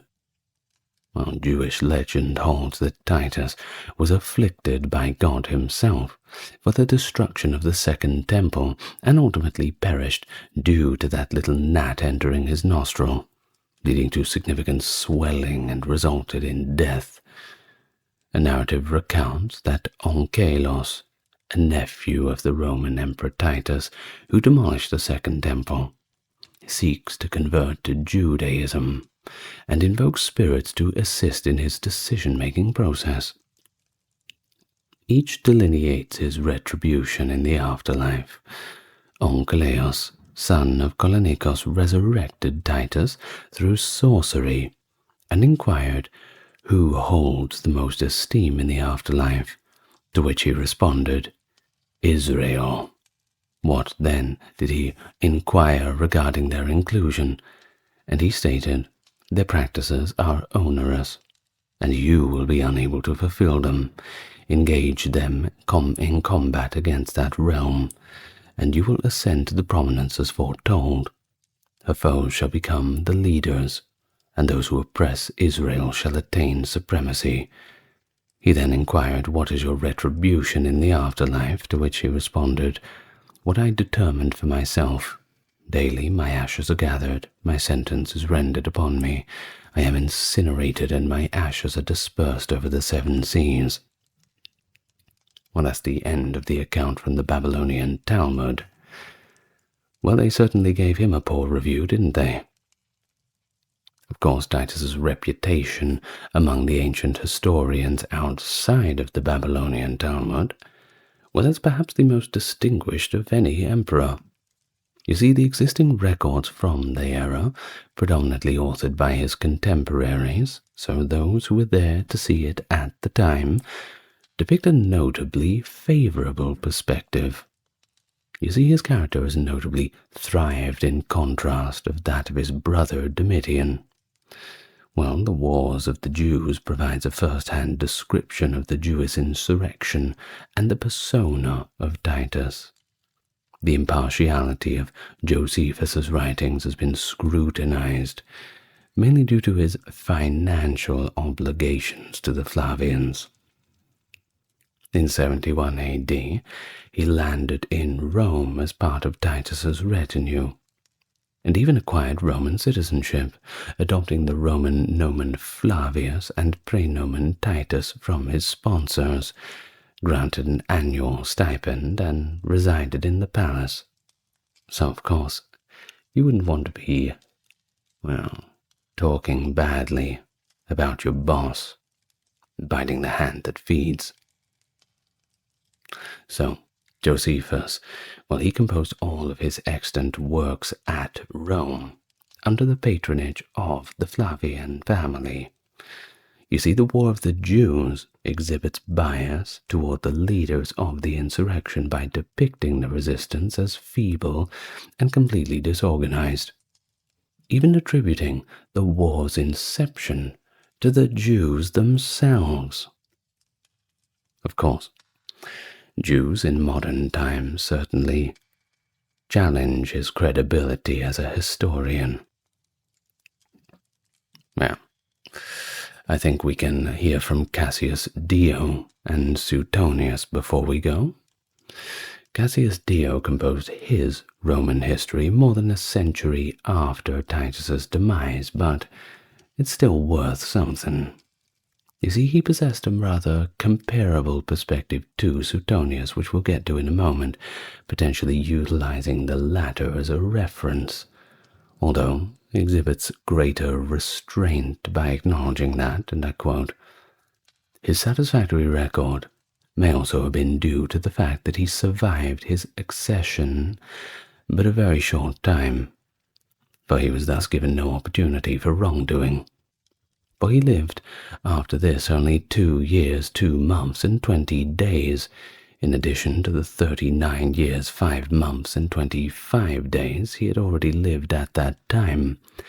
In this respect, indeed, he is regarded as having equaled the long reign of Augustus, since it is maintained that Augustus would have never been loved had he lived a shorter time, nor Titus had he lived longer. For Augustus, though at the outset he showed himself rather harsh because of the wars and factional strife, was later able, in the course of time, to achieve a brilliant reputation for his kindly deeds. Titus, on the other hand, ruled with mildness, and died at the height of his glory, whereas, if he had lived a long time, it might have been shown that he owes his present fame more to good fortune than to merit." End of the account from Cassius Dio. And, as promised, we can't miss out on Suetonius. Maybe I'm a bit biased because I absolutely love Suetonius. Nothing weird about that. I'm just saying that it's kind of the go-to for these kinds of emperors and these characters. It's really great. A very detailed history that's not surface level. So, the account about the death of Titus. In the meantime, he was cut off by death, to the loss of mankind rather than to his own, after the finishing of the public games, at the close of which he wept bitterly in the presence of the people.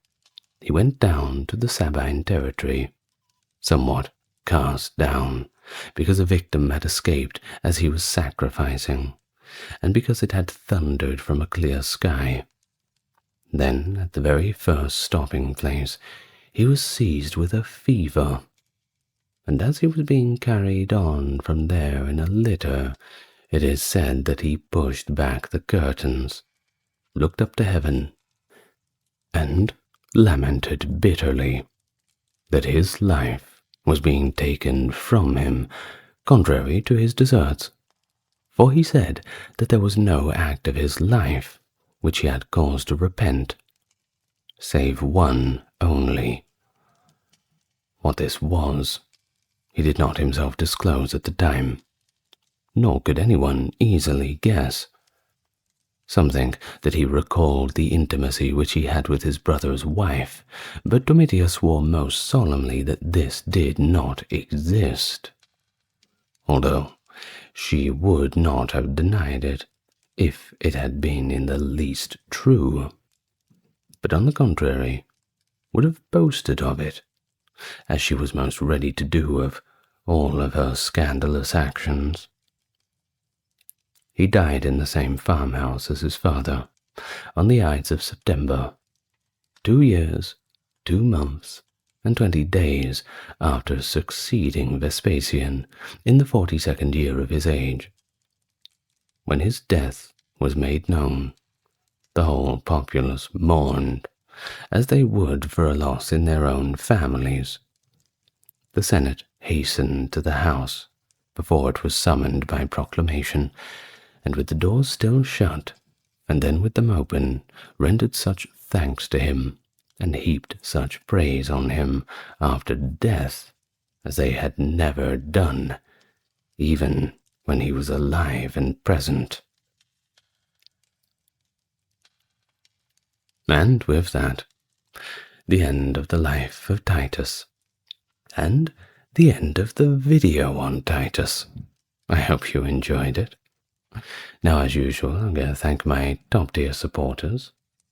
Great people.